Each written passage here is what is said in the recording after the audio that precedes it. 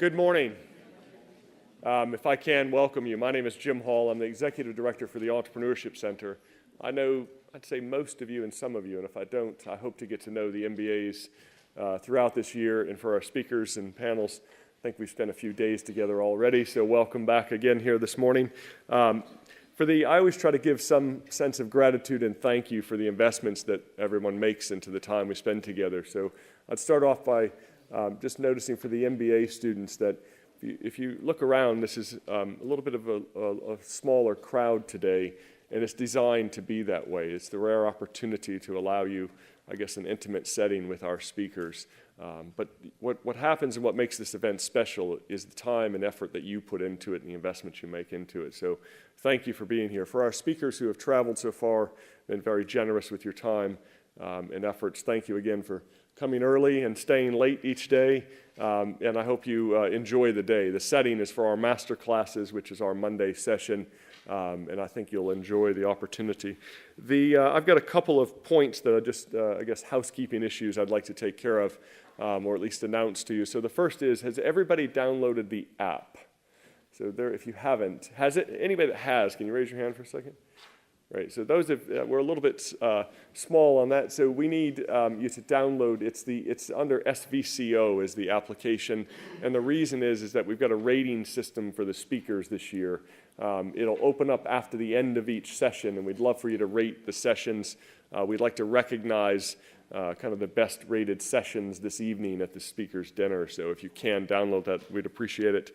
The next is that in the foyer this evening at 5:30. There's a book signing for 4 authors that we have present with their books. If you'd kindly attend that this evening, it'd help us. The next one is a special thanks to Jack Schulman. He brought the new PS4 Sony PlayStation. It's out in the foyer, which some people may have interest in. And the last one is that we sit here in Oxford, in the University of Oxford, in the heart of, I think, innovation and technology innovation. There was a report recently commissioned and released about Oxfordshire in the engine that it has for growth. The reports are available outside in the foyer, and if you can pick one up, I think there's some fascinating stuff in here, including Silicon Valley comes to Oxford being mentioned as one of the strengths of our local community. So the report is there. And I have nothing else to sell this morning except the report. So with that, I'll recognize and introduce Stephan Chambers, our director of the MBA program, and one of the original organizers of Silicon Valley comes to Oxford. So I hope you have a great day and look forward to seeing you this evening. Thank you.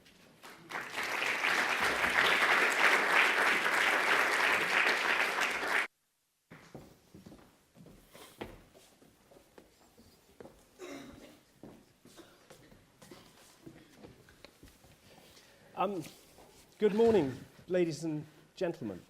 Before we start, could you put your hands up, please, if you are an Evernote user? Okay. All right, growth opportunity in this audience. Okay, so I'm going to ask again. At 10:20 this morning, I'm going to ask that question again. And this is what's known, I think, in universities as feedback, formative feedback on Phil Libin, whom we're very privileged to have here today. So I would like that number to be bigger by the time we finish. Welcome to Silicon Valley and welcome to Oxford.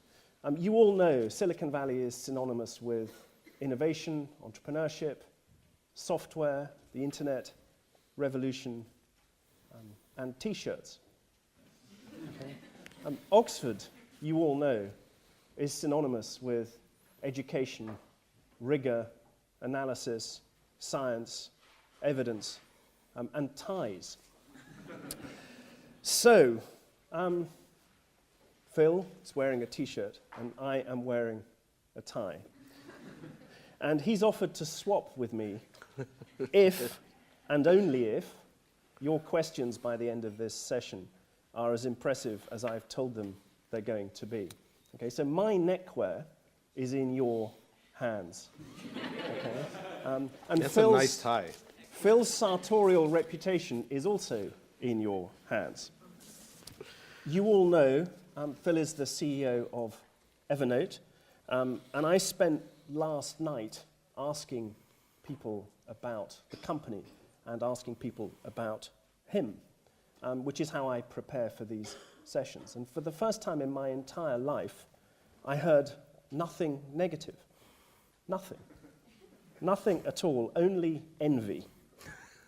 And then at about 11 o'clock, I thought I'd struck gold because I found, through a Google search, an entry under Evernote and controversy. But it turned out that controversy was nothing to do with Evernote. It was only about iOS 7. So still only envy. So here goes with the encomium. Phil has led 2 successful internet companies, and he's helped 3 to rapid growth. Evernote has raised $250 million of venture capital. It has around 80 million users, and you can tell how quickly it grows by the fact that I had to correct that number about 20 minutes ago. And it's valued at around $1 billion, give or take the cost of a tie. And just to make you really love Evernote, they hire MBAs. And more impressive still, he describes his company in print, and I'm quoting, as for those who self-identify as smart and productive. That sounds like something to make you go down well in Oxford. It's our honour to have him here in Oxford today, and I look forward to hearing your questions. We are in conversation, and at some point I'm going to open the questions to the floor. So start thinking now about what you'd like to ask him. I'm going to begin, if I may, by asking you to describe Evernote, and in particular to ask you to address this question of it being a product-centered company. We don't really think about internet companies as being about tangible things, being about things you can kick or wear or carry. We think about them as being about function. How do you do both of those things, and what does it really mean? Well, so when we started Evernote, we described it as an external brain. We wanted to build an external brain for people, something to make you smarter, something to help you remember everything, and that that mission really grew to basically encompass everything that makes a modern knowledge worker a little bit more productive. And so what we see ourselves is we have this focus on who the customer is, and the customer is the modern, knowledge individual, someone who has a very poor understanding of work-life balance, someone who's always doing work stuff, even if it's 11 p.m. at night, but someone who's also always looking up restaurant reviews and managing the information flow in their personal life. This modern knowledge worker, and we want to make those people more productive, and anything that makes those people a little bit more productive seems like it's fair game to us. And so if we do that through software, that's fine. If we do that through physical devices, that's fine. If we do that through services, that's fine. The boundary that we really care about is the focus on the customer, and everything else seems like it's easy to go back and forth on. So we started with software, then we launched through partnerships with physical products a couple of months ago, which are going really well, and we'll do a lot more of both. Okay. So if your customer's productivity is paramount, and they tell you that what they want is for your product to interact with a rival's product, what do you say? Well, we don't really think of rivals. I think the zero-sum kind of language isn't super useful. All of our best partners are competitors of ours. We do a ton of work with Microsoft, Apple, Google, Facebook, Amazon. All of them compete with us, but also all of them work with us to make really great stuff. And a lot of our more recent partnerships with the physical companies are with companies that are in some way direct competitors, paper companies like Moleskine or 3M Post-it, or scanner companies. So yeah, we love working with other products that are good. So if somebody wants us to integrate with a different product, different technology, the way that we're going to judge that is it a good experience? Do we like this other product? Do we think it makes sense to do it? And if we like it ourselves, then yeah, by all means, we will definitely build a good integration. Do I sense underneath that answer the notion that companies make a mistake when they play a binary game in the adoption of their technology. Am I sensing that you've experienced something that says, if we can't get everyone to switch to our thing, we're nothing, and you taking a more integrated approach? Yeah, I think some industries are much more zero-sum than others, right? And so if you're in a traditional industry, if you're in minerals extraction or transportation or something like that, those are probably inherently more or less zero-sum, and so it is kind of binary. Like, if it's either going to be, customers are either going to go for your stuff or somebody else's stuff, but almost certainly not both. But in other industries, and certainly in technology and in products, it's really not zero-sum. There's plenty of room for people to use multiple products. It's not a scarcity-based economy. It's really, if anything, it's a love-based economy. Right? It's an economy where the affinity that people have towards your products and towards your brand really controls how much money you make, not how effectively you can monopolize scarcity. And I think when you're in this kind of industry, it's a mistake to think of it in terms of in zero-sum, sports terms, warfare terms, scarcity monopolistic terms. You really can't get a monopoly on consumer love, and you really shouldn't try. But isn't there this Silicon Valley shibboleth that says there can only be one dominant search engine, there can only be one dominant social platform for people between X years and Y years? Yeah, I don't think that's necessarily a goal. I think that's the way it turns out, and that's really been a recent thing. I think that's the way it's turned out recently, because the tech world is becoming more of a meritocracy than it's ever been, because the world is so much flatter now. Everyone knows about what all the good stuff is. There's just a lot less room for the second best, because why would you use the second best when there's the best? And typically, since prices aren't that different, since accessibility isn't the same, if there's a search engine and it's just a better experience than some other search engine, then of course it's going to dominate just because it's better.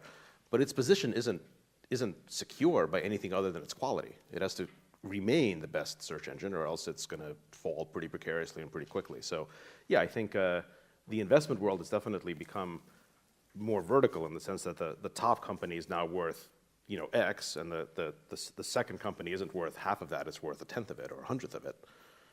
But the top company is only there because it has the best product. It really is a meritocracy. So I'm happy that it turned out this way. Yeah, yeah. So it's not zero sum; it's a meritocracy. Yeah, I think so. Okay.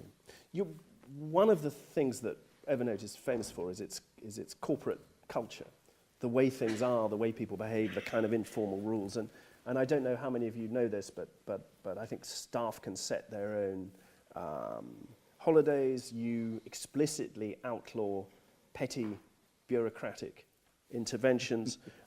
Teams are time limited in their formation, and they have to disband within, I can't remember what it was, 8 or 9 months of formation. And they don't so much have to disband, it's just that they have to be finished with whatever they were building, and then some of them may stay together to build the next version, but there's not an infinite development cycle. And you're also famous for describing your company as a 100-year company, and you started in 2008. So you're 5 years in to 100 years. How do you ensure, or how do you go about trying to ensure that the things about your culture that are innovative and different and sympathetic persist for another 95 years? Well, first of all, I think thank you, but I think maybe the word famous has different connotations here than it does in the U.S. I don't think we're quite famous for anything yet, but I do think we're off to a pretty good start. We do want to make a 100-year startup. We're 5 years in. We have a progress bar that says, installing 100-year startup, and it's at 5%.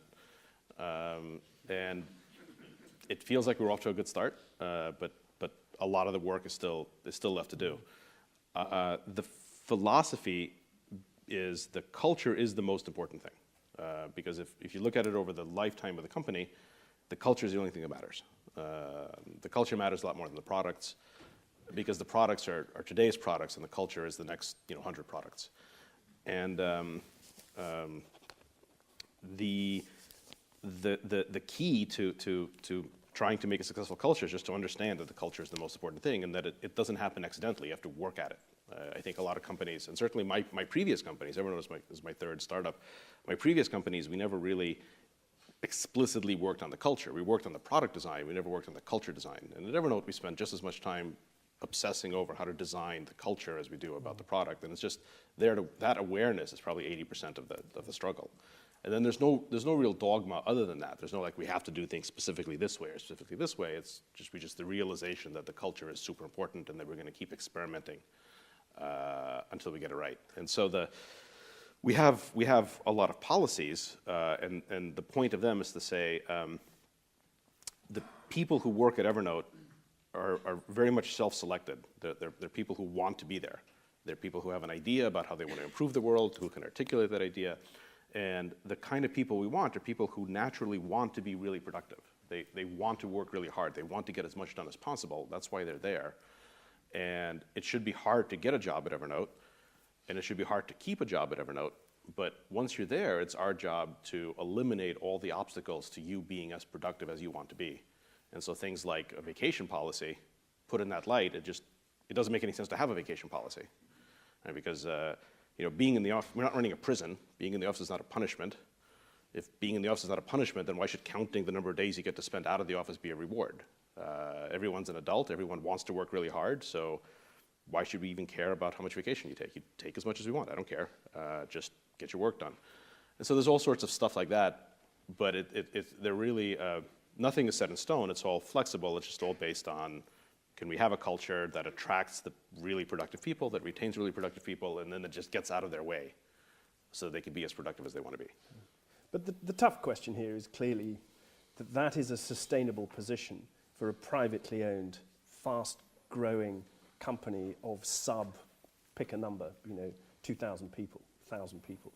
It's a very difficult thing to cross the chasm, as it were, to being a publicly owned company with, let's say, 20,000 people in a more highly regulated environment where you've managed to inoculate that innovative culture against all the forces of sclerotic bureaucracy. Yeah, it's definitely, we don't expect it to be easy. The worthwhile things aren't, we're not trying to optimize for easy. Like, we don't wake up in the morning saying, what's the least amount of work we can do today? So yeah, it's going to be hard, and we don't know exactly how we're going to do it. The good news is we're hardly trailblazing here. I mean, there are companies to look at as real inspirations. Such in as? this. Well, I mean, Netflix is a much larger company, and a lot of the HR policies, the vacation stuff they've been doing for years, and they pull it off pretty well. And then there's companies that are much bigger in the valley, Google and Apple and others that maintain a really high degree of innovation. They have some problems in their culture, but in some things they really excel. There's all sorts of companies to emulate. And then there's companies that are much more traditional that still manage to just make amazing things. Like, I think Nike is a company that I have a tremendous respect for. They've got a renaissance of innovation in the past 5 years. I mean, Nike's been doing amazing stuff just in the past few years. And even things like Coca-Cola. Like, if you look at Coca-Cola, 20 years ago, you would have said, like, is Coca-Cola an innovative company? Probably not. But are they an innovative company right now? Yeah, they do some things in the past decade or so that's really quite amazing. So the way that I think about it is, if you're going to go to work for a company, like when you guys get out and you apply for a job, if you go to work at a company, try to plot where is this company, regardless of how old it is, where is it in its innovation cycle? Like, is this company the most innovative it's ever been, or is it in decline? And I would say if you consider working at Nike, you would say, yeah, Nike right now, even though it's not a new company, is at its peak of innovation. It's never been better. It's a good place to go. Coca-Cola is probably at its peak of innovation. Is IBM at its peak of innovation? Probably not. Is HP at its peak of innovation? Probably not. Is Apple at its peak of innovation? Yeah, it actually probably is, although it wasn't for a while. So it's not necessarily a monotonically increasing curve. You kind of go through these histories, and there are companies who manage to stay amazingly innovative, even though they are decades, and in some cases 100 years old, even if they've gone through periods before where they were more stagnant. So it's possible. You just have to work at it. And do you have a sense, because the question that's going to be implicit in everyone's mind listening to you is, so what is this down to?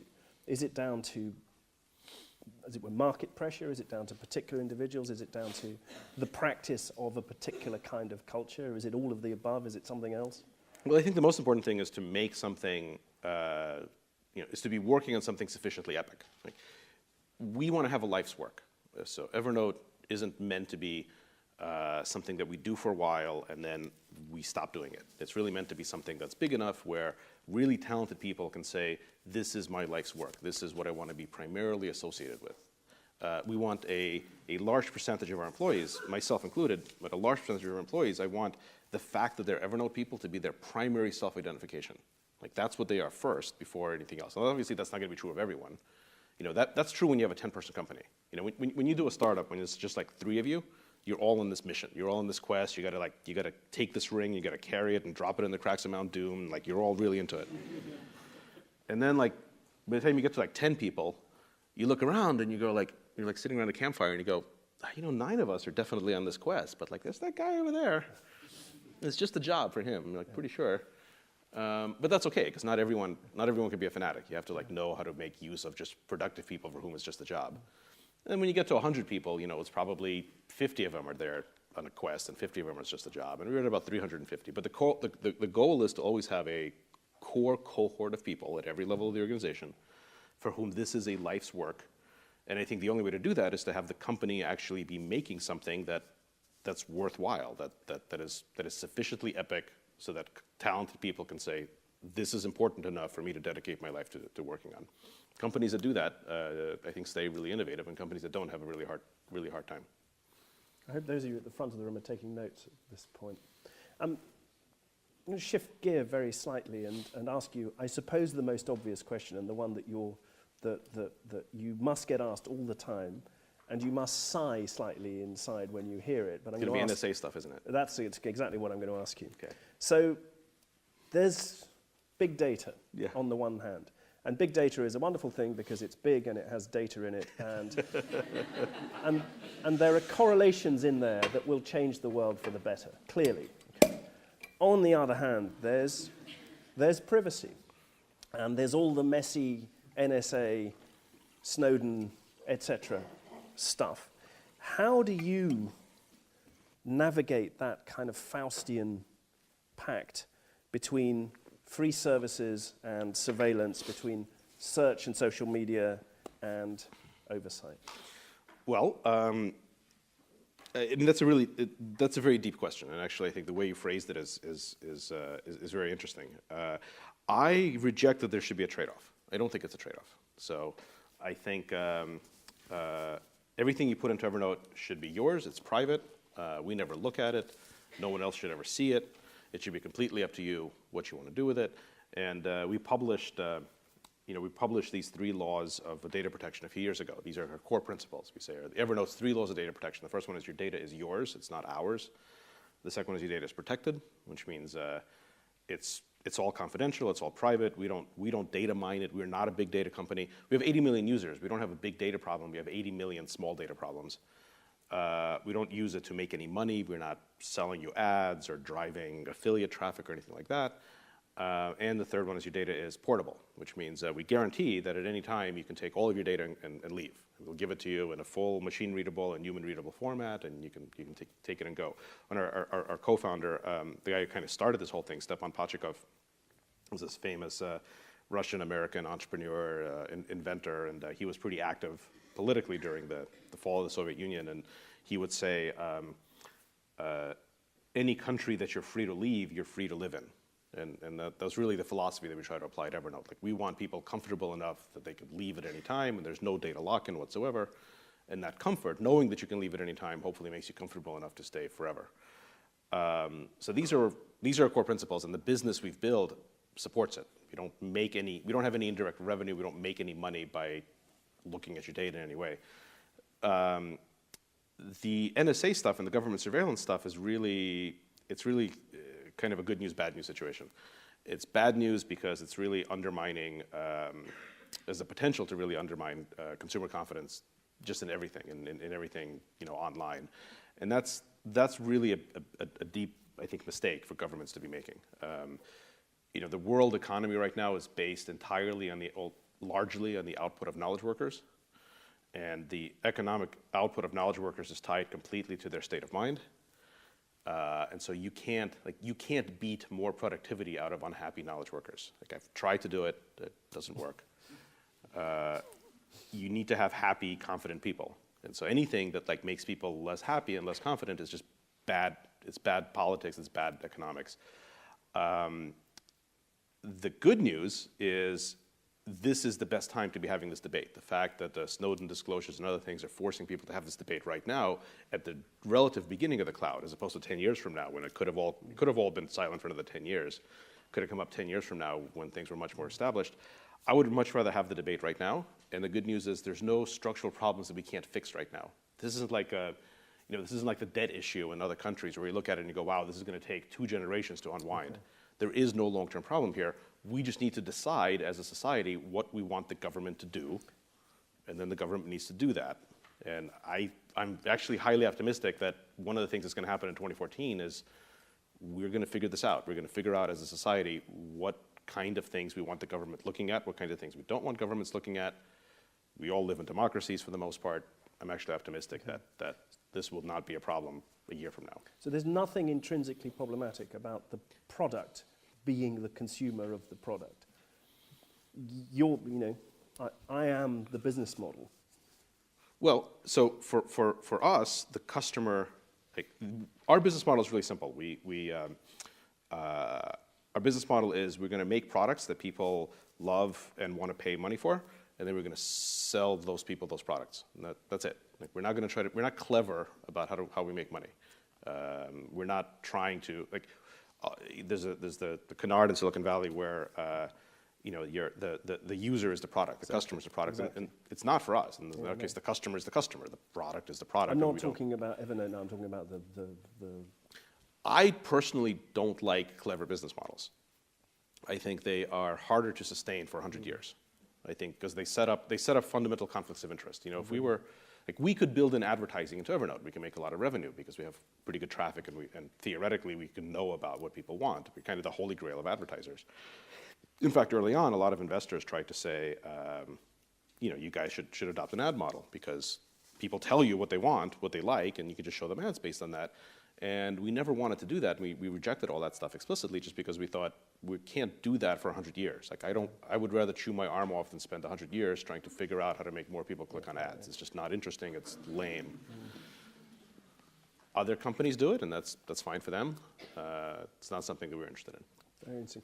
I'm just giving you notice that in a minute I'm going to ask Phil one more question, then I'm going to ask you to ask questions. So you can start preparing your perfectly honed questions. While I ask the last thing I want to ask you, which follows on from what you've just been saying, which is, what was your pitch when you first developed this, when you first went to raise equity finance? Did you say some of the things you've just been saying? I would rather chew my arm off than have click-through ads.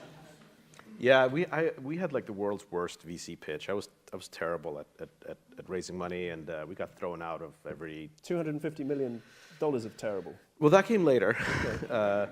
The first couple of years was rough. Plus, we were raising money in 2008, the end of 2008, right as like everything was collapsing and burning down, and so it was bad. Like, we almost went out of business several times, and we got this quasi-famous story that I was about to shut the company down at 3 a.m. We totally ran out of cash. Our investors pulled out. We had about 2 weeks of cash left, and I was going to shut the company down. And then I got an email at 3 a.m. from a user in Sweden saying, I love Evernote. It's changed my life. It's really good. And I remember thinking, like, well, I'm going to shut the company down tomorrow, but at least we made a difference in the life of one Swede, so it was worth something. But then he went on to say in his email, so I'm just writing to see if you need any investment. And I wrote back at 3 a.m. and I said, why, yes, we would like some investment. And he wired $500,000 like 2 weeks later, and saved the company. And then after that, we got better. But my pitch early on was probably the world's worst VC pitch. It was basically like this. I would say, hello.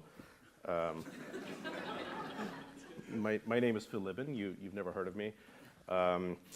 We're going to make this thing called Evernote, and it's going to let you write stuff down on computers and phones, and we're going to give it away for free. can I have $10 million, please?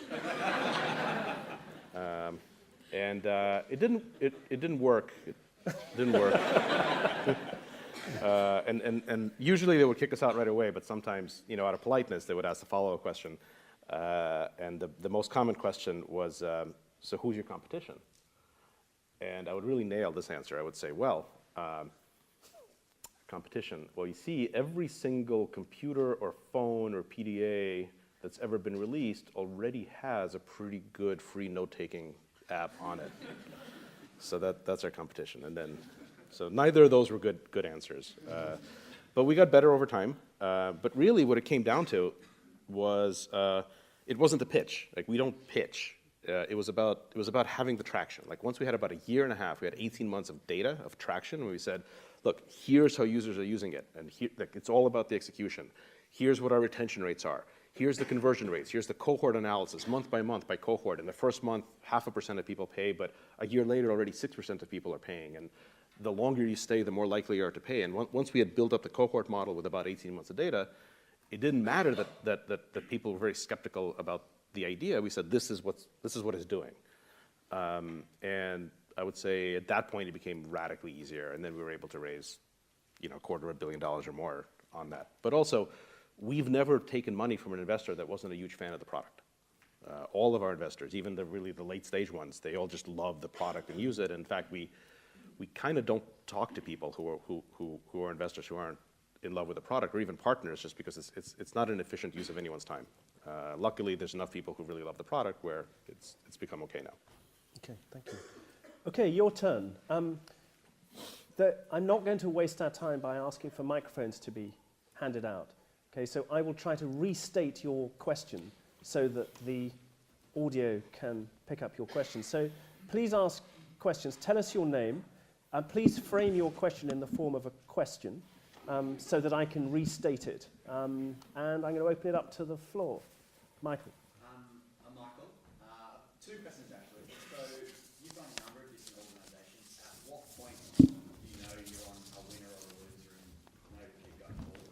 And the second question is, you're talking about having people who want to join you on the quest to now do. How do you go and find those people? Okay, two questions from Michael. The first is, how do you know when you're on to a winner? And the second is, how do you find the people who are going to help you get to the winner? Well, I don't know if I don't think we've ever been to a point yet where we're sure that we're onto a winner. I mean, it's premature to declare success. We're 5% in. It's a good start. We really believe that. Like, this isn't we have no idea whether ultimately this is going to be a success or not. It's easy to tell when you're onto a loser. That's happened plenty of times. And there were several times where I thought Evernote was, like I said, going to shut down, and we would have just walked away from it. It is important. There is, I think, a Silicon Valley trait about failing quickly. That is pretty important. Not sticking with something for too long. Don't be the last person that's just sort of perversely holding on to something idea, just because it's just not a good use of time. You've only got so many years that you're going to be productive, and once you're no longer interested in something, you ought to bail. I had hints that Evernote was going to be reasonably successful early on.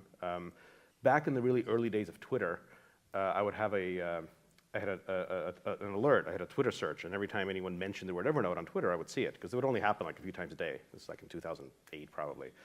And so I knew every conversation that anyone ever said about Evernote on Twitter.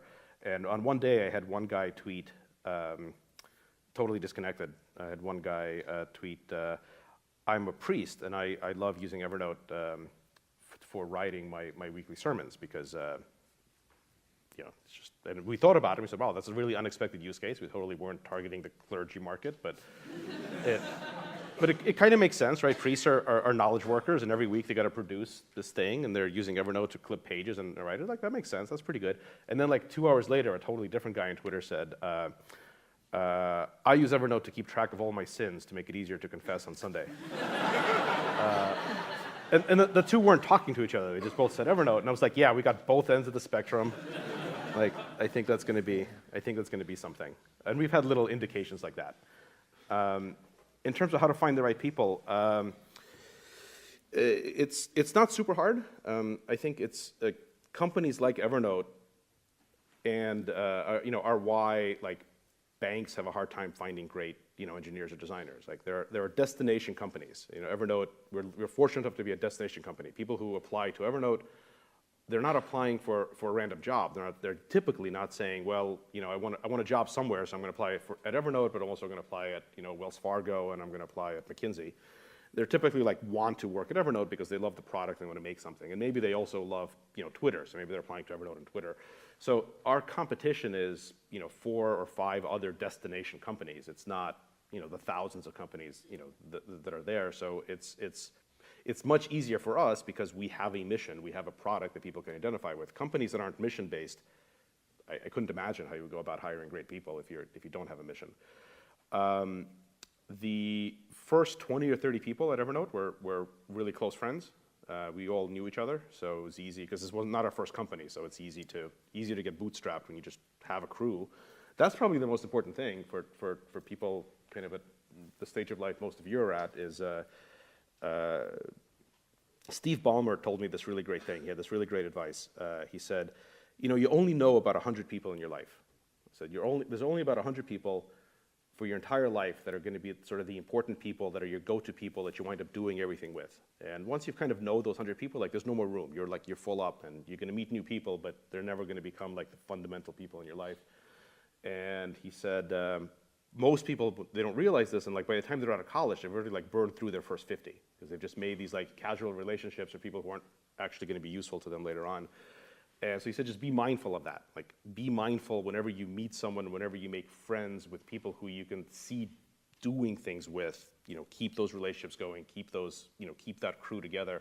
The most important thing you can do is to have that early group of people, and we did that. I've had 3 companies. It's been the same core group, getting bigger and bigger at each company all the way through, and that makes it easier to get started. And then afterwards, just finding people is relatively straightforward. You just get people who have an idea of why they want to go on this quest and can articulate it. And the number one thing that you have to get good at that makes it much easier to hire people is you have to get good at firing people. This is a kind of an unpleasant thing, and it takes some people a while to get comfortable with it, but this is just fundamentally important. If you have to, whenever you talk to someone about hiring them, you have to be fully comfortable that you'll be able to fire this person. Because if you can, then it makes it much easier for you to take chances. You don't have to be 100% convinced. You only have to be 80% convinced that somebody could be great, and if they don't work out, they don't work out, and you haven't made a catastrophic decision. And a lot of startup founders, especially their first few times, they take way too long to fire someone, and that's really could be a crippling mistake. Hi, I'm Lars, and I have a simple question. So it's a random Tuesday morning, you have your fresh economist in your hand, and you go to your office. What do you actually do there on an everyday basis? Okay. Lars would like to know what Phil does for a living. I mean, do is maybe an overly generous way of putting it. It's funny. It doesn't feel like I do anything at the office. I can't get any work done at the office. In fact, I've kind of stopped trying.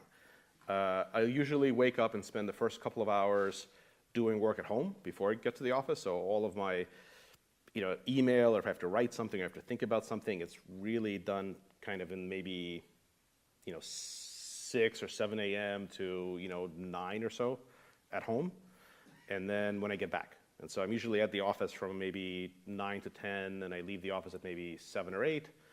I have a few more hours. So there's probably 5 or 6 hours when I'm at home at the beginning and end of the day where I get all my substantive work done, and weekends. Weekends are super productive for work, just because I'm usually not in the office. But then in the office, for those 10 hours a day when I'm in the office, I don't do anything. I talk, I walk around, I make coffee, I get pulled into meetings, but I don't do a whole lot.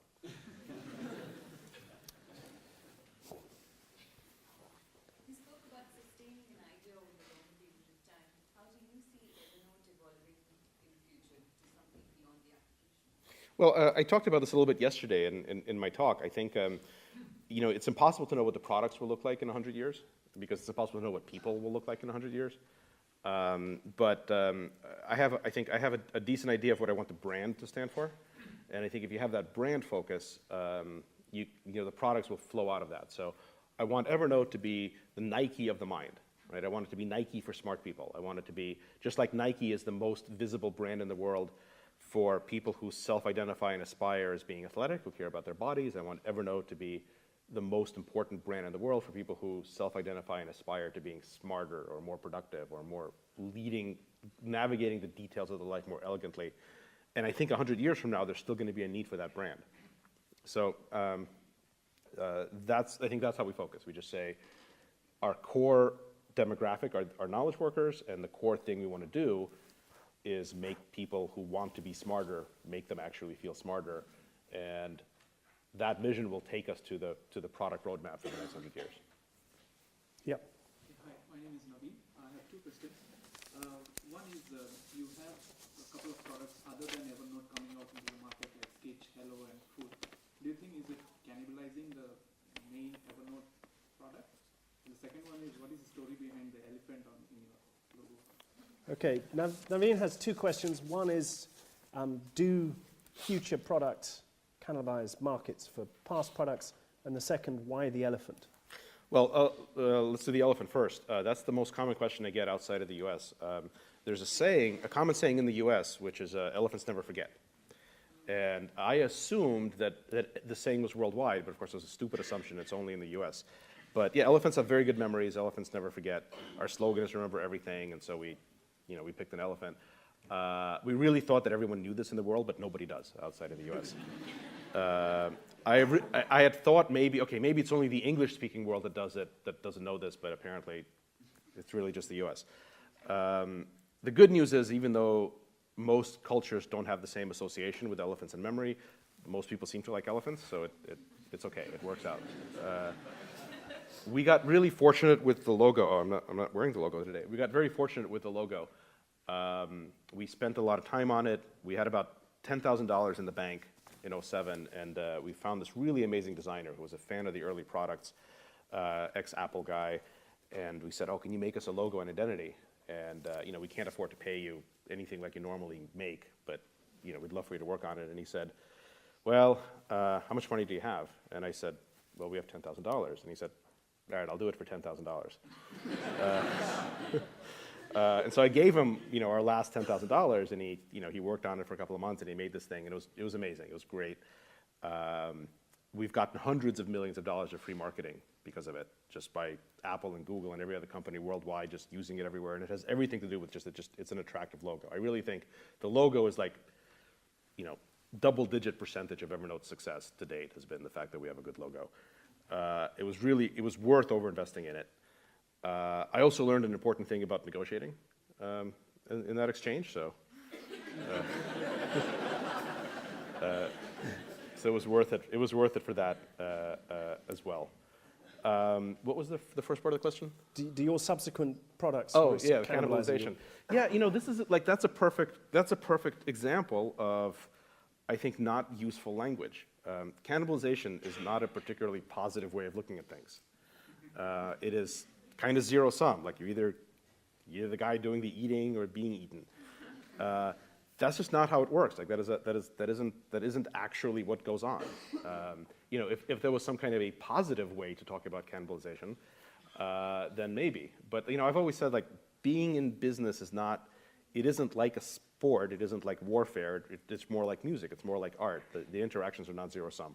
So yes, Evernote Business, for example, cannibalizes people from Evernote Premium, and this fact that some of our best customers who would be using Evernote Premium are now using Evernote Business, but they pay twice as much for Evernote Business, so it's a kind of pretty happy type of cannibalism.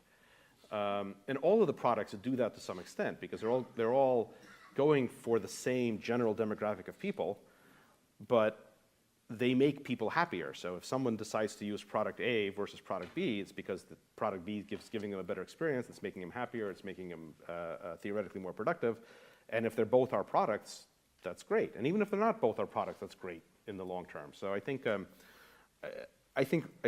zero-sum language really is a problem. It's really an impediment to trying to it limits your options. If you think in terms of sports, if you think in terms of winning and losing and beating and going out in the field and cannibalizing, if you think in these terms, if you let these terms seep into your consciousness, you're really just putting blinders on yourself. You're going to limit limit the options that you see in business in non-scarcity-based markets, which is where we're at. If you're in minerals extraction, then cannibalization is probably a perfectly good way to think about things. Okay, we have time for one more question, or possibly two if I take them together. So can I take you, and I'll run them together and I'll see if they're compatible. My name's Rebecca. You said that you're working with like a brilliant group of people. How do you manage it when you have equally unproven ideas from every person in the group that conflict with each other? I imagine there's like a hierarchy in place, but how do you like inspire them to keep working while still kind of like killing ideas and dealing with self-doubt and stuff? Okay. In your vision, is there any What's your name? Sorry, what's your... I am Václav. In your vision, is there any place for automated data input leveraging more of a sensors, cameras, brain-computer interfaces? Okay, we have two questions. Rebecca wants to know, how do you do ideas triage, roughly speaking? And Václav wants to know whether there is scope for automated, enhanced consciousness through the use of data. Have I got that right? So managing ideas is really, really hard. We had a very draconian approach early on, which isn't something that I actually recommend. I think we've outgrown it. But early on, I used to just yell at people who came up with ideas. I used to just not want any ideas, just because you can't, you're in Silicon Valley, you've got this brilliant collection of engineers and programmers. Everyone's got an idea about something. You just can't, you don't even have time to listen to them, let alone, execute them. So we had a fairly draconian process where we would strongly discourage people from thinking.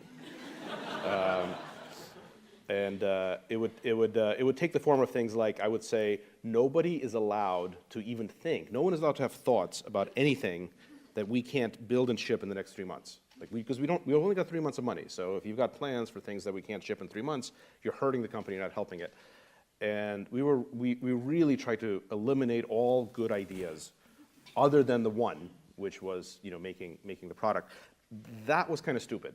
I mean, it let us survive for the first couple of years, so maybe it was the right thing at the time, but we've gotten much better at that. What I realized is the problem isn't so much the generation of ideas, like that doesn't really slow you down. The problem is the half-assed simultaneous execution of multiple ideas, always moving on to the next shiny object and never quite finishing anything.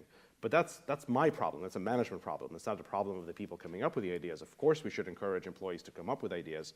It's then the rest of the company's responsibility to have processes in place where we sequence them correctly, we resource them correctly, we let people understand it. And so we put a ton more discipline on the back end, and that let us give a lot more freedom at the front end. So now we have perfect freedom for people to suggest things. They suggest crazy things all the time. We encourage it. And some of our best products and ideas just come from people suggesting crazy things. We just had to get much better on that process of actually executing them and sequencing them and doing things like that. But it is hard. It is kind of one of the centrally difficult things. But ultimately it's important. I think if you have a culture, if you don't have a culture that encourages people to come up with something creative, I don't think you can have a culture that's going to survive for 100 years. So I'm glad we sort of backed off of our more draconian, just shut up and get back to work philosophy. Although for the first couple of years, that's what we had to do. About automated data collection, yeah, absolutely. In fact, that's a big transition that we're making right now in Evernote. I think if you look at an average Evernote account right now, most of the things in it, so if you looked at an average Evernote account 2 years ago, 99.8 of the amount of notes in it were intentionally put in by the user. Like they were specifically said, I want to remember this. If you look at an average Evernote account now, it's probably like 95% of the notes are intentionally put in. Some are put in through automated things like IFTTT, IFTT, and rules that people set up to automatically capture things from sensors or tweets or whatever. And we're working on a lot more of that. So I think within a couple of years, I actually think 90% of the contents of your Evernote account aren't going to be things that you intentionally put in. They're things about you, but they were automatically put in. The challenge there isn't how do we get more stuff into Evernote. That's easy. The challenge is the UX. How do we present this information without it being overwhelming, without it basically starting to look like your inbox where things are, just spammy and you've got stuff that you don't want to see. So we're spending a huge amount of time on the design aspect so that if 90% of your account isn't stuff that you specifically put in. When you look at your account, you're not just surprised by all this crap that you don't want to look at. You can elegantly see just the things that you care about. It's a pretty hard design challenge, but it is something we're working on, and you're going to see a lot more of that kind of stuff over the next few years. Thank you. Okay, it's time for me to ask how many of you have signed up or will sign up for Evernote. Hands up, please. So that looks like a significant conversion Very nice. from earlier on. This is a very scalable way of getting new users. Yeah. Have enough conversations on stage, and your business will grow. Thank you for the opportunity.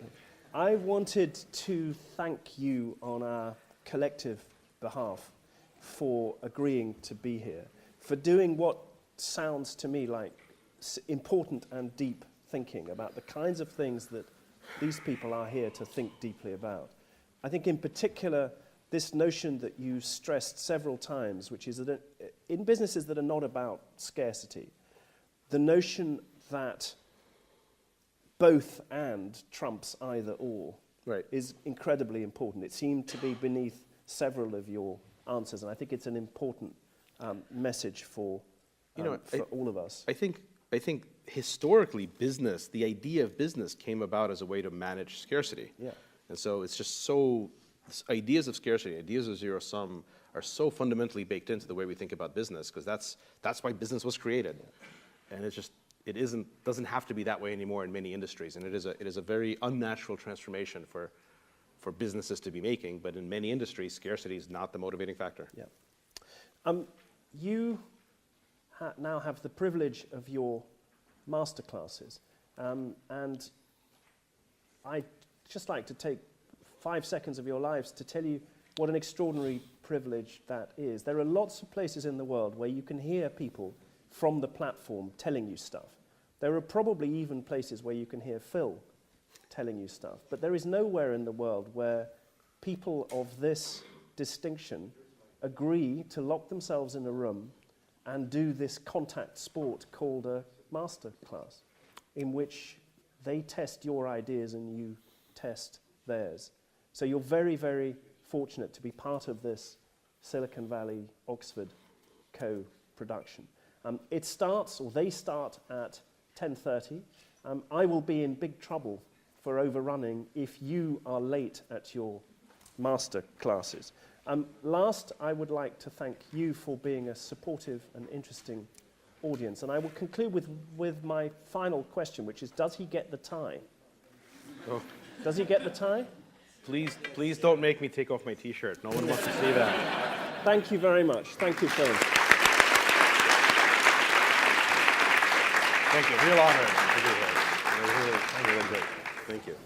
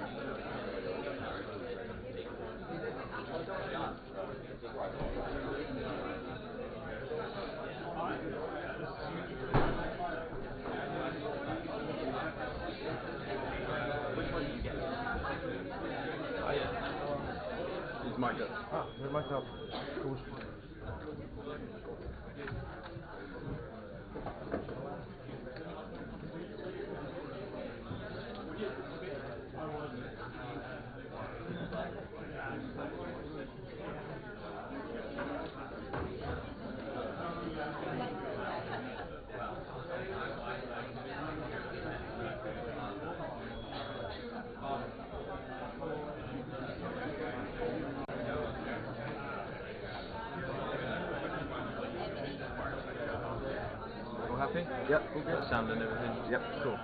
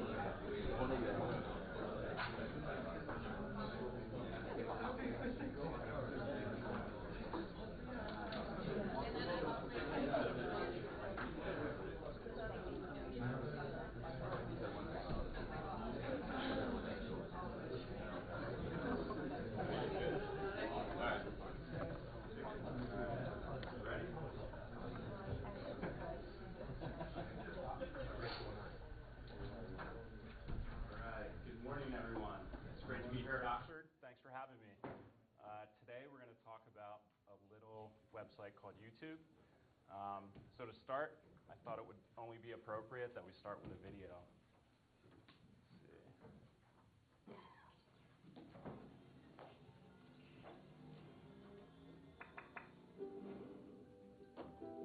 When we first started, it was just trying to share these clips with one another. We saw the power of simplifying a process and giving everyone a solution.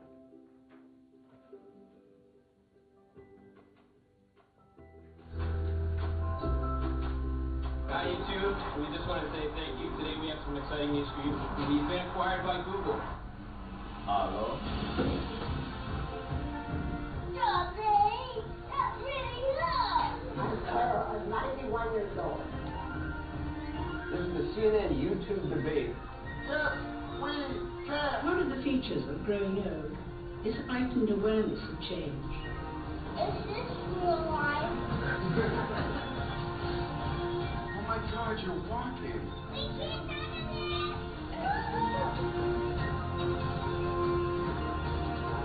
Just make the screen go down.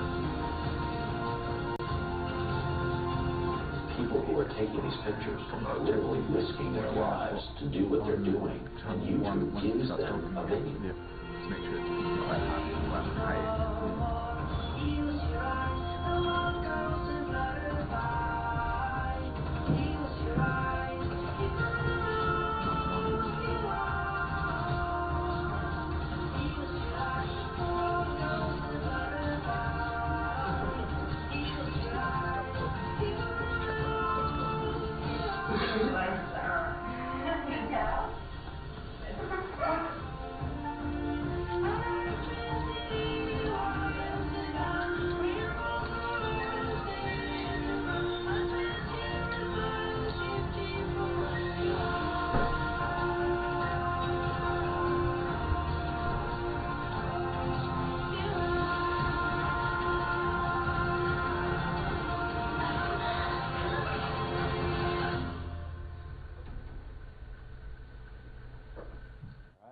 That's my presentation. Are there any questions? Yeah. So if that video wasn't impressive enough, these are the current numbers that YouTube just released last month. It's kind of crazy, 1 billion users per month, 100 hours of new video uploaded every minute to the site, and they just crossed the 4 billion views per day number. Bigger than the combined population of China, the United States, and the European Union every single day.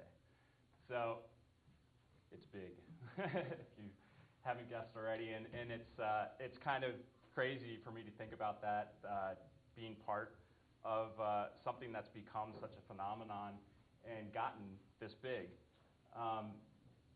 So this is the agenda for today.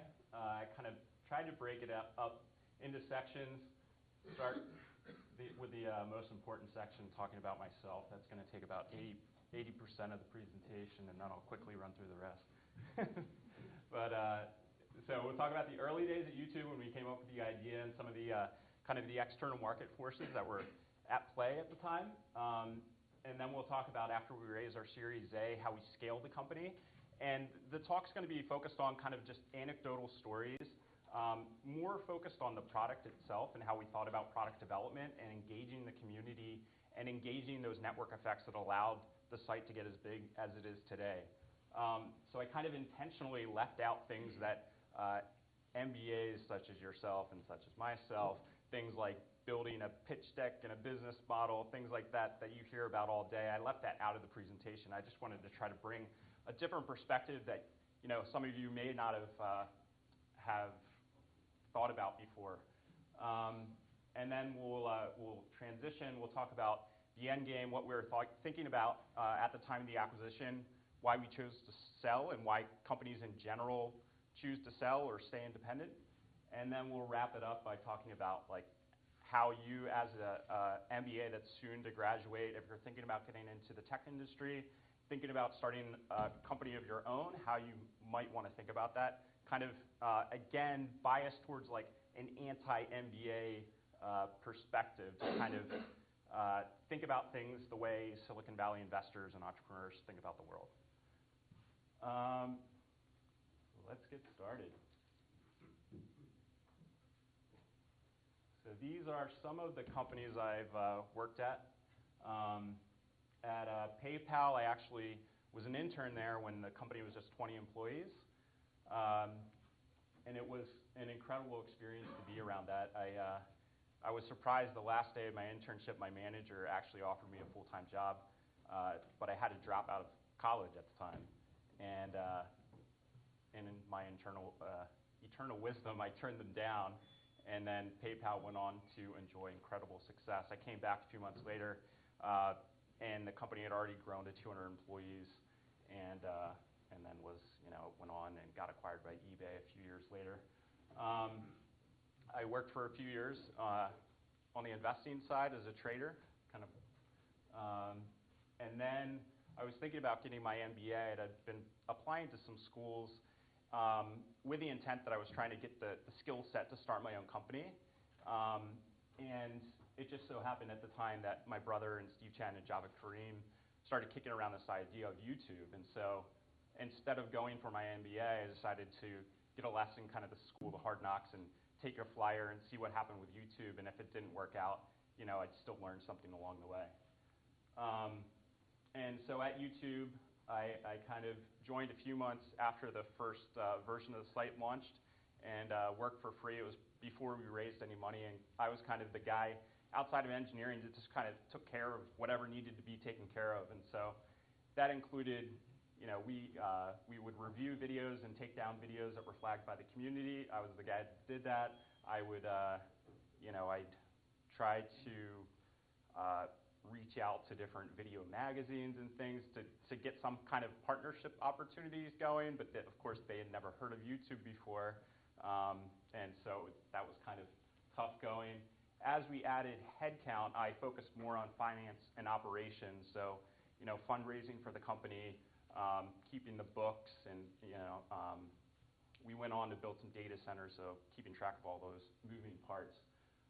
After the acquisition, I transitioned to the business development team, also at YouTube, and did deals with consumer electronics companies to bring our videos to connected devices. And it was interesting, comparing and contrasting doing business development when we were tiny to doing business development when you're Google, YouTube, and everyone knows you, and they're the ones knocking on your door. I then went back and actually got my MBA at a school that rhymes with SBS, but I won't name that school. I think you probably read some cases from that school. They said I wasn't allowed to mention it in my presentation, so I left it out. When I was there, I worked part-time with Ron Conway at SB Angel and reviewed a lot of deal flow for startups in the Valley, and kind of got to see build that kind of pattern recognition of what trends were taking place at the time. And now I'm the CFO at Avo Systems, working again with my brother and Steve Chen.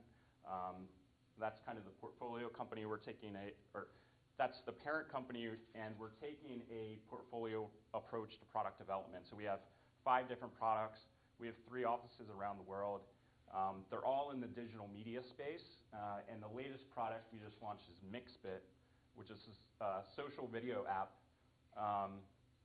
So hopefully that's the next YouTube, but we'll see. We're just trying to scrape and claw and get our initial users right now. So enough about me. Act 1, the early days. So YouTube wasn't always the rocket ship that it is today. In the beginning, we had to, again, scrape and claw to get those initial users, to refine the product, to nail that elusive product market fit. And so I'll just walk you through some of the steps. The site was registered on Valentine's Day 2005 by my brothers, Steve and Javed. My brother's a designer. He was the first designer at PayPal, designed their logo and the initial UI for the site. And Steve and Javed are both engineers. So being nerds, they thought Valentine's Day was as good as any to launch a site. So 2 months later, the initial beta site launched, and we changed the design fairly quickly. And initially, we thought maybe one of the killer applications would be video personal ads. So initially, we architected the site so you could search for people, girls aged 20 to 25 that live in a certain area. And I remember, having to try to seed the site with content. So I was taking videos of myself saying like, hey, I'm Brent, and I like to surf, and I like to run. But that didn't really, that didn't work out. Not many people uploaded video personals. Another thing that we thought might be a killer application of our solution would be to, coming from PayPal, their growth was fueled in large part by solving the payment problem for eBay listings. And so they built tools that automatically populated the PayPal payment solution within those listings. And so we thought maybe the same thing would apply, and people could show the car that they're trying to sell on eBay. So we built some tools that you could also automatically upload to your listing. But again, that didn't really work. No one really took to that. And we were just looking at the videos. The few videos that were coming into the site had nothing to do with video personal ads or eBay listings. They were just general kind of generic videos. It was people birthday parties, or they were at the park, or they were at the beach. And so because of that, we didn't do any user feedback studies really. We just kind of paid attention to what was coming into the site. And we shifted course to make the site much more generic. So it was driven by tags and keywords that you could upload any video, tag it with whatever you wanted to, and then put it into a general bucket of sports or news. And so it was easy to upload and easy to find content. And so this was the genesis of that, which is still kind of largely how the site is put together today. Today they emphasize more the channel model where you subscribe to actual channels. Earlier on, most of our traffic would be on this tab, the video tab, where you could look at the trending videos for the day, and you could dig into each category and see the most recently added videos, or the most popular videos of that day or week or month.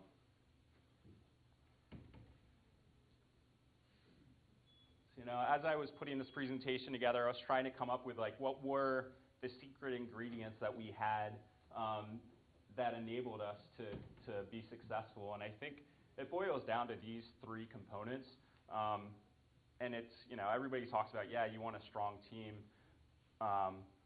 But, having the PayPal experience really shaped our thinking. 9 out of our first 10 employees actually were all from PayPal. And being around PayPal, again, I was there early on, and it was just an infectious environment, and it really demystified the startup process, because I think you can talk about startups till you're blue in the face, but until you're actually in one and you get to see and touch things, it's a fairly amorphous concept. But being there, Peter Thiel and Max Lepchin, the founders of PayPal, they saw a problem that that paying for things online was tough to do, and they had no prior experience in payments, but they decided to take a risk and see if they could build something to solve this problem. And so at YouTube, we also saw a pain point. We saw that sharing video online was a hard thing to do. And so we saw many parallels between the things that we did at PayPal to solve that payment pain point that could be applied in the same way to video. And we focused primarily solely on video. We may have, again, earlier on, we thought there might be a killer application of it applied to video personals or eBay listings, but it was all video based. And lastly, there were just a convergence of a few different enabling technologies at the time that made possible YouTube. A few years prior wouldn't have been possible. There was broadband ubiquity. There was a lot of kind of dark fiber that had been built up during the initial boom of the internet that was just kind of laying there dormant. And so we were able to do deals with CDN and server providers where there was one shop, it was like all you can eat basically bandwidth for whatever, a couple $100 a month.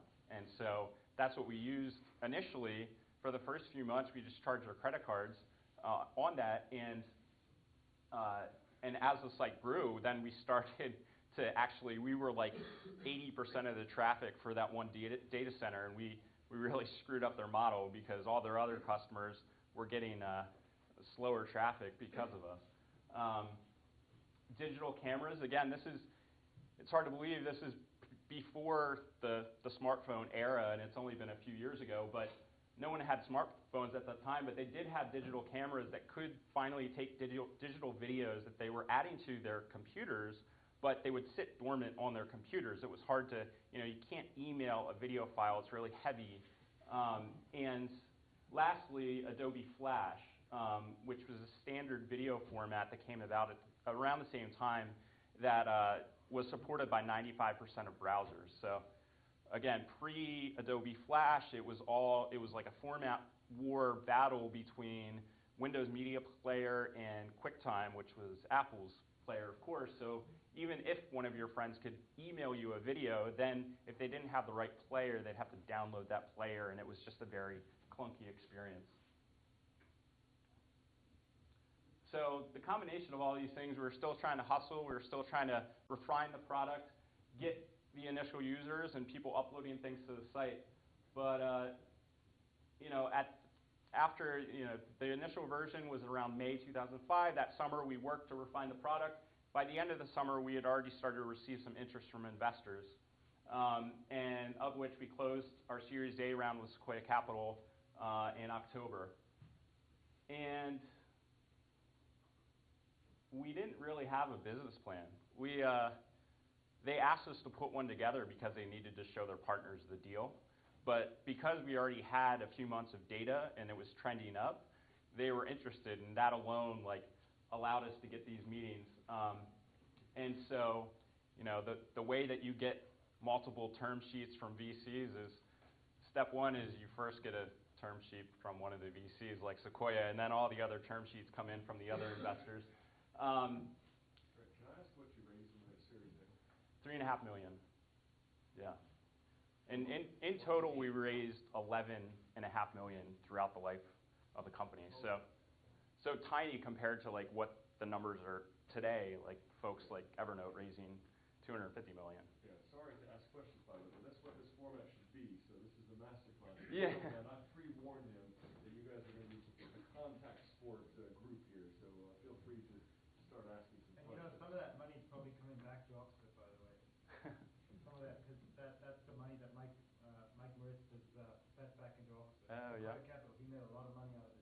Yeah. But who said to you, did you ask for $3.5 million, or did they say that, okay, we're going to give you $3.5 million, do something useful with it? Yeah, so there are a couple of things. The VCs, they want usually at least like a quarter of the company, 25% of the company, to have enough skin in the game and to make it worth their while to really like back you, provide advice, and be invested and be aligned with your success. And so there's that. We also looked at, there were, at the time, Facebook had just raised their Series A. And so really the economics of the deal is it's like the going rate, and it can fluctuate a lot. Because LinkedIn had raised, I think, 6 months or a year earlier, and it was a much cooler market. So they gave up a lot more money, or a lot more of the company for a lot less money. But then when Facebook, they did their Series A, we used that to tie our valuation to theirs to be like, okay, they gave up, I don't know how much of the company. And so those are kind of the negotiation points. So you did $3 million out of pre-money of what? We pre-money, it was, I think post it was close to 15, so it was 12, yeah.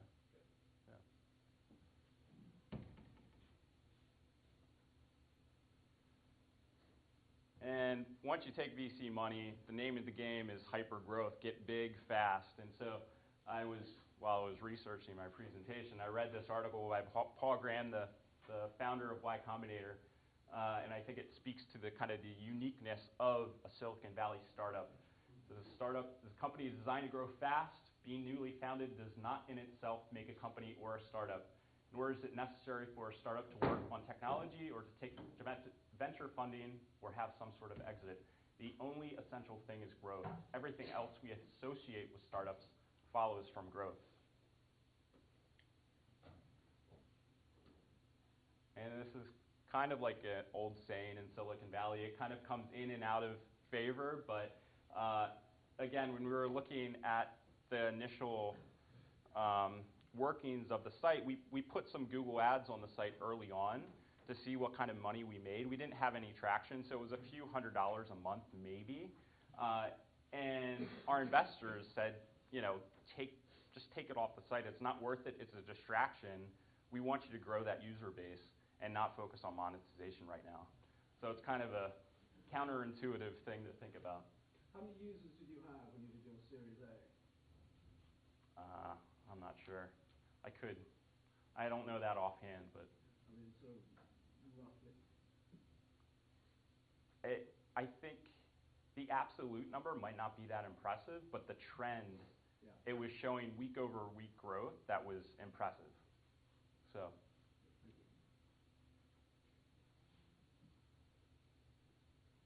So we raised some money, $3.5 million, and now it's all about scaling. And so I'm going to focus on some of the things from a product point of view, like what we focused on to add new features to the site.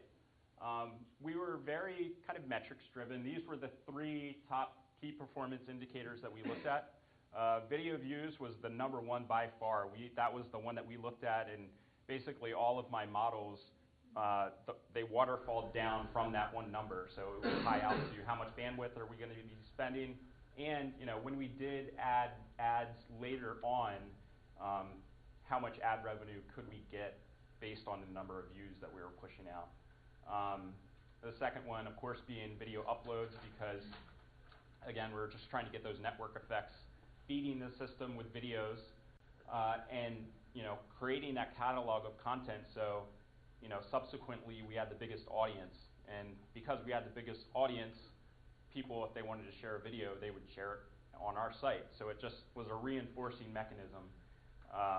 So those were the 2 key metrics, and of course registrations as well. So this is, again, kind of talking about those network effects. Yeah? Can you just say a little bit about how you got the first few customers or subscribers on board? So all your friends and family uploading videos. I mean, how did you get? Yeah. How did you get the whole break that cycle? Yeah, no, I mean we did. I'm going to get into it a little bit further on, but we had to scratch for those first few users. So we were emailing all our our friends and saying, hey, check out our new product, YouTube, upload some videos. And the funny thing is when I knew the site was starting to take off, when some of my friends then a few months later, they reached out and they said, hey, one of my friends shared a YouTube video with me, and it was like not prompted in any way, and then they were like, holy, wow, that's crazy. Are you worried about the cost? The point that you might, suddenly, before getting capital, have to, become overextended in terms of storage and bandwidth costs? Yeah, I mean, a lot of people like to talk about that, but I think it was kind of overblown, and that the public estimates were far off from the actual costs that we were incurring. And again, I'll kind of get into that when we build our own data center infrastructure, but the fact that we only raised $11.5 million kind of speaks to how efficient the architecture we had in place. And again, that goes back to the PayPal guys that knew how to build scalable solutions from the outset. So yeah, we were metrics driven, but not in kind of the traditional sense that there's like the lean startup methodology that's everybody likes to talk about now, where you separate your users and you run A/B tests and you optimize your landing page. But for us, it was just too slow to kind of do that. I think there are new tools today that make that a much more efficient process, but our strategy was what we call rolling thunder. We just tried to have a lot of shots on goal. And we were just looking to get feedback from the new features that we released, and since we had a bit of momentum, we were able to get that feedback very quickly. And so if something didn't resonate with the community, we'd get rid of it. But if it did, we would see that, and it would be represented immediately in our numbers. And well, we could just see from the raw numbers that video views were going up, uploads would go up. So that's what I mean. And it, having this kind of rolling thunder approach, it did do two things. At the time, there were this was a hot space. There were a ton of competitors that came about around the same time, and we were all kind of like neck and neck.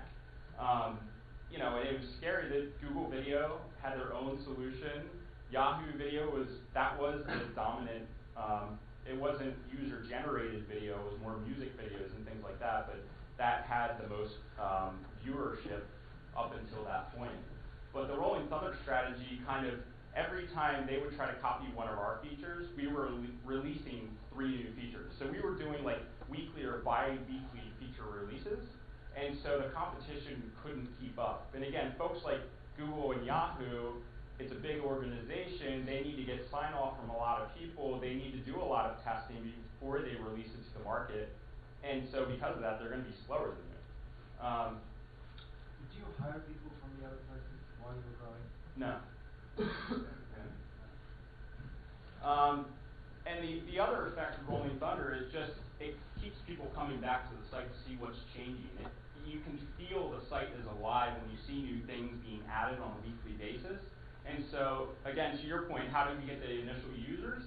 We did simple things like we were trying to build advocates from the core user base. It might have been a small initial user base, but if they were a power user, we'd reach out and be like, hey, we love the videos you're adding. Do you want a t-shirt? And we'd send it to them, and then most of the time they'd take a video saying like, hey, YouTube, send me a t-shirt. That's super cool. The other thing we did, one of our competitors actually started giving away some, I forget what it was. It was something like an iPod, and we were like, oh no, like they're paying to get these customers, like. So we did the same thing, but instead of giving it away like one every month, we decided to do it one every day. And yeah, funny enough, this is the only marketing spend that we had for the pre-acquisition period. We spent $5,000 on iPods to give away. That's all the advertising we spent.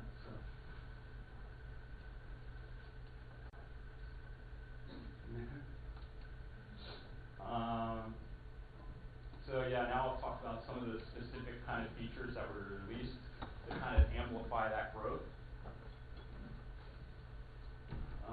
One of the biggest ones was the ability to embed videos.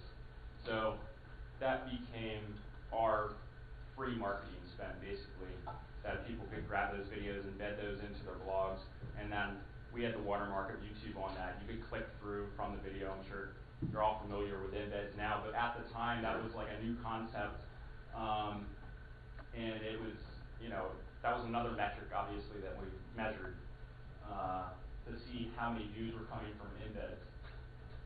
And it was, at the time, it was about 20% of our views. A lot of that 20%, a large majority was MySpace. And so another thing that I would do, I would reach out to power MySpace users and message them, tell them about YouTube and how they can add video to their profiles. And yeah, we were seeing a lot of traffic from them. But then around Thanksgiving 2005, suddenly our embed stopped working on MySpace. And we were like, what's wrong? We tried to reach out to them to see what changed, and they were unresponsive. Our investors tried to connect them with their top management team, and they said they were all traveling and couldn't be reached. And it was pretty obvious that it was like a defensive move on their part. Like a month later, they launched MySpace Video. But you know, embeds allowed us to grow very quickly to take advantage of existing communities. And one of the tactics we used when they shut us down is that we put across all of our pages a notice that said, hey, it looks like videos aren't working on MySpace. Please contact your customer support, send them an email to ask them like why it's not working. So we used our community to spam their communities or customer support. And then by Christmas, they actually turned us back on.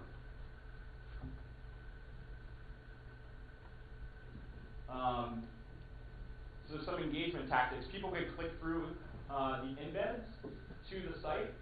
And one of the things you should think about is like, you know, people don't have, it's a fleeting attention span for folks.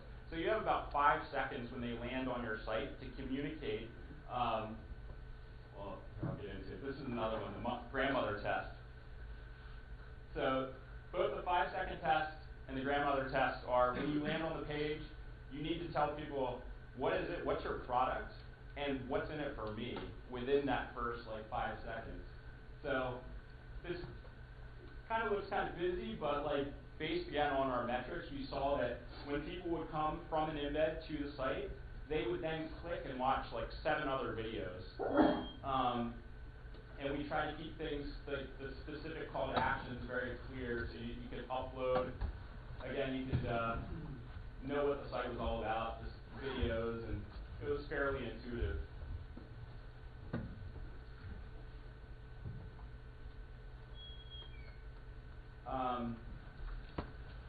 So getting people to register.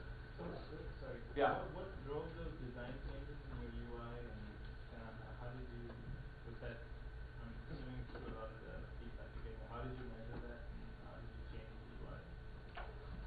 Again, we were a very engineering-driven company, and so we empowered our engineers to build new features and put them out and see what stuck, kind of. And so we trusted them to have intuition of what might be interesting. And so the video embed features was a feature built by one of our engineers. He just thought that would be a cool thing to do.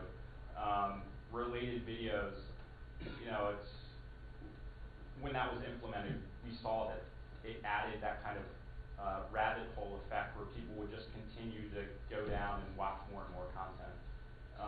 But again, it was this kind of rolling thunder approach. We were just throwing stuff out there and hoping it would work, and if it didn't, then we could rip it out. But yeah. What's interesting, I mean, I was just looking at a thing around Gary's career through, he's a Minnesota guy. Yeah. Yeah, right? Yeah. So he's I met him when I was at West Buy, and he was like really interesting. But he's just taking on, he's really upset about this Google Plus thing, right? So I mean, I was just curious, there's obviously a founding philosophy that he was part of at that time. And obviously, you know, fast forward to now, he's not anything to do with business, or he's out there, but it's affecting him, right? And he's out there, he's got this 100,000 protests. I mean, it's just, he's still affecting the design of it.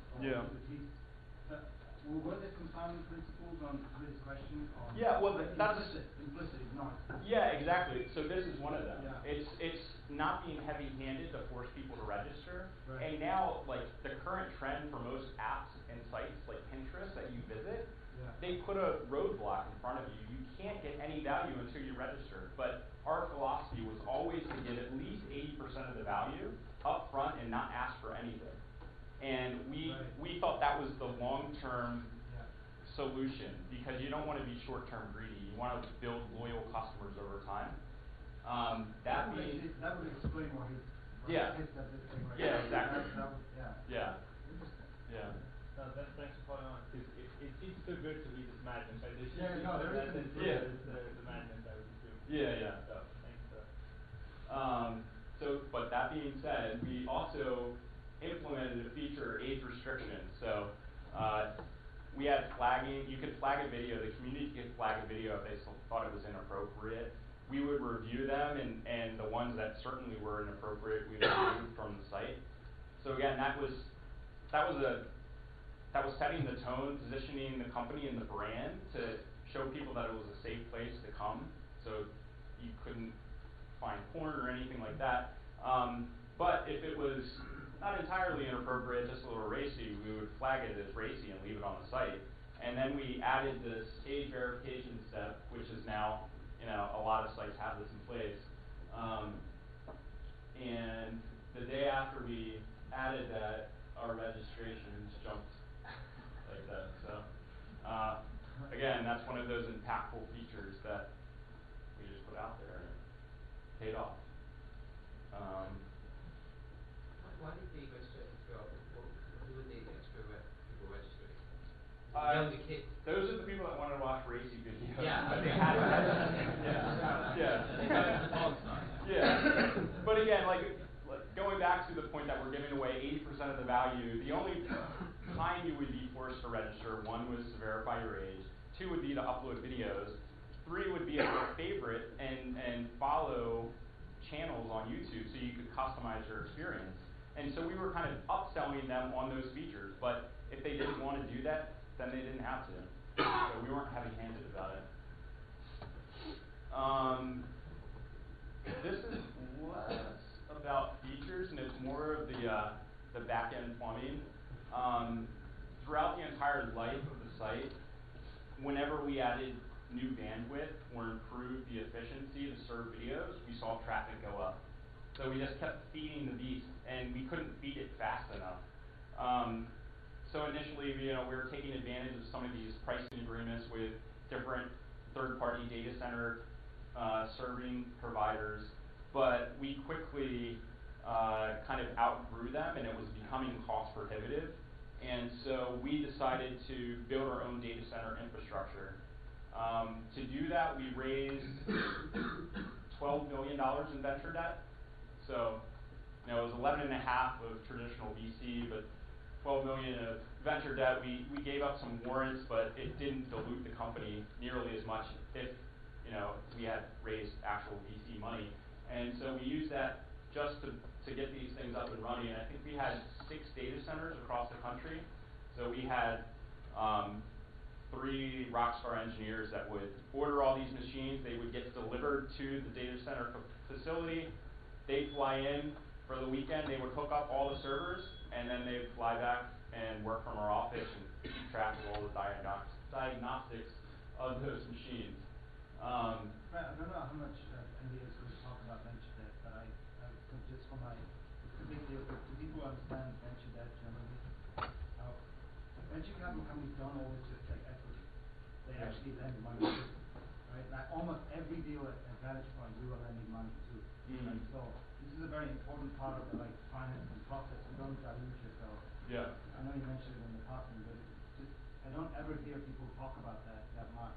Yeah, it's an amazing vehicle. Yeah. So that was a perfect situation because they collateralized it against an asset. We had those data centers, so we could, finance all that stuff without giving up a lot of the company. And then there's a bank called Silicon Valley Bank, which is actually gets into that, and they're in London too. They're in the UK now, right?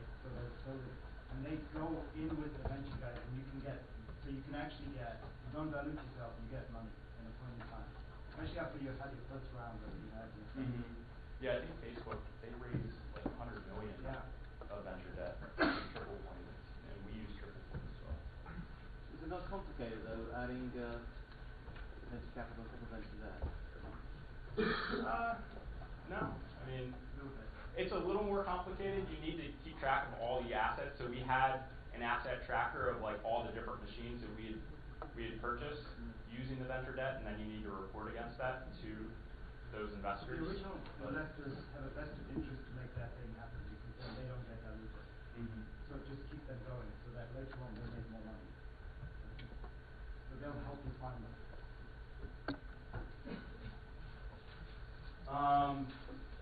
Related to serving video, you know, from the outset, we never focused on high fidelity or HD video.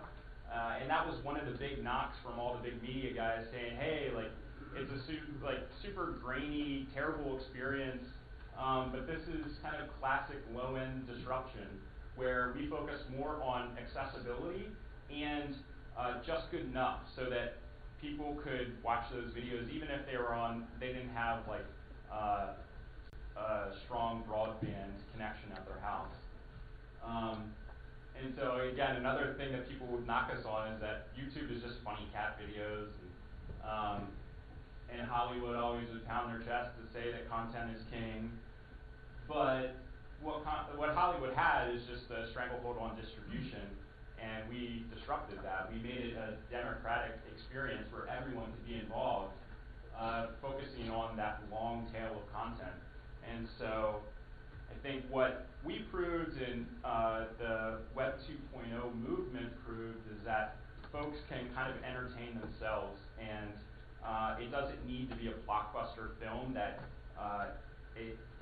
captivates the majority of people. It could be something very specific, like a windsurfing video, and if you're a windsurfing fanatic, then that is hugely entertaining to you, and it doesn't need to be entertaining to other folks. And so there was a steep drop-off from, you know, there were the top most viewed videos, but then that tail of content went out, and it went out very far. So the majority of our traffic was from that long tail that went out. Brent, how did you deal with the issue of copyright? People starting to take videos that were owned by others but distributed into your platform? Yeah. So I put together the initial product spec for our content verification system. There's a mechanism called the DMCA where you have to abide by a certain set of rules, which we did abide by, where if we had standard terms of service on the site, say only upload things that you own. But if folks didn't do that and they uploaded something, then there was a mechanism in place so that the actual content owner could notify us, and then we were incumbent to take that down in a timely fashion. And so we did that, and we tried to continually add new features to that to make it more automated. We had a 3 strikes and you're out policy where we would take a fingerprint of the video file that was removed, and then we would look up against that database as new videos were uploaded and block any videos that had previously been taken off the site. But the thing is, there was no silver bullet solution at the time. We were ahead of what was required of us per the DMCA, but fingerprinting technology at the time was still fairly rudimentary, and so we were kind of trying to do the best that we could. How do you deal with YouTube being blocked in certain countries, and does it affect your business at all?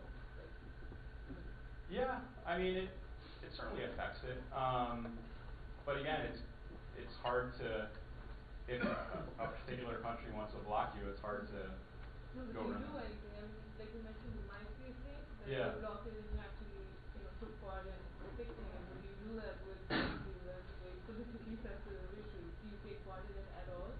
Yeah, I don't know. It's hard for me to comment on that because I haven't been part of the company for a few years now, so yeah, I'm not sure. I'm sure they have conversations in back rooms saying like, hey, what can we do to turn this back on? But Yeah. Why is some content available on a PC and not on an iPad? So for instance, if I wanted to watch a Justin Bieber music video on an iPad, I Yeah. can do that. Well, again, this gets down to the complexity of content rights, where some folks, they buy rights for a specific region. So the Olympics, for example, NBC buys those rights so that they can show the Olympics in the United States, but nowhere else. And so through YouTube, actually, we did a partnership with the Olympics so that outside of the US, anybody that came to YouTube could watch the Olympics, but we restricted folks in the United States for which those rights had been sold to NBC and not to us. So it's similar with a device versus website. It's up to the content owner. If they're comfortable having it on the website, but they don't want to push it out to mobile phones or tablets, that's up to them. And that's probably because they either don't have those rights or they may have some other business opportunity that they don't want to kind of cannibalize. Yeah. Yeah. So like the Google and the Facebook, like YouTube is still working in China.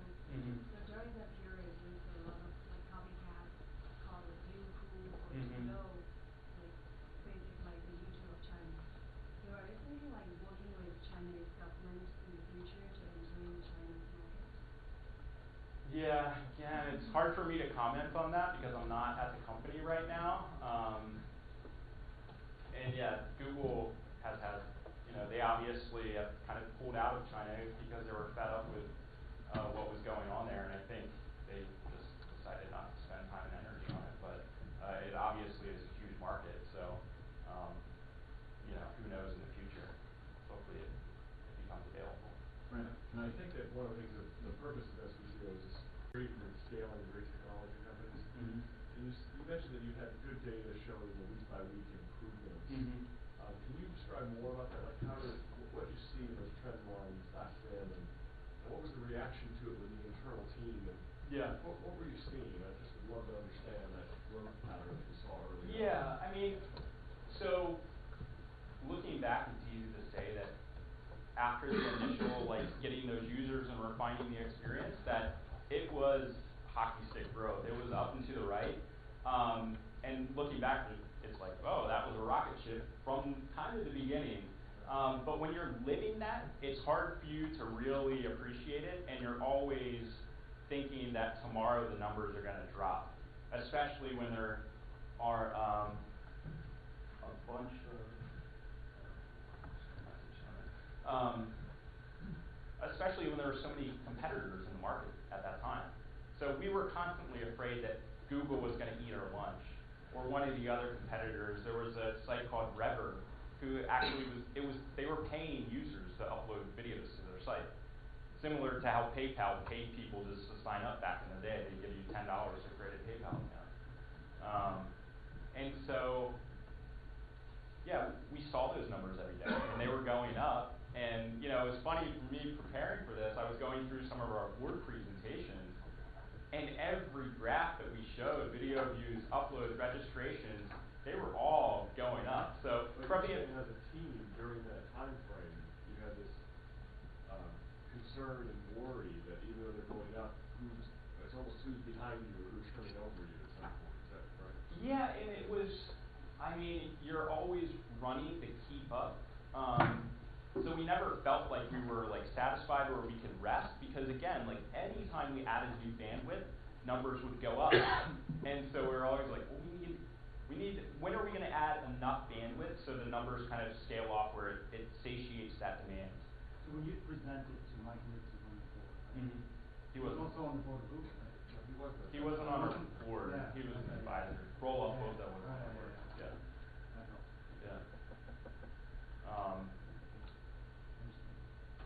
How did you feel when you were first approached by Google? What do you mean? Like, this huge giant comes to a small company called, well, you weren't that small, but still, when you were approached by Google. To be acquired? Yeah. Oh, yeah. Were you still there, first of all? I was, yeah. I'm going to get into that. That's Act 3. Take your time through it then, please. Yeah. Great. So this is kind of a recap of some of the stuff I just talked about. We tried hard to get those initial users, focus on metrics, empowering our engineers to work on lots of new features, trying to get out of the way of the user, and if it took 3 clicks to upload a video and we could make it 2 clicks, like, we were all about that. And even that simple concept was a little counterintuitive at that time because everything was page view driven. It was before now, like, the CPM rate, the ad rate has like fallen off a cliff because there are so many impressions, so people try to constrain that a little bit. But before, with folks like Yahoo, they were just always constantly trying to force people to click 5 times because they would get paid 5 times. But we tried to take the opposite approach and just really make it clean and simple for people to use. Yeah. And then, sure. I think initially YouTube just limit the videos to 10 minutes. Was that an experience decision or more of an IT decision? It was a combination. I think it was one of the things we layered on top of our DMCA procedures so that, we could blunt the threat of somebody uploading a full-length film. But then it was also practical considerations from serving up that kind of video, because we would keep the source file and replicate that across servers across the country, and so it's just expensive. So, yeah. Sure. When you decided to monetize the service, was it from day one, or was it that you came to the? Yeah, so the initial 2005, that summer, we put on Google AdWords just to see what would happen, and we were earning like pennies, I don't know, we'd make like $50 a month or something. And so we ripped those out. But then as the site started to grow and get a lot of traction, we actually had advertisers coming to us saying that they wanted to advertise on the site. And so we put a very basic ad unit on the homepage, and we would just sell that out on a per day basis. And then we did turn Google AdWords on as well, and then we were like, wow, we're actually getting meaningful revenue now coming in the door because we had so much traffic. So, but it was less than 2 years from concept to acquisition. So, building out an ad solution is a tough thing to do. So, we didn't really have time to focus on that too much.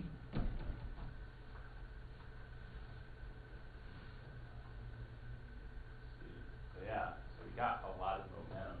We were cooking. That's a graph of our video views before the acquisition, from the beginning to October 2006 when we sold. This is where I had an intermission for questions, but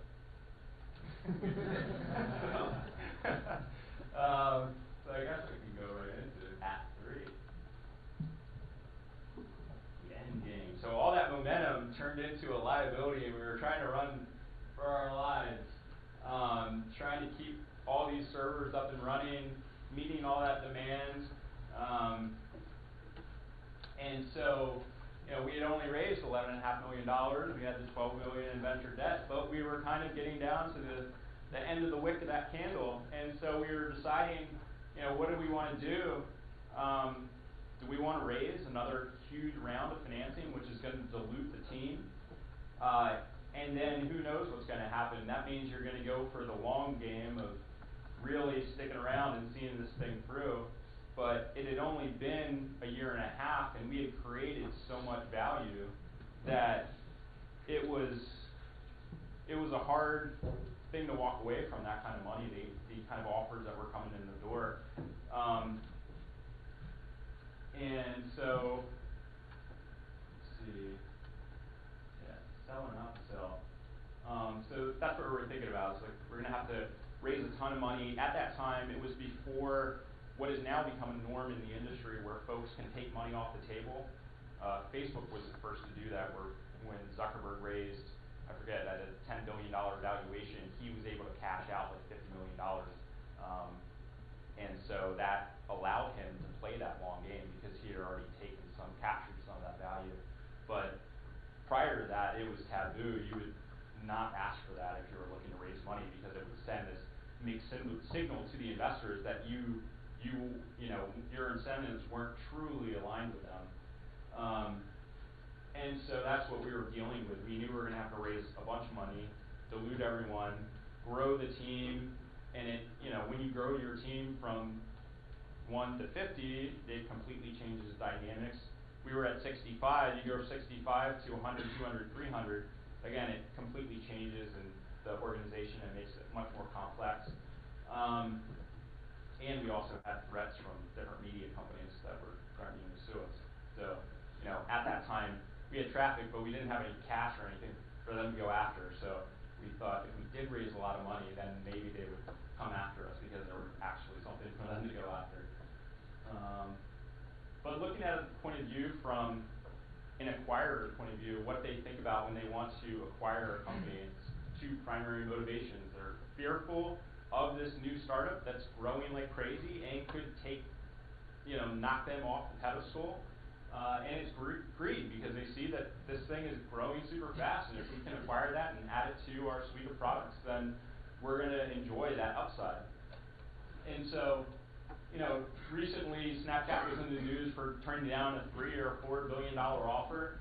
And I think to a lot of folks that seems like it's crazy. They're not making any money. Like, why would they give up this offer that's on the table? But exponential growth is not an intuitive concept. But you know, I took this from Paul Graham's, that same article that shows, you know, what weekly growth, if you're growing at 1% week over week in a year, what that works out to, 2%. And you start looking at 10% weekly growth, and the value just exponentially rises. And so that kind of growth, again, it amplifies those two motivations of fear and greed. Facebook really afraid of Snapchat. They, of all people, know about exponential growth, and so they are fearful that they can get knocked off by somebody else that's a hot new thing. And at the same time, you know, they see how much money could potentially be there if they could to integrate that with their own company. And again, this is from our point of view, the risk and return, that trade-off that's always inherent. And the, you know, the time value of money, should you capture that right now, or should you go for the long game and hope that it continues to grow the way it's been growing?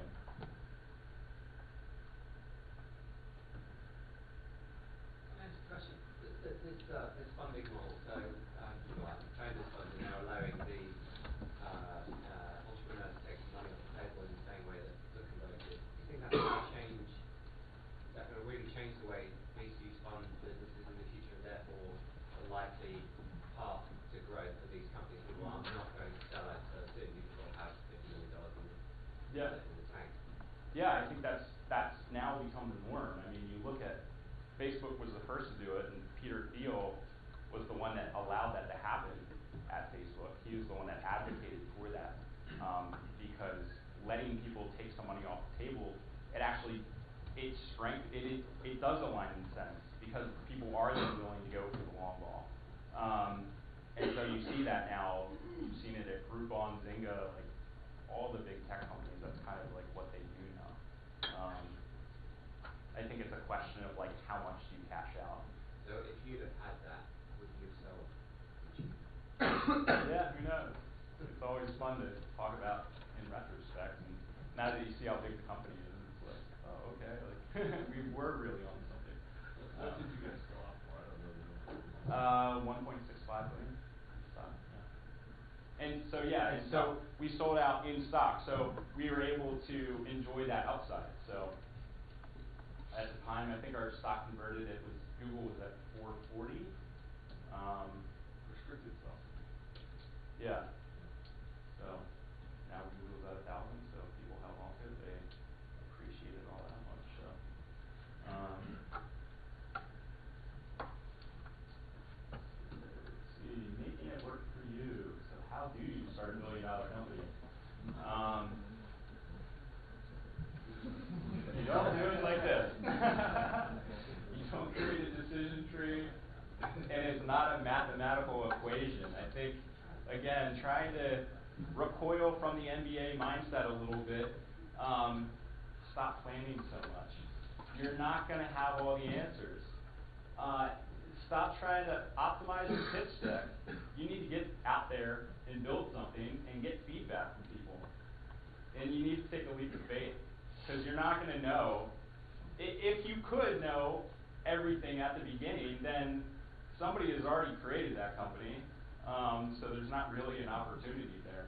So I think you need to rely on your gut intuition, and you guys are only 7 weeks into your program, but in a year when you graduate, I talk to a lot of my classmates and things that they always are trying to optimize their situation, comparing going to a startup versus the sure money at a consulting firm or investment bank. And you're never going to get the same salary at either of those, but I think there's a lot of kind of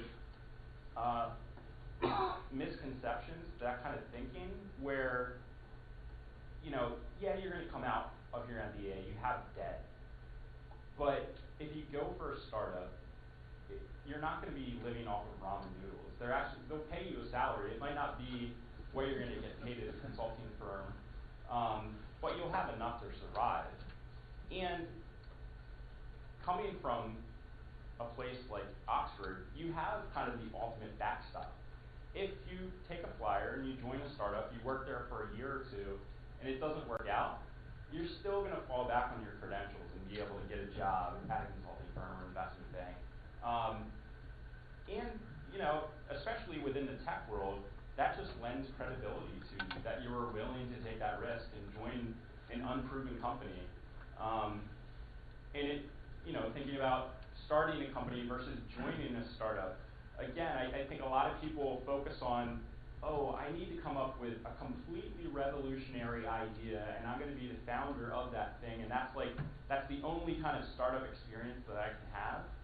But I think just being around a startup, you can join and join something that's already growing and still take part in that whole mentality of being scrappy and just getting your hands dirty and trying to build a team that builds this product. So again, you're gonna learn a lot either way. I think you're gonna learn a lot more if you're in a startup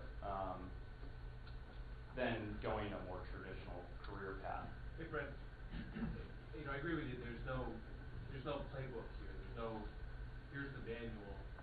We'll just put this in motion and things are gonna work out. On the other side of the equation, if you've got too many ideas and you're changing too quickly, you don't stick long enough with something, then you've got a schizophrenic on it. And you're never going to gain any traction. So what was your decision-making methodology internally to deal with where we go and why? Because that's not always clear, and that must create some internal friction and some tension that has to get resolved. Yeah. I mean, I think at YouTube we were very fortunate that we hit upon that product market fit fairly early, and because we were focused squarely on video, we didn't pivot from video to photo.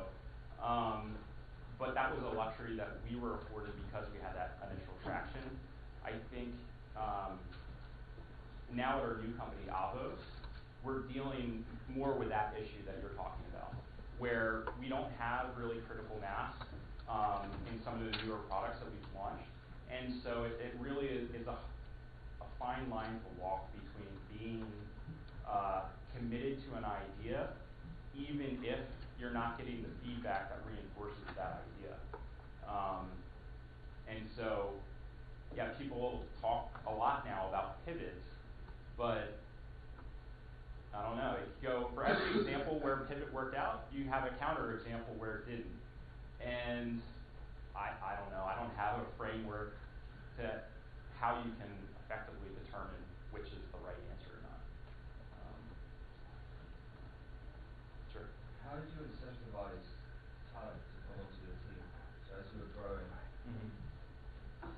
obviously there's equity, there's the potential money to be made. How did you grow the team without feeling that you were being unfair towards people coming on at later stages? Yeah. And did anyone turn you down and say, not unless, what was the process? Yeah, it was a different time back then. It wasn't as competitive as it is now. Now when we hire folks, they come in and they have 3 offers from other startups, and they want you to match the salary of this one, the equity of this one, the title of that one, and you're kind of like, all right. And you know, and if things don't work out, they're out the door and they go to a different startup because there's so much demand. But at the time that YouTube was founded, it was 2005, and there weren't many companies around. Not many companies were being funded. They were still dealing with the hangover of like the 2001 meltdown of the markets. So it was easier to hire and retain those employees. But you know, again, primarily it was from friends. If I pull up the employee list and mapped out like the number of people we hired that either came from PayPal or were referred to us from one of our friends that was already working with us, I would say 80% probably, 75% maybe. So yeah, it was really kind of word of mouth referrals.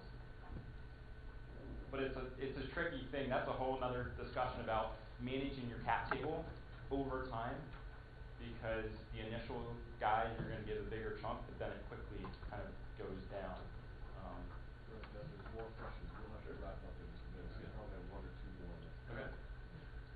I have a forward-looking question. From 30 years now on, do you think there will be still YouTube? Is there any risk that YouTube, like the demand preferences or technology is changing? If it were to be like no YouTube, what would be the biggest reason? People will go to our new product, Mixbit. Yeah, I don't know. But it's got amazing network effects. I mean, it's powerful. It continues to grow like a weed. So I would say it's going to be around in 30 years. You know, I'm biased, but yeah. Just going on from what you said there about Disruptive, so what effect do you reckon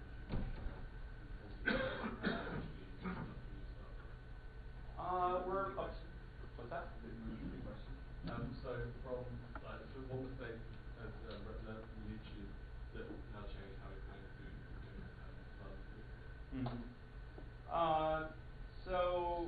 Well, at Avos, we've taken this portfolio approach, and so we have like a common backbone infrastructure in place that powers we share code across a lot of our products, and that's kind of been a learning from our experience at Google, where they have a similar kind of structure in place. But you know, we're applying a lot of the same learnings from YouTube to Mixbit, where you know, we send an email of the metrics from the previous day to the company to say, these are our top metrics that we look at. How are we doing? Are we improving or are we not? And we'll see how it goes, but we're still in the very early stages, so we're refining that product. You mentioned to try to get away from the MBA way of thinking. So what made you want to go get an MBA? Yeah. Well, like I said, I had applied right before YouTube started. And so, I mean, I see the value. I certainly see the value in it. I'm just trying to put it different, you know, try to get you out of it a little bit. But yeah, I mean, it's a great opportunity. You meet like a lot of interesting people, and you get to learn about companies that are outside of the tech bubble. So, yeah. Brent, you had a dream startup in terms of from idea to traction to funding, etc. How long were you prepared to go without getting that traction? How much money you were prepared to spend, and where did you fit up in terms of being first to market? Because there are, you know, about a dozen other players there. How would you? Because those things all kind of play together in some way, right? Yeah, I mean, I don't know how long we would have gone. I think that's not a question you can answer at the outset. And if that's your mentality, then you're not going to try to start something. But when you got growth in the first couple of weeks, I mean, do you have a plan? Any ideas? Okay. I mean, we were seeing traction. Again, the absolute numbers were small. It was a couple hundred, it was like 100 videos we'd get in one day. But we'd see the next week we were getting like 115. And so, on a percentage basis, it looked pretty good. And again, we bootstrapped for the first few months. My brother and Steve and Javi, they had already, they had the PayPal success, so they had a little bit of a nest egg that they were able to rely upon.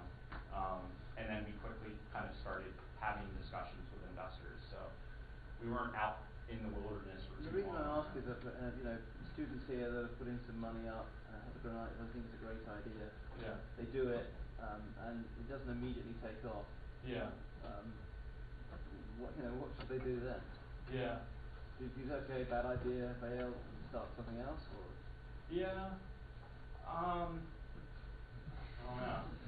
It's a tough one. It depends on the situation. If it was, they spent $20,000 to have a third-party developer build this app that they had this idea about, and then they put it in the App Store and it didn't take off. Like, I don't think that's really, you didn't really start a startup there. You just outsourced somebody to build an app for you. So I think as an MBA, you really need to make friends with engineers and get technical folks on your side that can actually build these things, because they're the ones that will be able to bring something to market. We're going to have to try to cut it off again, because I think we're on Okay. schedule here, so I'm not sure who the audience. I'm sorry. Yeah. You can tell you that if you like, but thank you again for Yeah, sharing of course. with us.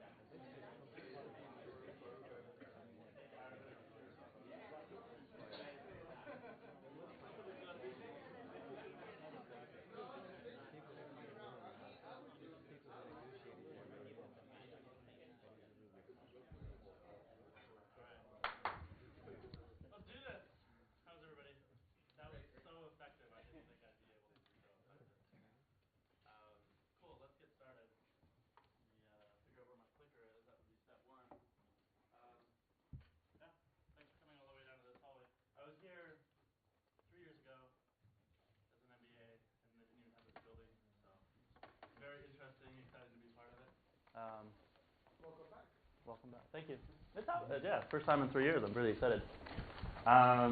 Cool. And I'm not getting any feedback, so I'm just going to turn around a lot and you'll get to see the back. It's okay. And I'm also going to try to keep it to 45 minutes, maybe 50 minutes, so we can talk about stuff after. And we can talk about the session. We can also talk about anything on this list, and probably as many things not on this list.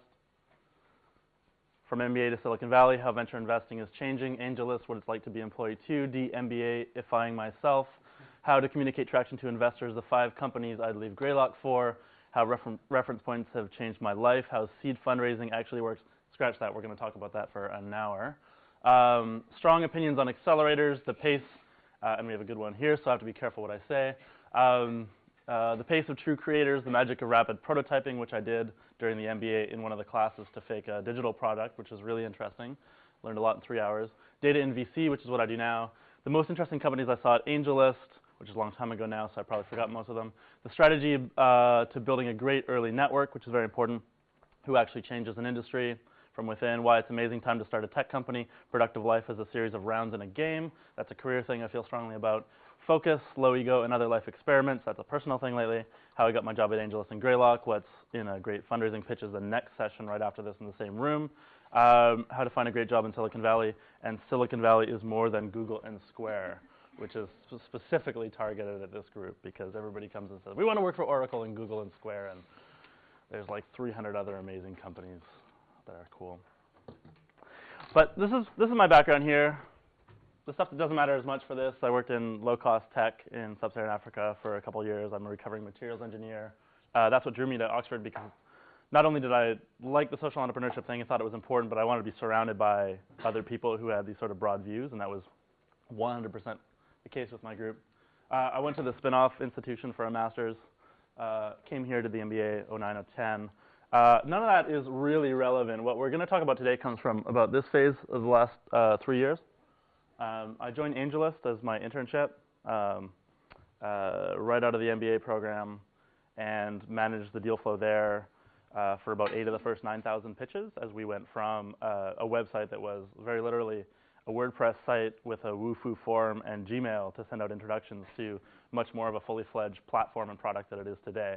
And they kind of built that around me. I was the dumb guy who could just manage the deal flow, and then we hired a lot of smart engineers and designers and went from there. I did some research, which we're going to talk about today. I did that simultaneously with Angelist. As part of the MBA, you could do, when I was here, you could do a 15-month program, and the last 3 months was a dissertation. So it was a little more conventional research, and so that's what I did. It turned out to work out very well. I don't think it would work well in a lot of cases. And then I joined Greylock after that. We're not going to talk that much about Greylock, but my role there is not on the investing side. I work very closely with them and have worked on some of the investments that we've done, like Tumblr and Instagram, just because I like that stuff. But mostly, I'm trying to, my team tries to think through how venture is changing, what it's going to look like in 10 or 20 years, how Greylock can kick ass, remain a great venture firm in 10 or 20 years, how we can build scale, how we can build products, how we can use data, how we can use system internally, and hopefully externally as well. So that's what we do at Greylock. But I want to go back to right after, this is like a fraction of it. I want to go back to right after the MBA when I joined Angelist. It was the first time I'd been to the Valley. First time I'd worked, lived in Silicon Valley, been surrounded by these people. And still, I felt that I had jumped into the middle of something that was interesting and that was changing quickly. And even without the historical context, it felt like the world was changing around us. And what that meant in my inbox is that this is actually reasonably early in my time at Angelist. This is a fraction of a day's worth of pitches I saw. By the time I left, it was sort of like screening 50 to 100 pitches a day and trying to send out, the best couple to a few thousand investors. But what we had done, we managed to get some excitement on the investor side, but we really tapped into a need on the startup side and got flooded with interest, right? So we had touched on a gap. This is what I saw day in, day out. What I saw when I looked around was that there was all these symptoms popping up of change, right? And some of these looked disconnected. right? Some of them, some of them are early stage. Y Combinator, Techstars certainly had been around for a few years, but maybe in the year previous to when I joined, or the year and a half previous, they'd really start to see some of the big wins come out. And not only that, but you started to see like a flood of new accelerators coming in from every possible angle. Angelist, there was something we were doing that worked, right? That was working, right? It was messy, the path wasn't necessarily clear, but it's working. Andreessen, even at the later stage, you had VC firms coming in with new models, new philosophies, new brands. You had local markets and centers like TechCrunch Disrupt, or you could call it the launch conference that Jason Calacanis ran, which are essentially like localized markets, and those were legitimately spinning out good companies that got funded, and actually some of them turned out to do very, very well. And I put 500 startups up here because it's an obvious one, both in the fact that it tended to be going a little bit more global, which was happening, and I think has happened a little bit slower, but there was a blast of institutional capital coming into the early stage, right? So angels were institutionalizing, raising money, and becoming seed funds, right? And this is not the first time this has happened, of course, but the rate at which it was happened seemed to be extreme.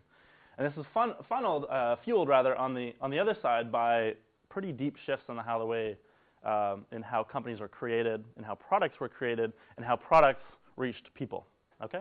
So if it's anything from Heroku-style new tools to make it much easier to set up and start and run a company, to the different pieces that if you're building a tech company, you can plug in. So Twilio is, if you want to integrate SMS into your product, it makes it very easy. There's an API, you can just write that and build that into your product. Twilio is a great example, a huge success story, but this is happening at so many different layers in tech right now. It means that you don't have to master all these layers if you're starting a company. You can just focus on what you're good at and plug in the rest most of the time. And on the consumer side, let me just caveat and stop right now. I'm talking mostly about consumer stage internet investing software, right? AWS, again, makes it very easy, like much easier than before to start a company, to spin up a company and product. And then how they grow, right? I mean, Twitter is one platform that many people have used. Many companies have used. Facebook is another. I think actually much more fundamental is iOS and Android becoming platforms that you can scale very quickly from, not only in sort of reaching into an address book and understanding the context of people's lives, but the fact that we pull this phone out probably 150 times a day. On average, it's something like between 100 and 150 times a day. We're conditioned to use it for a few minutes at a time.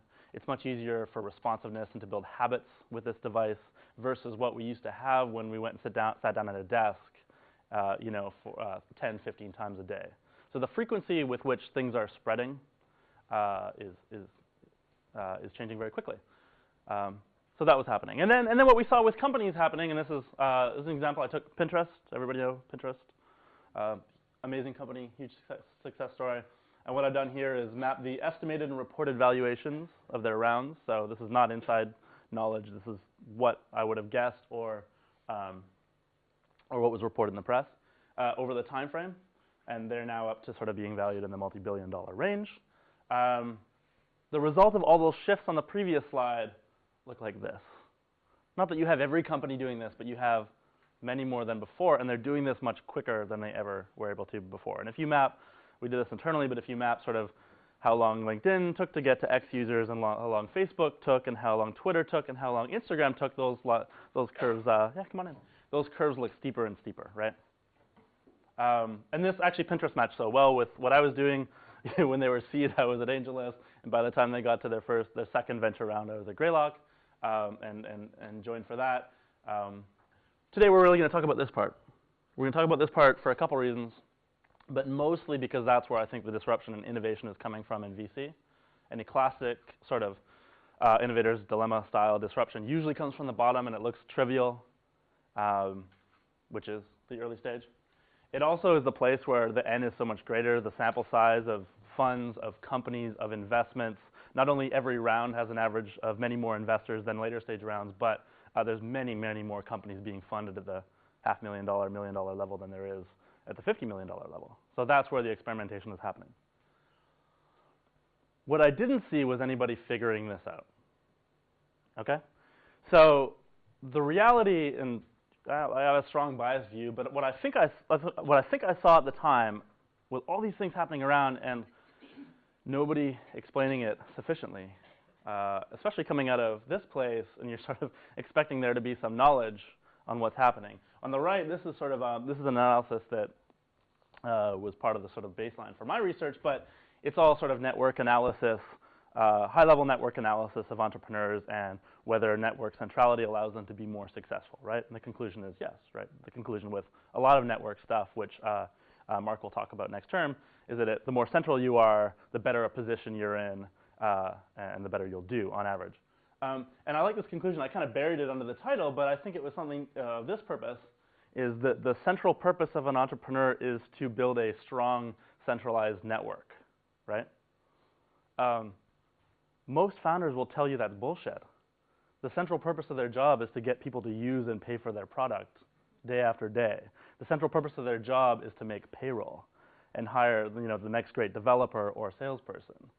So this is a level more abstract than any founders than is useful for any founders. And the other analysis was also very high level, tend to be very economic, relying on as perfect data sets as we could find. It's sort of like $26 billion was invested in venture capital in the last year, and that's down 3%. And payments as a sector has increased 5%. And how is a founder going to use that, right? How is that? I mean, even as investors, we don't really care about most of that stuff. Like, we're kind of down a level of specificity. On the other side is a sea, an ocean of blog posts, of advice. I'm picking on Mark Suster here, which is unfair because I think actually a lot of this advice is useful, and I think he's one of the 5, 10, 15 people who have really contributed to a bunch of knowledge that's really helpful to people, right? But usually this stuff is not very rigorous. It's not based on anything really quantified. We call it sort of pattern matching. We've seen trends as investors on the investor side, or as founders, they have sort of like first-person experience. When I built a sales team in 1995, this is what went wrong, and this is what went right. And I think that's a great starting point, but it's 2013. It's not 2005. It's not 1995. So I was dissatisfied with these two options, and I wanted to figure out what's going on. So, like the founders around me, I started where I was. And Angelist worked in a co-working space, and we shared a wall with these guys. They were called AppMaker at the time. They were building a product that lets anybody build an app with very low, seems obvious, right? AppMaker, make an app with very low technical skill, if any, actually. And I should mention, guided by Mark Ventresca, as well as my supervisor, who was incredibly helpful at grounding me in what actually was concrete theory and pulling me back and saying, okay, you're talking about this, but what you're really talking about is this phenomena here, which is sort of like market evolution, blah, blah, blah. You should take his class next semester. The single most interesting class I took at Oxford was in his course, and it was on networks and how they form and how the position in your network or between networks is one of great opportunity. But fascinating class. The other reason I want to put this slide up is because I think you should move to San Francisco if you're not an asshole. So for any non-assholes, cool people, please move to the Bay Area afterwards. We have probably 20, 30 people there now from the last 3, 4 years. A really, really strong group of people like building things, making things. Some work for big name companies. Some are working on their own thing. Renting houses on weekends and going surfing. It doesn't get much better than that, right? And it's an amazing place. But Daniel here in the center is a friend, and we shared a wall, and he's also a great supporter of the entrepreneurial ecosystem there. And so what I did, and they had just raised a $1 million round from about 14 investors, and it had just finished. And so somehow I convinced Daniel to let me dig into that as a case study. And I also somehow managed to convince him just to hand over the keys to his email. And so I dived for a couple weeks. I dived into his email. We found all the emails pertaining to his raise period, right? So like introduction by email, scheduling meetings, blah, blah, blah. And then I worked with that. That was my sample set. It was just 500 plus emails or so. And I think this, I'll tangent a little bit. I don't think this could have happened until recently. I mean, I think if you tried this 10, 15 years ago, It would be much harder to map the path that somebody took through networks of other people to achieve anything because the records of those were just not there, right? But now I have some confidence, not 100% confidence, but some confidence that you can do this with email. You know, even if you're meeting in real life, which was the majority of his interactions, email is scheduling it, email is the initial introduction, email is a follow-up. Hey, great to meet you at, you know, Silicon Valley comes to Oxford, let's reconnect when you're in the Bay Area, right? So I think probably, and I don't know this, but I think probably like 95% plus of his actual interactions were recorded in some way by email. And it was also a great memory trigger. You say like, okay, tell me about this one. When did you actually meet this person? That I just have sort of like a scrap of information in email. And then so we would rebuild that. So I did that, and took a couple weeks to do that. And then took a couple weeks moving pixels around to figure out what happened. And it looked like this. So this is a seed round. We're going to talk about it in a little bit. We'll dive into what's what and what it means, but the basics, it goes from June, July, August, September, October, November along the top. This is a timeline. The y-axis does not matter. I tried using a y-axis, but it made it impossible to visualize. And I'll talk about it a little bit more, but each one of these bars, each one of these lines is an interaction with one actor. Okay? So he met this one person, and then they talked about them giving him money and he giving them equity. Yeah, let's talk about it. So the key actors, so this is what it looks like, a section of it looks like closer on, right? A little easier to see there. Key actors, let's start at the bottom. VCs, they're the dark ones. They look black. One of the basics of information communication and visualization is that if it were black and white, it would still work out, and I totally failed at that. So if I redid this, I would be better at the InfoViz stuff. But the dark ones, this one, these four here are venture capital firms. So that would be, call it like $200 million plus. All of these are anonymized, but it would be firms like NEA, Sequoia, Kleiner, Excel, Greylock, IVP, General Catalyst, stuff like that. The brighter green ones are individual angels, right? So they're not institutionalized, they're investing their own money. Many, many more of them than VC firms. And the white ones, which are harder to see until you hit a bubble, are the seed funds. So this is like I think most of them were relatively new generation, like 500 startups or Felicis or First Round Capital or SE Angel, et cetera, in the Valley, right? What you also had was some red dots, which I called institutional actors. In this case, this is Angelist, this red dot. But it was also sort of, if you went to TechCrunch Disrupt and you got a bunch of introductions there, I would count that as a red dot. I also looked at angel groups, which were insignificant in his round, and a few other things. Oh, the other one that's worth mentioning is there's a yellow dot, which is a middleman, like a connector, so that's somebody who could not provide cash but did. And then every gray line is an introduction, right? So what this means is that Angelist here made these, in this case, I think it was like 25 introductions in the first set. It would go to, you know, an angel, and then every X is a rejection. So if we can just take a second and internalize how many rejections this guy had when he was trying to raise his money, that's what raising money is all about if you're not a superstar. So, yeah, X. And then whenever there was a big bubble, that's success, right? So it was $150,000 here, $100,000 there, 75, 150, right? So if you back out, this is what it looks like. We're going to dive in to some of them in a sec. But some of the basics, he spoke with about 173 people over 5 months, which is a lot. It was pretty nicely split between VCs, angels, and seed funds. These, among my network, are decreasing or have long since decreased in importance in Silicon Valley. These are very important, but they're not large in number. This is a debate. These people are where the highest potential is, I think. We'll talk about that a little bit, especially in the next session that I'm doing, which is more practical. And then that's your targets. I think people overvalue the VCs. People at the early stage go to VCs much too quickly because they're obvious and easy to find, and we have the reputations. And you know where we live on Sand Hill and stuff like that. 10% hit rate, which is really good to show founders who are not superstars. And Daniel, by the way, super credible founder, but he was moving from Washington, D.C. to San Francisco, so this is his sort of like initial foray into the network too, right? So credible, fundable guy, but he's not a superstar who has, 10 high net worth friends and can just raise it on a weekend, right? This is actually, most of the people in my sphere are this, right? So if you got 10%, what he needs to know and what most founders need to know, and at accelerators we talk about this, if you're converting 10%, you're actually doing great, right? For various reasons. Because probably 70% of your targets are not predisposed to invest in you anyways. They invest in this thing, and you're actually doing that thing, and they took the meeting because somebody referred them, and they don't want to insult them.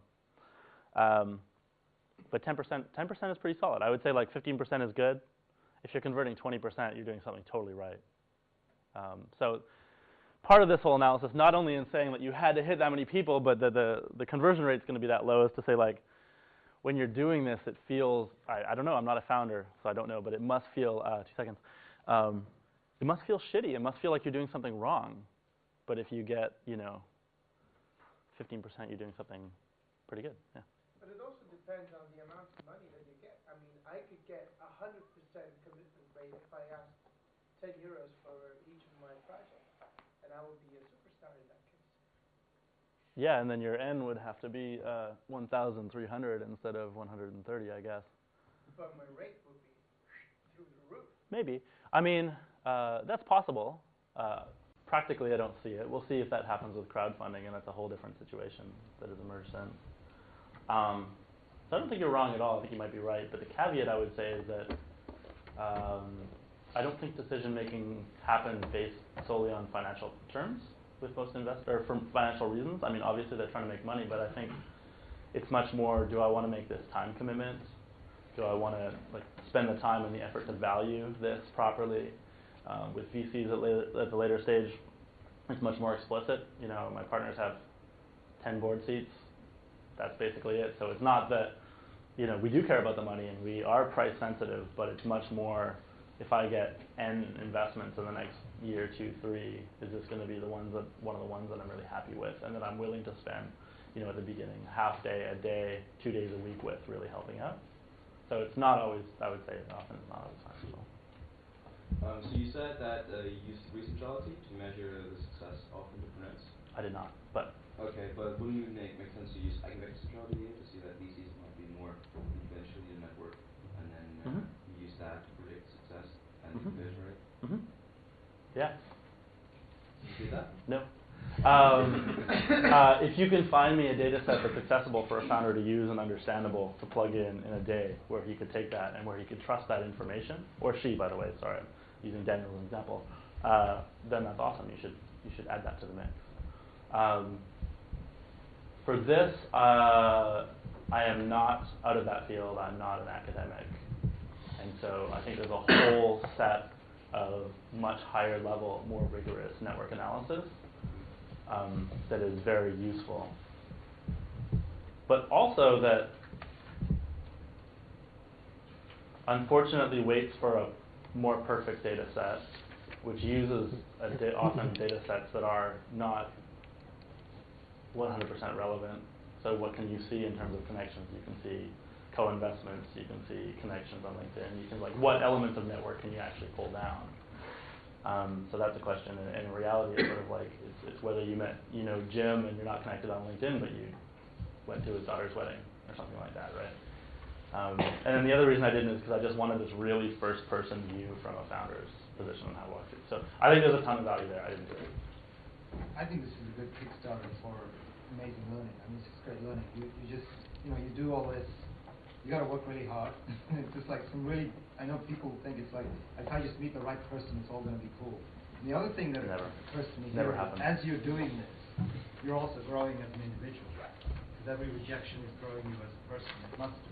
Like, hopefully. And so there are people who might get funded by their parent or somebody that just funds them straight away. And I think, I have no analysis, but from my own experience, that even if you bet on people who don't have the resistance up front, tend to fall out later. Yeah. So I think this is very interesting the way you look at it. The interesting hypothesis around, the more rejections up front, the better later stage, and it just grows you. There's something to tenacity that is incredibly important that I would rank as the highest, most important factor. This guy must really care about this. I mean, I'm just yeah, looking at this. he was fierce. He was fierce. And he really got knocked down too. He thought he was raising a $10 million round from a top 6 VC. That was his first meeting. Right. And then he learned that no, he wasn't there. He was raising a $1 million round, and he just totally wasted that meeting. We have more as well, so we're gonna pass through a lot of this information. But on the flip side of those numbers, when you're thinking from a VC perspective, how many rejections versus commitments would you make? Yeah. VCs versus angels versus seed. Yeah. How should an entrepreneur think about going to those guys with their success rate? Kind of getting committed. Yeah, I think the common answer is about 1%. Right, so that's a common funnel. We probably see 5%. I don't know. At Greylock, so later stage, we probably get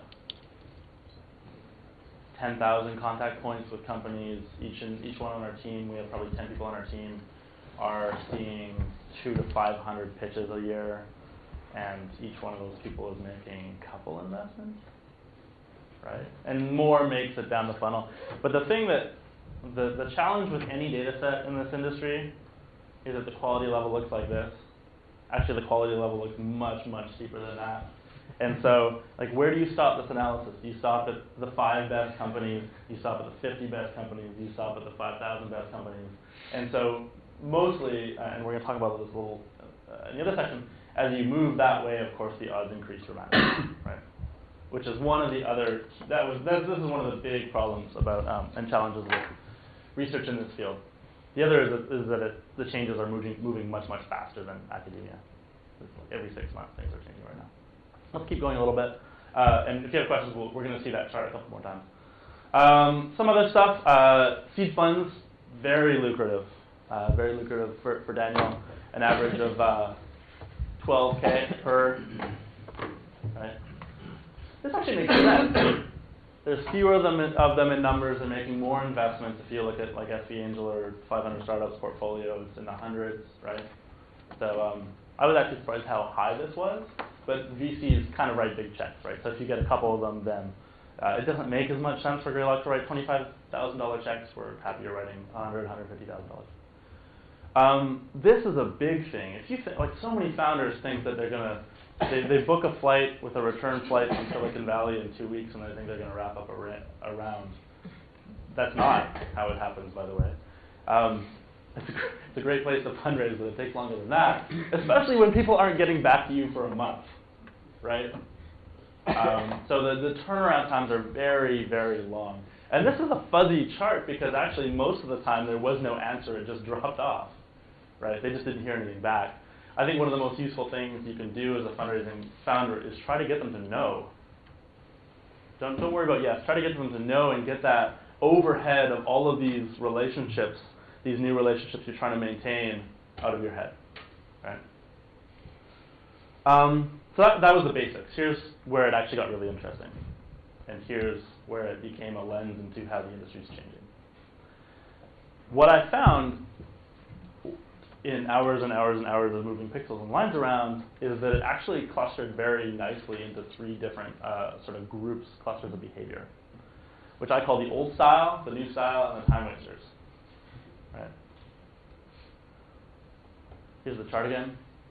Time wasters are on the bottom. It's basically here down. The old style is here. This is in the middle. I should have probably given them more space to breathe, but we'll talk about what it looks like and why it's different. And then the top, anchored by this red line all the way through, with 3 interaction points, is the new style, which was Angelist in this case, but I think it could be a bunch of different things right now. I don't think it's just Angelist. It could be an accelerator demo day. It could be a conference.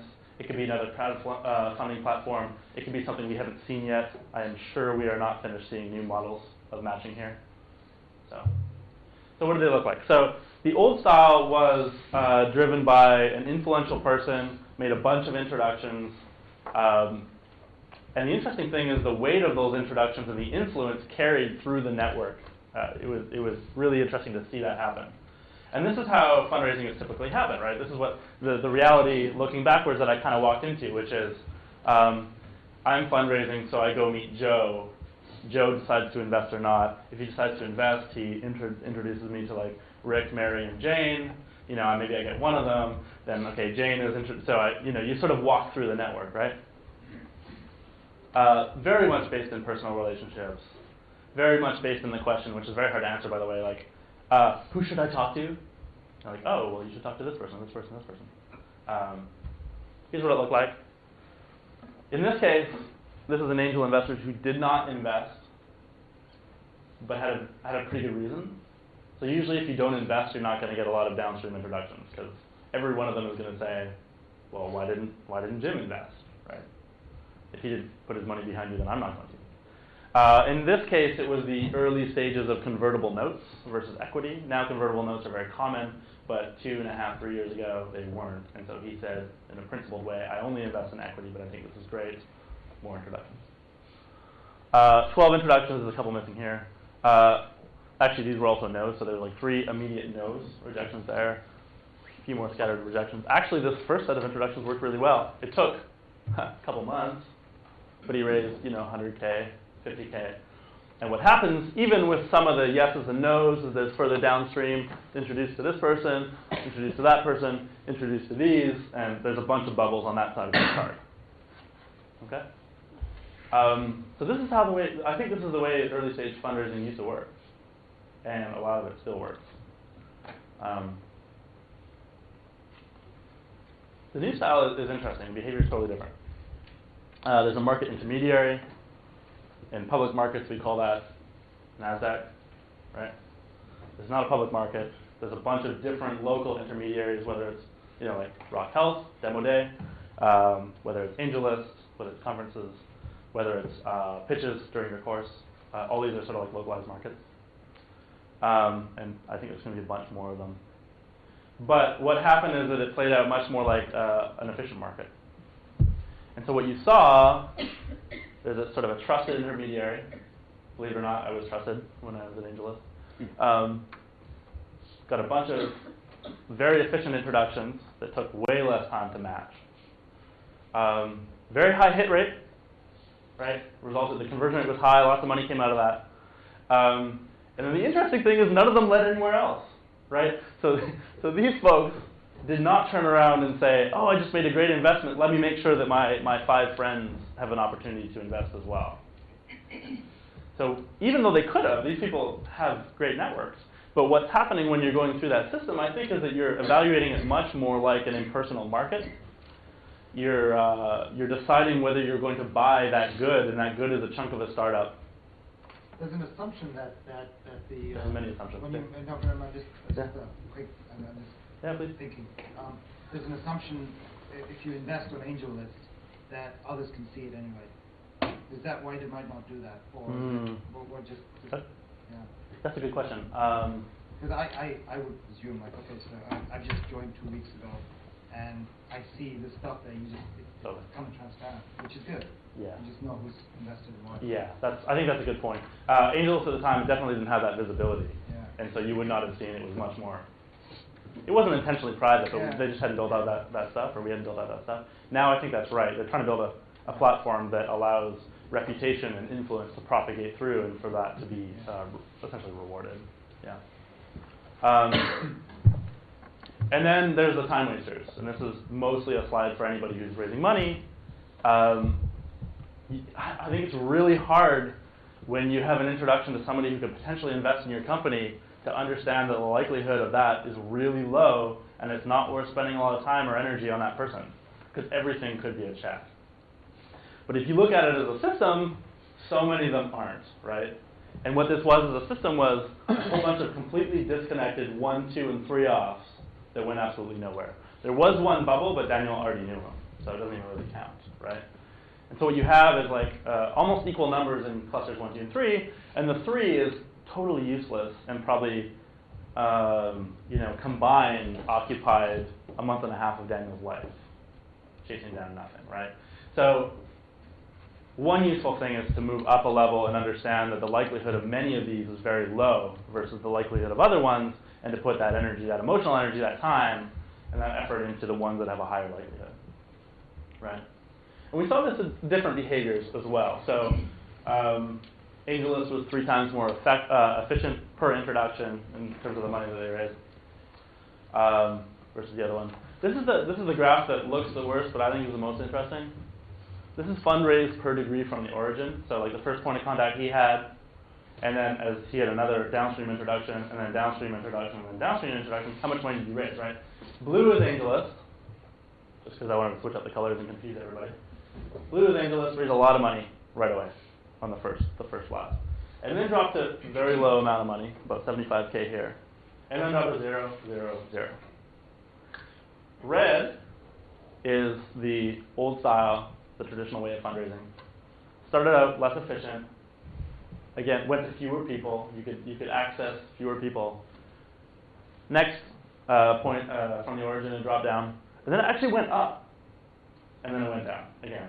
And I think what you'd see, and like in all this, it's a case study, n equals 1, right? So there's big caveats around how much conclusion we can pull out of this. But I think if you did this study across 100 different startups, you'd find that the old style, that it continued much, much longer. It had a longer tail, a fatter tail. And I think that's influence. I think that's ownership from an investor in what they're investing in. There's a personal connection with the founder. And there's influence that comes to you from your introductions and that propagates, and you turn around and influence somebody else. And I think when we behave like more efficient markets, we don't, right? So I thought that was the most interesting thing. Here's the efficiency again. This is what the time wasters look like. This is what the successful old style fundraising looks like. And that's important to tease out because you know if you're using an intermediary, you know you're using an Angelist, or you know you're in a demo day. You don't always know what this person is, whether it's one of those people or one of those people. Again, n equals 1, very, very small sample size. I don't want to overclaim anything here, but there was no initial introduction here that was more than 3 people. There was no initial introduction through this or Angelist that resulted in any money that was less than 10 people. Right? So all of the productive paths started with a huge amount of introductions. Again, small sample size, but I think this would continue to hold if you looked at it across 10, 15, 20, 30 startups. And this makes sense, right? You want people who have power and influence in the ecosystem, right? And that's reflected in how many connections they can make. And you also want people who believe in your startup and they've bought in and they have ownership. And if I have, so what you really want is, you want to know if Jim could make 20 introductions and he makes 2. Okay, never talk to Jim again. If Jim can make 20 introductions and he makes 18, that's important, right? And he believes in you, and he's made those intros with some force, right? I'm going to keep moving along a little bit fast. So this is what it looked like backed out. We talked about this to death. Any more quick questions before we move on, or we can also talk about it at the end? Please. So how did you control the fact that they could have 20 introductions but only make 10 or 18? I don't know that. I didn't, and I don't know that. So there might be other supernodes that are visible in the network because they didn't make these introductions. Yeah. That's a piece that feels very hard to get that would be incredibly valuable if you could know what the potential was. And you could overlay existing networks and get some kind of score. You can just look at Angelist and who follows whom and put supernodes there and overlay that with your network. Because that gives you like a global network of a global ecosystem of investors and influencers. Yeah. I think there's some potential there. I think it still comes with a lot of risk, even with Angelist. If you look at the initial syndicates that are running, it's very public people that have a lot of fans, not quiet investors that have great networks. They're sort of like 4th, 5th, 6th down the leaderboard. Weight the network by the actual investment syndicate, not just by the follow-up. Yeah, but then you would weight Greylock much lower, or let's pick one that doesn't have a seed fund. You weight Excel much lower than 500 startups, but in reality, Excel has as much influence as 500 startups. You could argue more. I don't know. Or you can go to Facebook and go to startup groups and see who are the influential people in these Facebook groups that are dedicated to Yeah. Because the API is there. Yeah. You'd have some selection problems there because the ones that need that groups aren't the ones that have power. I'm not trying to challenge to cut you apart. All your ideas are very good.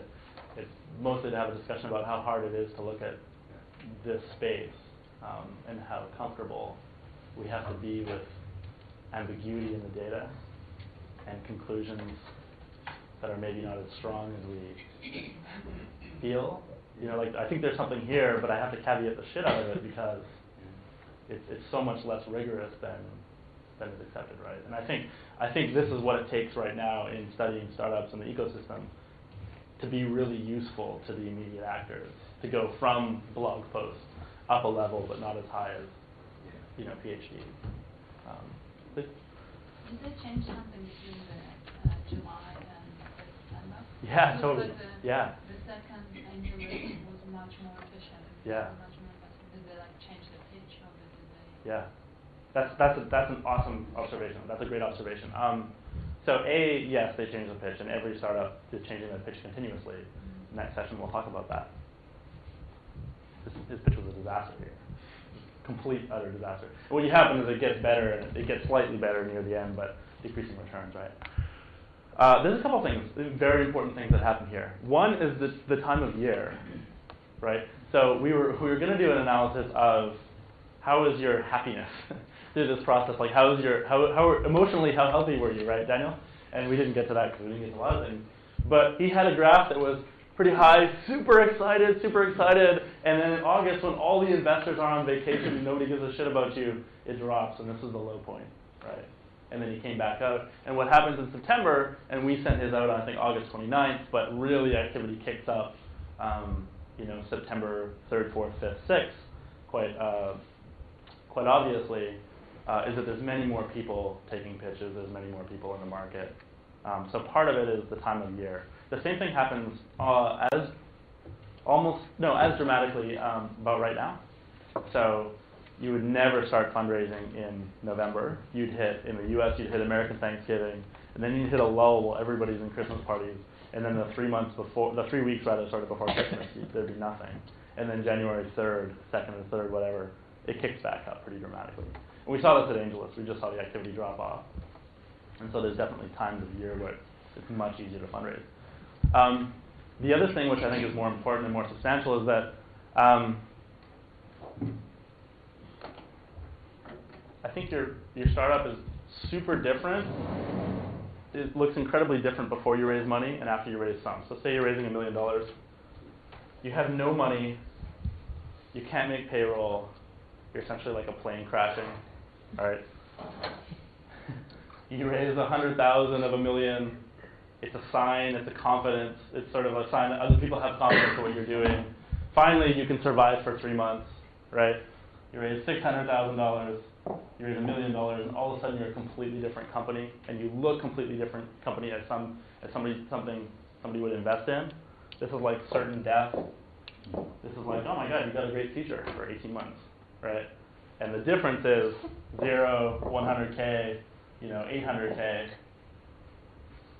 It's hard to invest at this stage, and very few investors do it. I think, and again, like this is something, if you're interested, I'm challenging you to do a bunch of thinking on this because we need a lot more. But I think there's a percentage of investors who are prepared to write the first check into a company, and that percentage is small. And my instinct is it's sort of like 15, 20%.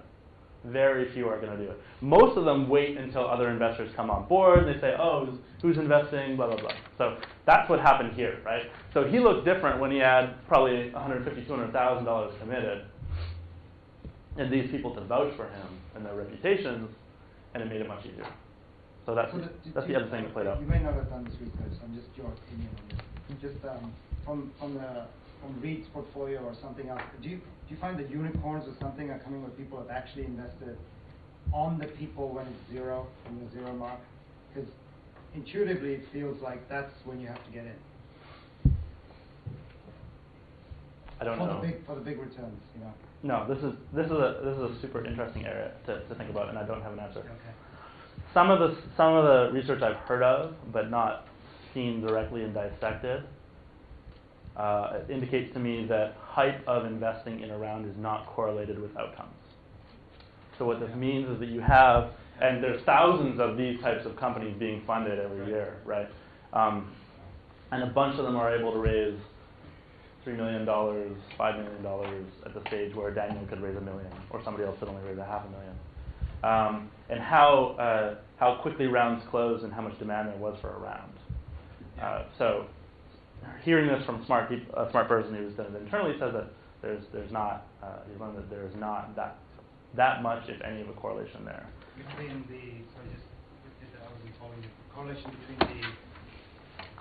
You repeat that correlation. Between the amount of hype or demand for a round, okay, and the eventual outcome. That makes intuitive sense. Right? So what it means is that So what it means is that there's a bunch of opportunities that are not 100% funded. So I only had one.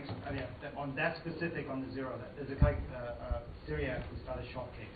He was sitting in probably not Syriac. He was sitting in Kleiner's offices with a deck, right? And his basic proposition was, we're going to, I want to drive more traffic into retail stores, so I'm going to do that. And I was at Best Buy, and I started Best Buy Capital, and I was doing a bunch of things. So I took a team out there, and we were looking for new ideas. So we went to Kleiner's office, and the Kleiner partners, like, they always open the doors to us. They're like, basically, okay, look, the Syriac sitting here. So we went to Syriac's little office next door, and we sat there, and he showed the deck. And he said, so what you trying to solve? He said, well, you guys have problems people going into the stores. So I will solve that. Mobile app, German, blah, blah, blah. I know mobile more than Americans, etc. Nice pitch. But generally speaking, he was like really, only realized afterwards, he was very close to the edge, because the Kleiner guys were saying, if you don't get Best Buy to buy into this, you're at zero. Like if they don't do a test with you. So we did warrants, we ended up, I just decided there and there. We basically did it was zero. Like there was a deck, right? But luckily, I didn't give them a lot of cash. What we just said is, you can use our stores. Try it. Go. Warrants, and we'll introduce you to other CMOs. Every time we introduce to more other CMOs, we get more warrants. Like to Target and others in Minneapolis. So, and that's probably been the best. Like that was good, right? That was the best. Another one was an electric bike, right? We went there. It was a prototype Bramo bike. You can check it out. I remember the name. Bramo. Yeah. Now Best Buy didn't eventually sell it, but it's selling in China like crazy now. It's like a sports bike, but it was all to do with that guy. It was all to that, and he was zero. That guy was like really on edge. But I'm not saying that's gonna that, but it just feels that at those moments, and I don't know if like it must be, and I'm sure Reed would say that, like, because there's a, I don't know how you quantify that, which is why you don't have the, maybe you'll have the metrics and like quantitative way to do this eventually, but it's really hard. We don't, and we think a little bit, and I sort of an intern and live in a world of people who are trying to use more data in our industry and stuff like that. And this is stuff that you can't quantify. This is, I mean, it's point events. What are the odds that you would have walked in and provided that first validation? It's people. You take a bet. I mean, I know this is a cliche, but it's God. Yeah. Anyway. So I think so, but I don't disagree with that at all. I think it's very hard. I think the predictive abilities of our industry are probably there, very difficult to get to. Not 100%, blah, blah, blah. Angelist, a couple of weeks ago, I went in there and I was looking at this stuff because I'm trying to waste some money. And I looked at this stuff just to try and learn. Like, not too much, but I'm like, I don't know where to go because it's like hype. It's completely hype-based. Like, the people are promoting each other. I don't know what the founders' eyes look like. I think there's a longer discussion that we should have after, but I think we start with that, and I think we get to more concrete things as this evolves. I think we get to more concrete metrics. Can I ask a question to this slope view? So what is the motivation of only paying like $10,000 to a company? Because when you're one of the first ones to invest, you know that $10,000 will not help anything. And when you're confident that it's a good deal because other people have already invested in it, then why don't you buy a bigger share? Yeah, why don't you wait until the risk is lower because there's more money in? Like putting the first $10,000 of $1 million round into the company is at the same price that the last $10,000 would go in. It's stupid, but that's the way our industry works. I think it's irrational. So I think you have a bunch of irrationality from an investor that would do that. That is almost the only way. Like that's one of the pivotal pins of our system that works. Is because there's crazy people that will put the first money in. I think we're moving a little bit more towards being more dynamically priced. And so even across one round, you'll have slightly different prices at the beginning, the middle, the end, maybe. In some cases, most of it still not. Or you'll give some discount at the beginning because it's clearly a different good that's being purchased. And frankly, those people deserve, I just think they deserve a better price. And so sometimes you give them a discount on the note, or sometimes you give them some advisory shares as a thank you or something like that. So I think we're going to see much more of that. And then the last thing that we're seeing on the crowdfunding side, so coming from the other side, is thresholds that have to be hit before that gets triggered, right? And so the risk is eliminated because of that, because if you're investing in a motorcycle company on Kickstarter, I don't know if there's been any, anyways, then you only invest if it gets to, 1.5 million. Yeah. Let's keep going through, and we can talk after. We'll blast through this. Fundraising is hard. It sounds trivial, but it helps to see how hard it is. So if you're doing it, you can feel a lot better about where you're at. It's also cyclical, so that was your question. Big differences in when you plan to raise. And because of this one, actually, because momentum is everything, if you start and get no traction in your fundraising in August or in mid-December, it might mean that you come up with nothing. Whereas, if you had a slightly better start in March, you'd actually come up with a really good result.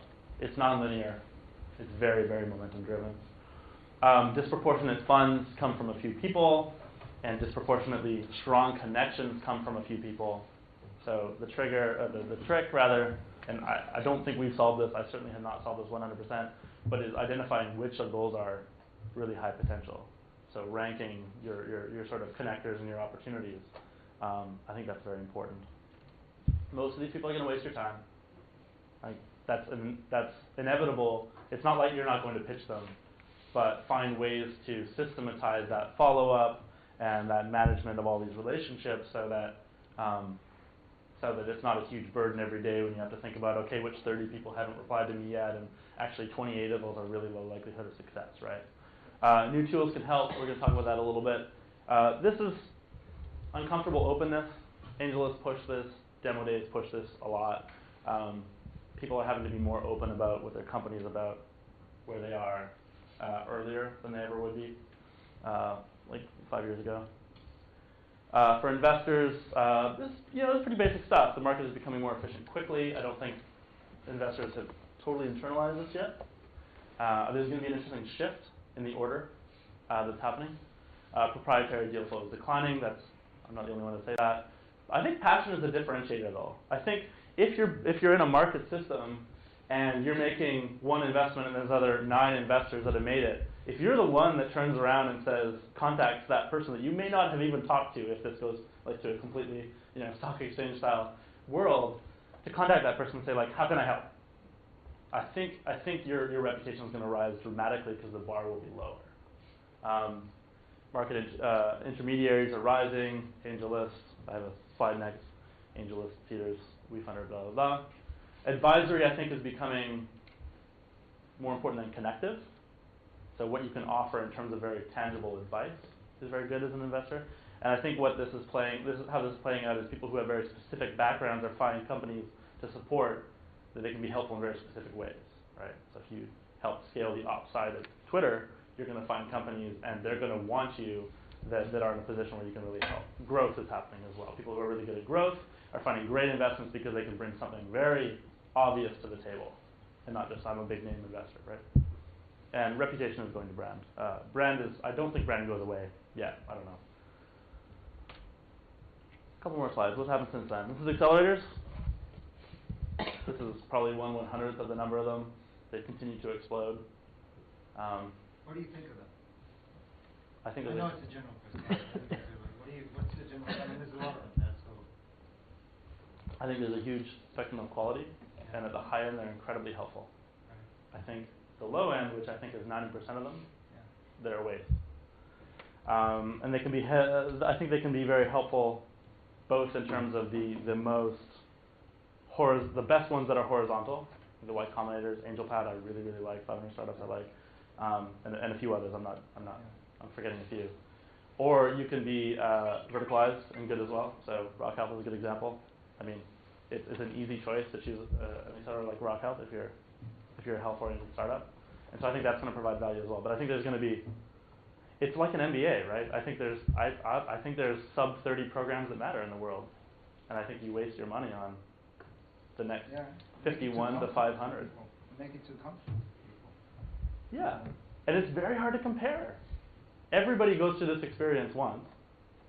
I don't go to multiple MBA programs and say, oh, actually, Oxford was great, and this other one that was not so much. So it's very hard to compare. So I don't know what we get to. The only way I understand which accelerators are good are the ones that I work with, and where I see the cohorts getting better time after time, right? I just look at the delta and the quality.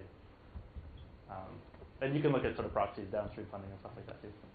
We get 15 minutes. Cool, thanks. This is happening, we know. It's happened more and more. It's been unleashed a little bit by the Jobs Act in the States. I think there's more of this coming. I think the policy was behind what's actually happening on the ground. Not only that, not only can you invest as an Angelist, but you can essentially be a VC on Angelist now. So they're backing into the industry in very productized and efficient ways. It's pretty interesting. You have a bunch of investors. There's many more than this. And I don't know anything specific about a lot of these guys except for us that are thinking about how you work in an efficient market and trying to do that. And then you have a bunch of data happening. So this is App Store. This is collecting a bunch of different types of data and helping us understand it and combining it like this and this. This is a platform. This is an amazing provider of information. This is funding. These two are funding rounds. Anavo, unfortunately, was bought by Facebook, but an interesting insight into retention, engagement, and how engaged mobile users are. So this has exploded in the past year. I mean, when I joined Greylock, we were playing with a lot of this stuff, and then since it's just exploded. And then what you have is, I think, coming in much more than this, but higher granularity information and data about our industry in a way that's usable, right? So previously, this would have been in probably one of the law firms in Silicon Valley or New York or London, where they have information about what term sheets are. But this is really useful information. You can say, okay, I'm a Los Angeles startup with people that came out of PayPal and Yahoo, and went to Berkeley, and how much should my valuation be?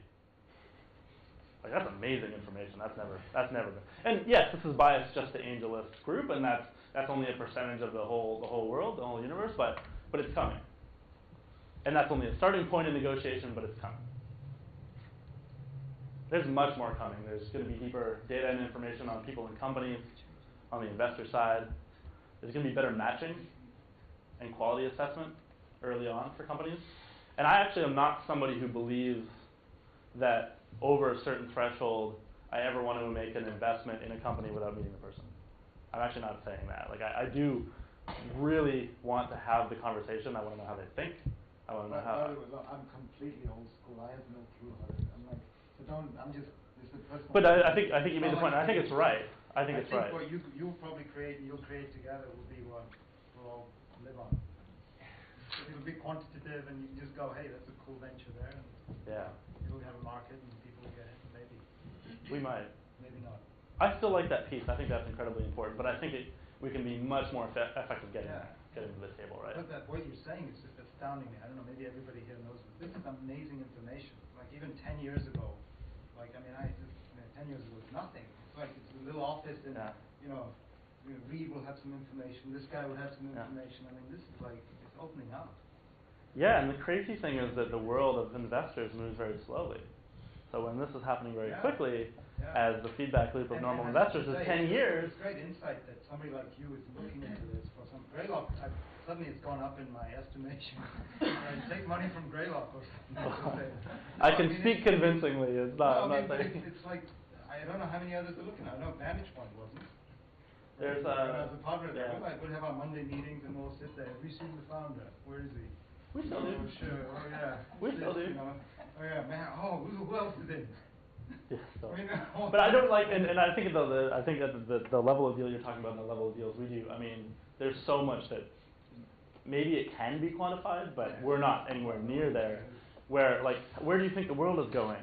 Like what high-level trends do you believe in that make this decision an amazing thing? Like, I haven't figured out how to model and quantify that, and frankly, like, So do you I don't know want Better Place? There's the whole thing, the failure on Better Place. You know Better Place, big investment, clean tech investment, Shai-Gassi. So Alan Saltzman at Vantage Point invested in it, right? Big time. Yeah. Big. We're going to change the world, clean tech. We're going to charging stations. He's got Israel. He's got everything. I just joined after that, like 6 months, 7 months after, about a year after. I was the best time I joined. Yeah. Now, none of the partners agreed with him, right? And he told the story, so this is not, I'm not giving you. But none of the partners agreed with him, and he sat there, and all the quantitative, everybody, like, there's some smart people in that room. They were just bringing it out. This is not going to work. It's not going to work.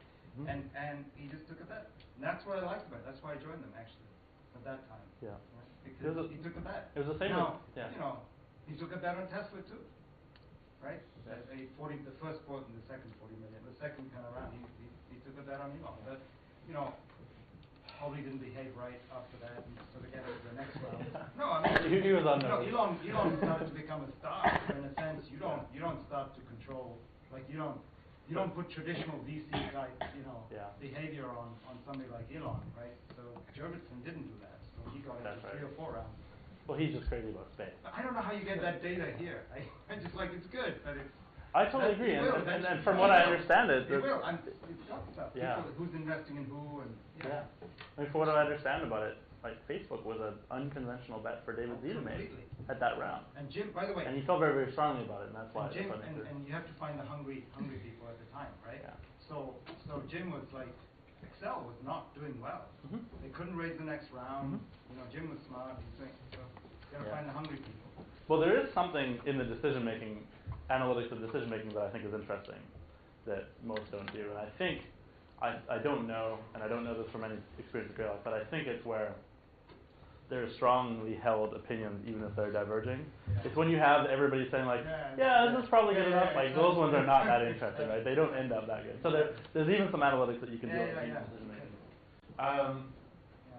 We're going to have this happen, I think, evidence-based reputation, and we already do, but there's so much of a lag in our industry that, you know, Greylock had a great year last year. I had nothing to do with it, but we were in the 4 largest IPOs. We were early stage investors, and we were in something like 6 of the largest 7 IPOs.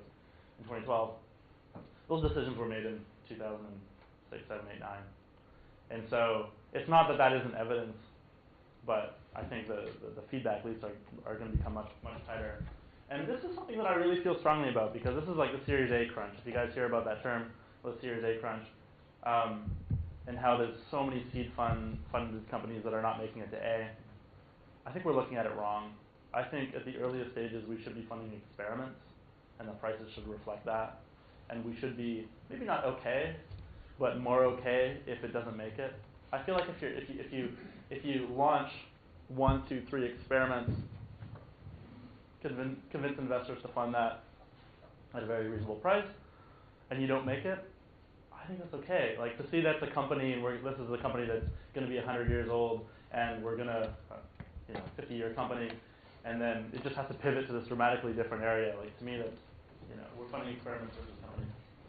Anyway, so that's what I have. I'm sorry we don't have a ton of time, but we stopped into it. But I just want to leave on this note that I think it's an incredibly interesting time to be thinking about early stage capital, and I think there's a bunch of entry points and disruption points that don't look like the large reputations of 1, 5, 10, 20 years ago. Cool, and we've got time for a couple questions. Yeah, so for the official portion for the questions here, we've got maybe about 5-10 minutes here, and I'd like people to use the microphone so we can be included in the recorded session. And I'll bring it over to you. Yeah, thanks for your presentation. I was curious, you talked about maybe pushing people towards no. You obviously want to do that a little carefully, but maybe should the question not always be about funding, and instead, are you interested in advising us in a certain way? Like I'm looking for this key advisors, and then they say, that's not what we don't advise on that, and then that's a no of sorts. Is that a way to get around that? And then the other question is about crowdfunding and stuff. Are you excited to jump in after a crowd seed or a crowd A, or is that something you shy away from? Couple good questions. So, pushing to no. I think, so I don't have the benefit of a bunch of different funding ecosystems to speak from. only the one that I work in, which is Silicon Valley. And there, people don't beat around the bush, right? If they're raising money, they're raising money, and they don't try to couch it as something else. So there's always an explicit ask, and that's fine. It's not awkward. I think in some of at the beginning when I wasn't as used to this context, it was awkward, and I would want to sort of like tiptoe my way there. I think one of the exceptions is early in your fundraising process when the pitch is not quite ready. It makes sense to speak with the first 20 to 30 people, maybe let's say 10 to 20 people, which are actually mostly going to be entrepreneurs that you need to convince, or other like sort of connectors, but some investors maybe. You frame that as advice, right? And you use that as a feedback mechanism for the pitch. I think we'll talk about that a little bit more in the next session if you have a benefit. Crowdfunding. Yeah, we just invested in a company called Smart Things that did a bunch of, I'm pretty excited. What's that? I have Smart Things. You have it? Yeah. Nice, how do you like it? I haven't used it much. I was a little disappointed because I got it right when I moved here. So. Okay. And they don't operate in the UK, so it's like plugs and stuff. So they said they're working. That is unfortunate. Yeah. Well, I'll talk to. I'll make it happen. I'll make sure they get into the UK. No, I don't have that power. That's cool. Yeah, we're really excited about that. But they had a huge amount of traction through crowdfunding, and I think home automation is a pretty tough space for to start from zero, and then you can show that kind of market response.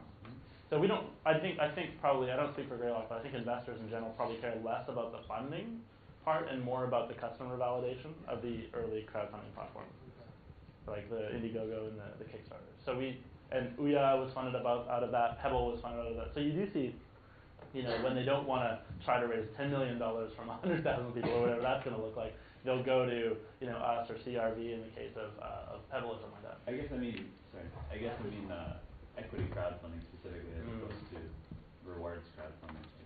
I don't know how it's going to play out. I think how clean the cap table is going to be a big thing because it definitely affects. I mean, not 100% of our decision by any means, but it does play into decisions if the cap table is really weird. And you're saying, well, what is the ownership and what does that mean about the actors in this situation?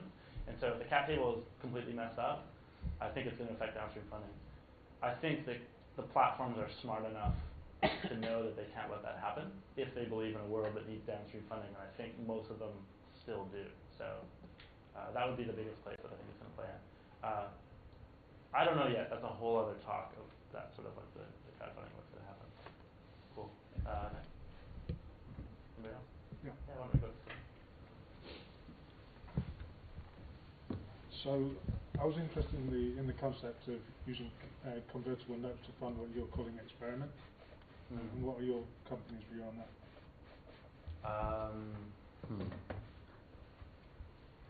don't know. That's a good question.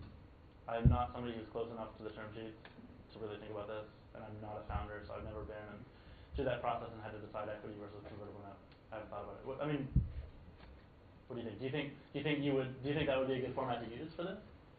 If there was a higher likelihood of failure? As a software developer with over 15 years of experience, I've seen a lot of things come and go, and we've had a lot of ideas, some that have seen the light of day and others that haven't. But I think without being able to experiment and look at a broader set of problems, you can sometimes miss out. So typically in a team of 8 people, you might have 4 or 5 experiments on the go that you'll bootstrap funding yourself. Yeah. As a small company, but as a small company, speaking from experience, you're absorbing all of that risk. Yeah. It would be a lot smarter as a small company to be able to go out and find a Greylock and say, hey, would you fund some of our experiments? That's the question. I think that's really interesting. I believe in it theoretically. I'm not sure if I believe in it practically. And here's the reason. And this is actually happening a lot more. There's so many more labs companies that are trying one thing, or moving up a level. There's a bunch of greenhouse companies which are different versions of Idea Lab, which was sort of legendary in the late 90s, for just launching companies out of them. So that is happening. Your customers might do that. Yeah. Yeah, so there might be, whoever you're producing the software for, right? So they either can't do it themselves. That's why they might want to acquire a startup at some point. So they may want to buy an option. That's what they'll be doing, right? They'll be buying an option saying this little hotshot team of 8 people might be able to experiment and sort some stuff out. And they might do that. So it depends who you're producing it for, which actually cuts out the VCs.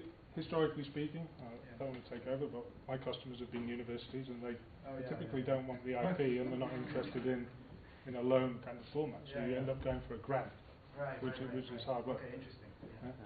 I think the reason, it's an excellent question, and I hope we figure this out as an industry. The reason I say I believe in it theoretically, I'm not sure if I believe in it practically yet, is really structuring and being very detailed about the arrangement so that you understand when something spins out, how is it separated, who has ownership over that, where does that ownership end, who goes with it, who stays. Like, these are all things that when you're running, it's not so different than the greenhouses. We say, like, we have a common structure that we have shared services like legal, like marketing, like some development capacity, whatever, and we're launching all these different companies. It gets very nuanced and messy when those companies spin out, when you're dealing with humans, especially. And so the ones that have been successful have drawn fairly clear lines around what ownership is, both in the sort of contract sense and also in the sort of my own feeling sense. So I think it's possible, but it's very hard. I think it takes special situations to make that happen right now. It's pretty messy, but I want to see it happen. I think on this side of the pond, it's very difficult to protect software. It seems to me that this model would suit Silicon Valley better because your game plan could be to try and protect these experiments. I don't think we care. I mean, I don't know about the specific protections on software. That's not what I'm good at. But I don't think we care about. All of a sudden I represent all of Silicon Valley. I don't think we care about protection that much. I mean, you can't have a non-compete agreement. You can't. Nobody signs NDAs. People just expect that a lot of the elements of software are now shared or commodified, and so I'm not sure that we would care that much about it.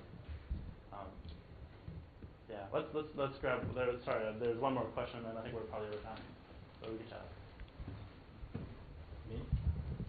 Yeah, please. Well, I wasn't necessarily going to ask a question. I was just going to comment on what we've been talking about. I was going to say that one of the biggest problems that I would see in a convertible structure, right? I mean, everybody's talking about IP and all this other kind of stuff, but what we're forgetting about is the actual structure of the deal, right? So, if we're looking at startups, right, Silicon Valley developers and stuff like that, there's a financier that I say, okay, well, if I structure a deal like this, are you going to be able to pay it, right? So, if you can't pay it, you have no deal, right? So, nobody's mentioned that, which is why a lot of times you have equity funding models in Silicon Valley, right? So, I finance large infrastructure projects. So that's a little bit different because, you have revenue that's thrown off by, this particular project, or we have underlying assets that may be minerals or, whatever it is that we can, that we have as like an underlying sort of asset to the overall project, right? So it's a little bit different in that way. If you don't have that with technology, it's going to be hard to structure a note. So I think there's a context above the specific contracts that's important as well. Like we would need confidence that there's not going to be some adverse selection, that you're not going to keep the super high potential project in-house when they're working, or you're going to save the best ideas for the 20% that you're funding in-house and stuff like that. So there's a trust and confidence and contextual layer above or below each specific situation. I think that's very important as well. And this is the same, we had the slide with Angelist and the syndicates and backers, and Naval is pretty explicit, like, that he is pushing those investors to push all of their stuff through that platform because he doesn't want their backers to just get the shitty deals, right? And so I think this is, it's normal. That's interesting. We're probably over time?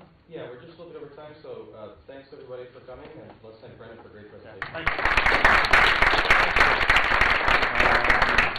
And if you stick around, by the way, we're going to talk about this next.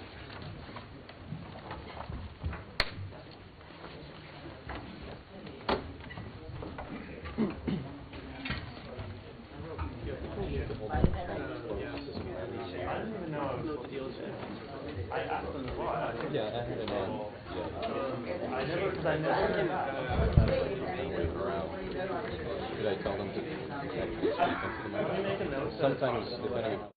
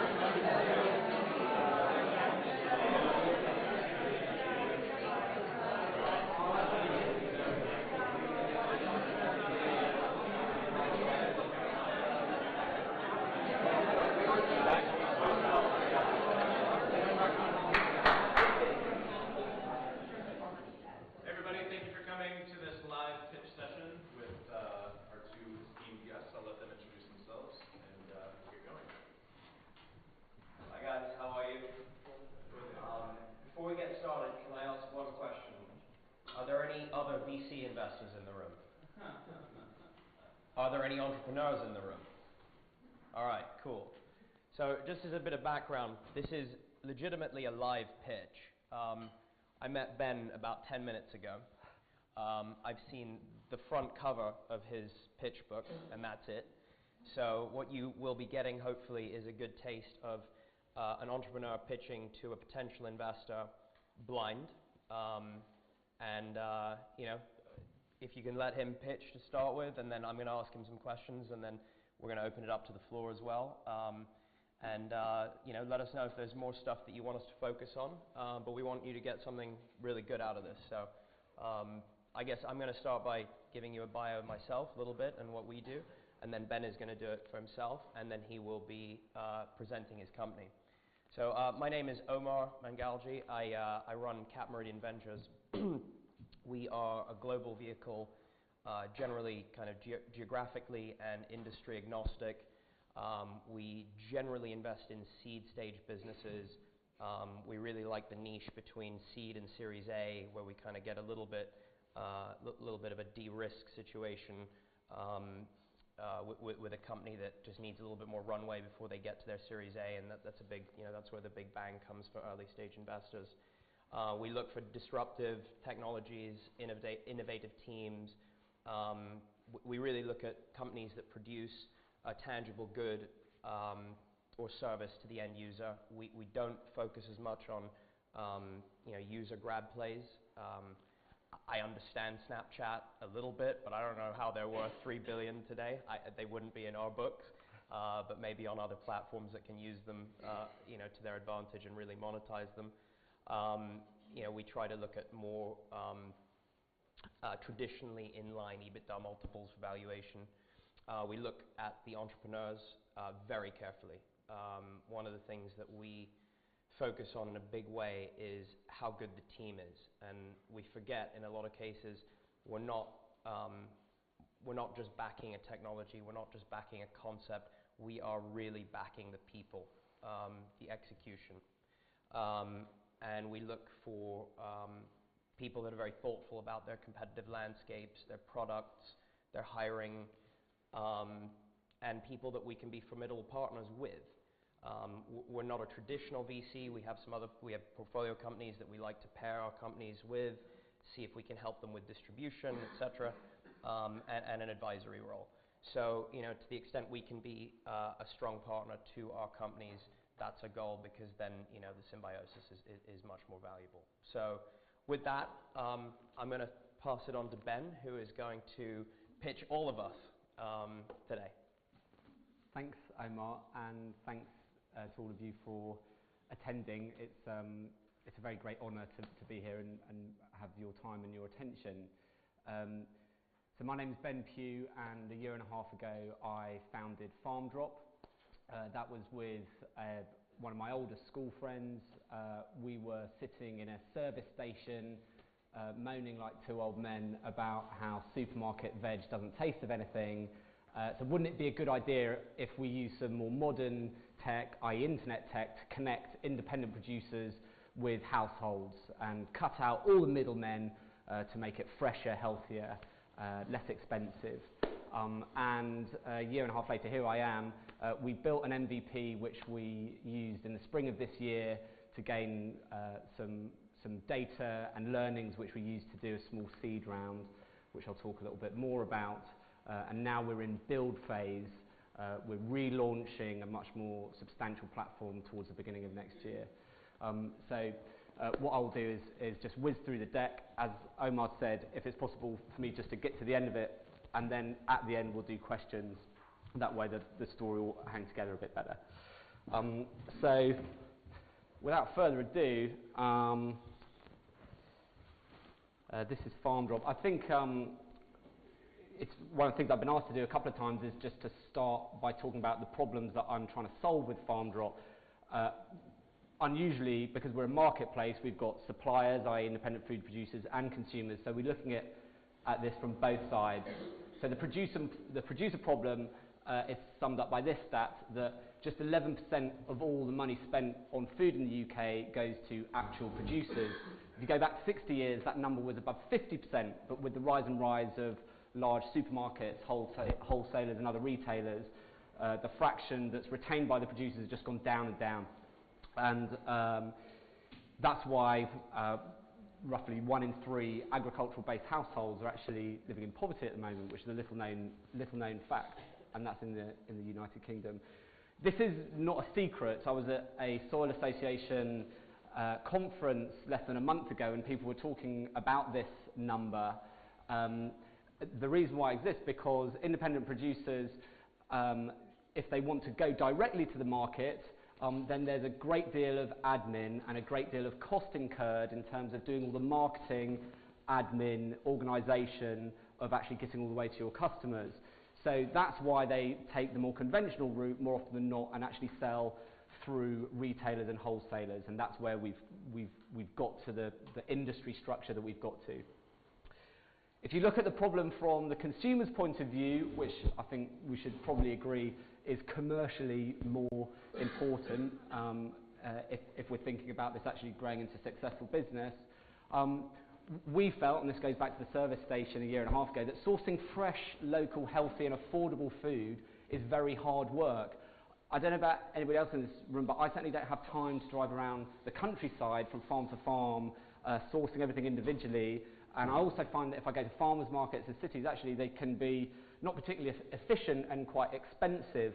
So often that's all too difficult, and you end up going back to the supermarket and buying a lot of processed food. And the reason that I took that shot of processed food is because, of course, there is a health theme to this conference, and there's more research coming out all the time about how eating processed food is one of the main causes of worsening diets, particularly in the West. And so that's the problem from the consumer side that we're trying to attack. And we think the solution is Farm Drop. And what is Farm Drop? Farm Drop is a platform that enables people to establish their own local food marketplaces. And that's the most important sentence, because that's the whole company, that's all it does. Farm Drop enables people to establish their own local food marketplaces. So you can think of this a little bit like a franchise model. So if anybody here decided they got excited about Farm Drop, they could set up their own Farm Drop, and that could be the Oxford MBA Farm Drop, and the software would allow you to connect with all the producers. It would move all the money and information around, and every week your fellow members and farmers would all congregate in one place, and there'd be a nice quick exchange of food. All the money and everything else exchanges via the website. So in terms of how it works, it's a weekly cycle. If you start in the top right of the slide, you as a user, i.e. a consumer, you'd go onto the website and you could browse the various different producers. You'd add to basket and go through to checkout as you would on any other online retail site. Our platform would then disaggregate and reaggregate all the information and send it off to the various different producers, who would then arrive at, say, a local community centre, the foyer of this college, a local pub, a local cafe, a local school, 3 days later, and that's where the physical exchange of the food would take place between the producers and the customers. So that's what it is. In terms of the revenue model, and this obviously being a pitch to a VC, that's the second most important question. It's as simple as this. As a shopper, if you spend £10 on a bag of shopping, which may look very much like that, that's certainly what they did tend to look like in the pilots, 8 of your pounds would go to the producers, 1 of your pounds would go to the keeper, and the final 1 of your pounds would be retained by Farm Drop, and that's what covers our costs. And when we grow to scale, which I'll talk about in a bit, that's where we've become a nice, profitable business. The one word that I don't expect you to know there is keeper. That's what we term the franchisee. So whoever's going to use our software to establish their own local food market, we call them a keeper. They're Farm Drop keepers. And that'll come up a couple more times. So the idea is that those keepers, and we've already had a lot of keepers come towards us saying they want to establish their own local food marketplaces. they're not just jolly good people trying to do a jolly good thing. Actually, we believe in good capitalism. We believe in these people doing the hard work to establish a good local food marketplace in their neighbourhoods and their communities, and therefore sharing in the financial rewards for doing that as well. And so that's why we've built the model as such. In terms of the shopper benefits, very straightforward. Because you're buying the food direct from the producers, it should be fresher and healthier and tastier. Because there's no middleman, there's no horse meat unless you've asked for that. And that was a horrible thing that happened in this country 9 months ago. And lots of people were talking about, you know, where are the criminals that are making this supply chain all over elaborate. It's no single person. That's just 50 or 60 years of a supply chain becoming more and more industrialised and more pressure being put on producers in terms of pricing, and then suddenly really terrible things like that happen, and we're trying to unbundle all of that with Farm Drop. Other producer benefits, shopper benefits, I beg your pardon, is that this attempts to be a very modern and convenient format. So you may know that online grocery shopping in the UK is set to double in the 5 years to 2017, and Farm Drop's trying to be squarely in the way of that mega trend. It's just going to become the norm that people want to be at home sitting on the sofa with an iPad and do their food shopping like that, rather than actually go and do all the supermarket aisles instead. So that's another shopper benefit which we think is unique. And then, of course, there's the thing about the actual money that you're spending. The main gain from disintermediation from a shopper is that you can reduce the price of food paid by the consumer, even though the price that the producer is collecting has gone up. And that's what I'm trying to capture with that slide. It's from an actual meeting that I had with a Kent producer when I first started thinking about the idea, who was selling butternut squash to a well-known supermarket for £1 a squash, and that supermarket was selling them to shoppers for £2.40. So there was a hell of a big portion there which was being completely taken by the wholesaler and the retailer, and the simple disintermediation concept behind Farm Drop is just to remove that and give it back to the shoppers and the producers. In terms of the producer benefits, and these are equally important because they're our supply, this is only going to work if we actually get producers becoming equally enthusiastic about it. Well, this is the main reason. Farm Drop finds them new groups of customers in the same place and the same time every week, and it does all of the admin and marketing around that, and currently that's not available to independent producers in this country. And we know, having talked to a great deal of them, that that's very valuable. The fact that they get 80% of any of the money that goes through the site, that's a really big deal. They can't get that anywhere else. And that compares to the 11% figure that we talked about in the beginning of the presentation. We've also found, doing consumer research, that shoppers really value that too. It's all part of this kind of new age of sharing economy and transparency. People want to know that their money is going to the right end places, and so that's actually something that is going to feature quite heavily in our marketing. Zero waste is a really big one. It's something I had no conception of before I actually went out and started working with farmers, but you can leave a carrot in the ground for 6 months and all it will do is grow away very happily. It's only when you pick the carrot out of the ground that it starts to rot away and die.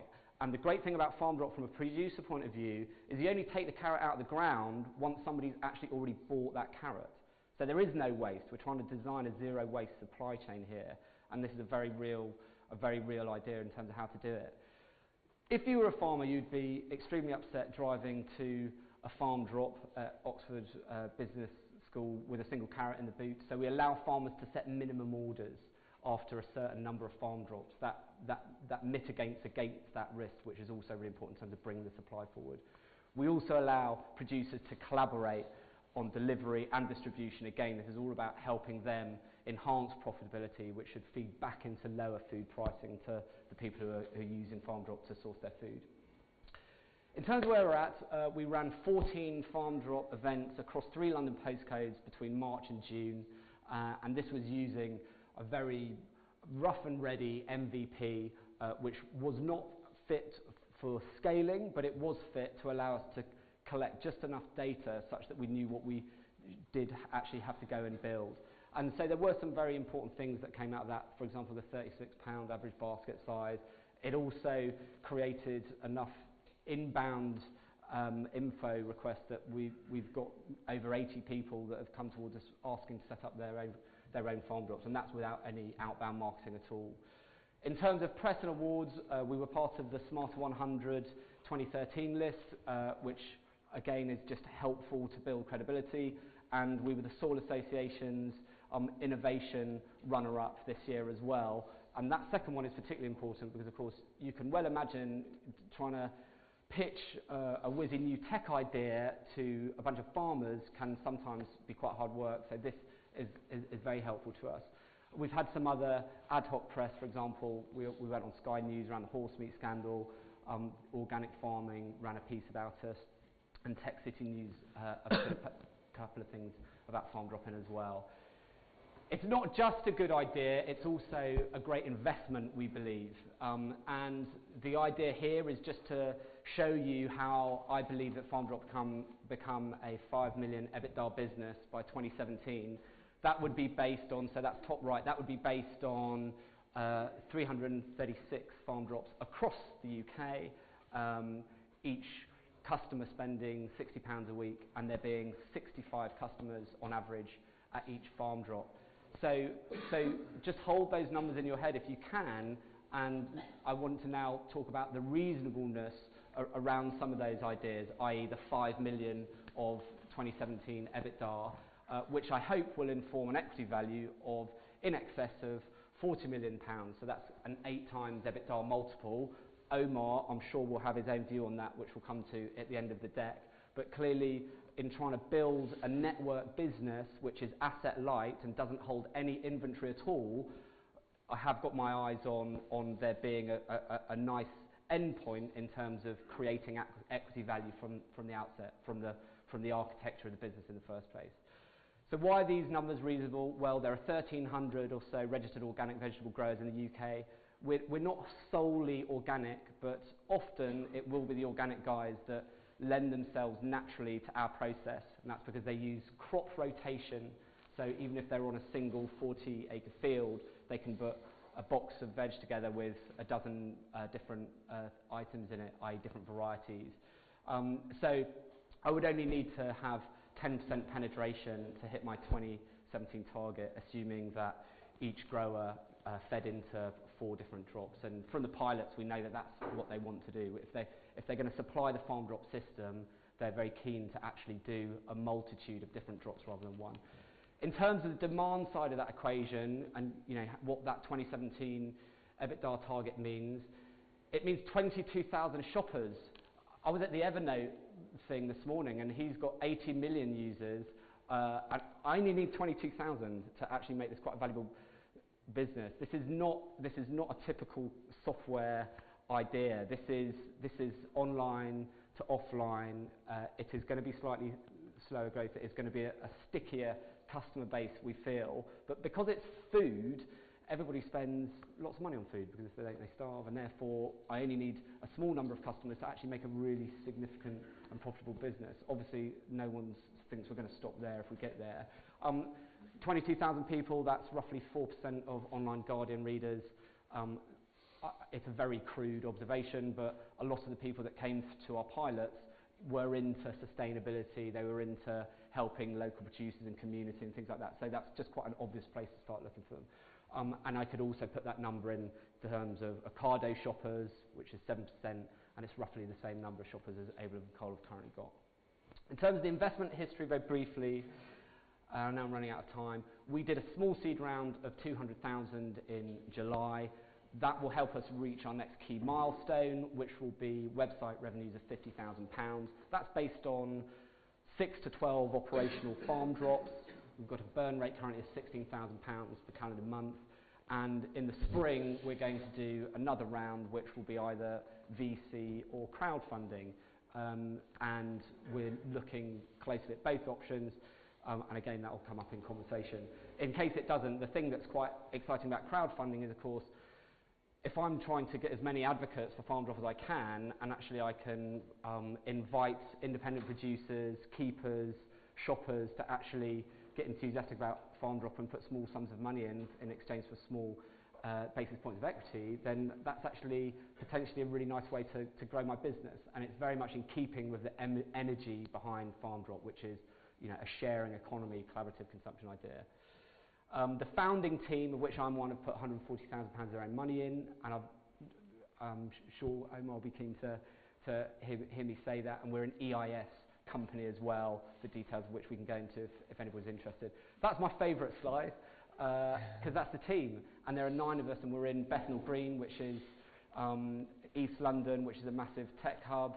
The angry-looking chap with his arms folded is Kent Gowland, who's our CTO, who's a 16-year software veteran, who's building the platform using state-of-the-art technology.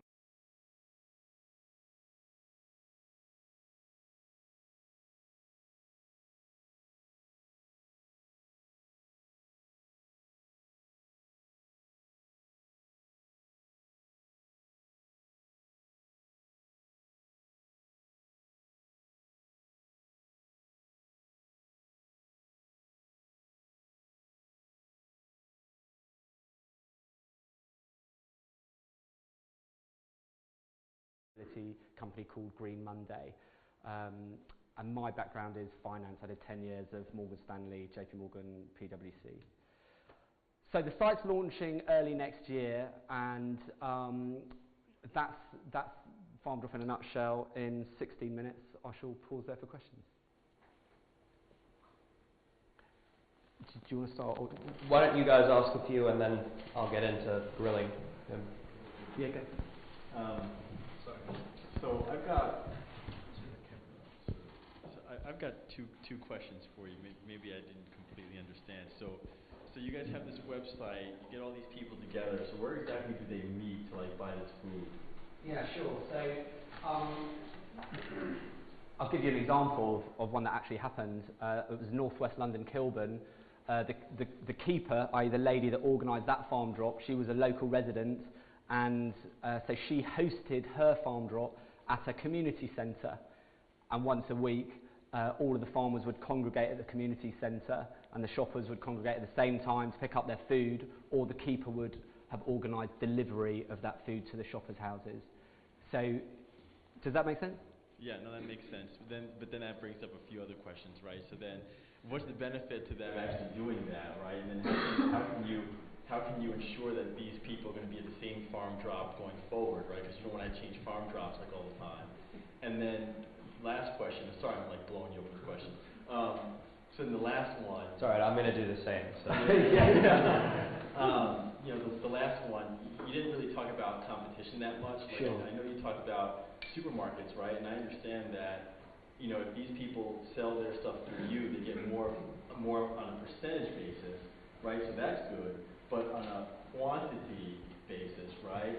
Like, I mean, at the end of the day, if I'm growing, I don't know, strawberries, right? And you're saying, hey, you're going to get more percentage, so you'll be able to make more revenue per strawberry, but you can only guarantee me 10,000 strawberries, and I can sell 5 million through Tesco. Well, I'm going to Tesco. So what do you do to then guarantee that these guys would be able to make more money? Sure. So I'll take the last one first, which is a great one. It's no point in giving people 80% of not very much, and I totally get that. And that's the reason why we're building minimum order functionality. If you go out to one of the Swindon growers not far from here, you'll have exactly that conversation. That question came from him as well. That, come on, you know, I haven't got time to mess around. Help me out here. I'm only interested in making an order of £1,000 at a time, and that's why before any of the farm drops actually open, we work with the keepers to make sure that we've got enough membership to that specific farm drop that we can nearly guarantee that they're going to get a sizable and profitable order. So we're attacking those issues because they're very real, but I don't think there should be any mistake here. If you go out driving around meeting producers, you're not going to you're not going to hear very many of the independent ones or the artisan ones or the craft guys. You're not going to hear many of them saying, you know what, go away Farm Drop, because I love Tesco's, because they, you know, I've always got a great thing going with Tesco's. It's more likely that they'll tell you, and this is not Tesco's, I'm not being libelous here, it's more likely that you might hear a story about the, you know, supermarkets coming back time and again, year after year, saying, last year the price was 10, this year the price is 9, and next year they come back and say the price is 8. It's very typical oligopoly approach to things. You've got the power and you've got the might, so you just keep pressing down on the suppliers.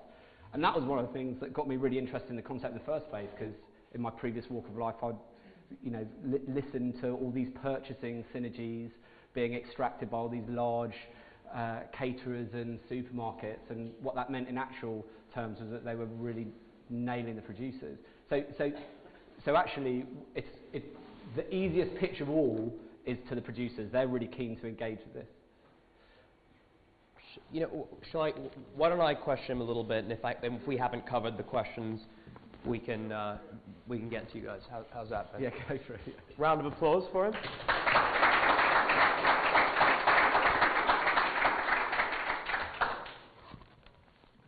Ben, thank you. You know, thanks for coming in today and giving us your pitch. I have some questions just on the actual pitch, and then we can get into kind of the more standardized questions that we ask all the entrepreneurs that we meet with.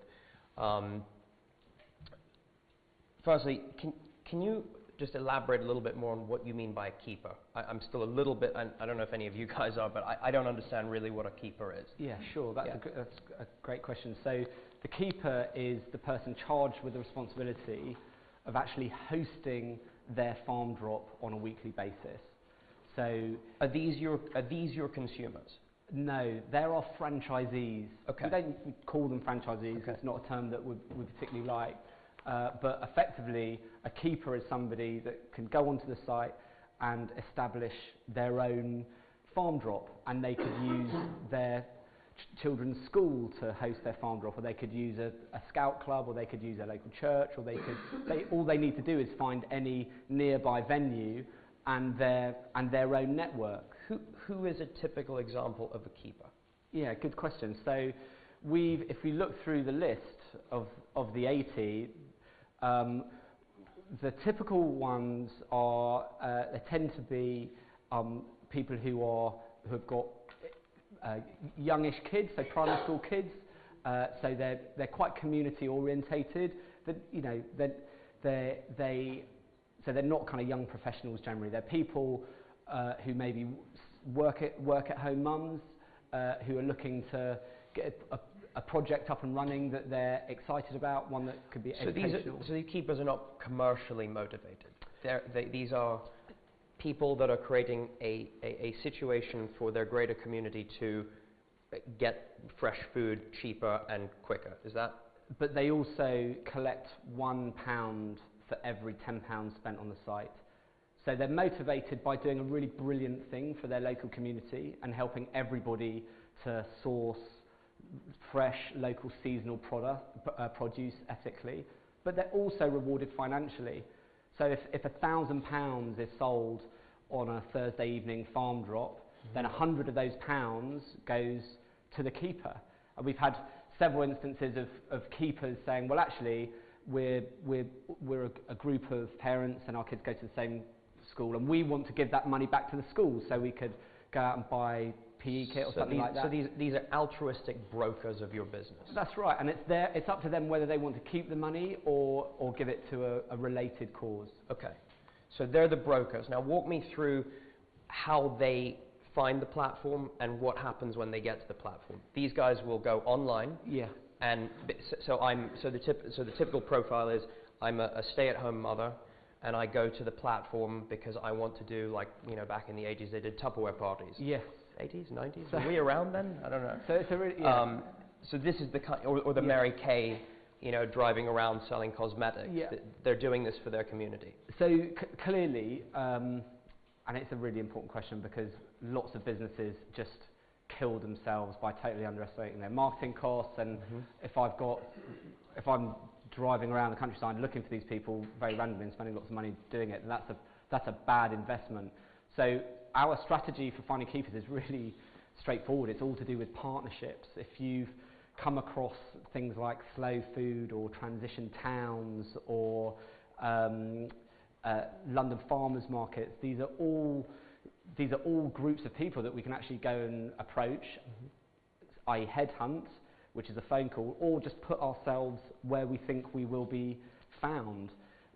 So actually there are, I mean, it's a quite a bold call, but we have a negligible marketing budget because we think that this idea seems to be resonating with so many communities that we haven't even tried to find in the first place, that actually we can grow it to scale without actually spending lots of time and effort going to find these people. So I'll give you a great example. A lady came to see us 2 Fridays ago, having got in touch, and she'd heard about us as being a Smarter 2013 winner, and she's down in Worthing. She's already trying to do her local box scheme with all her local friends and neighbours and fellow residents, and she just said, we've been trying to do this for 2 years, we've been waiting for Farm Drop, and thankfully somebody's now building the thing that we've been waiting for.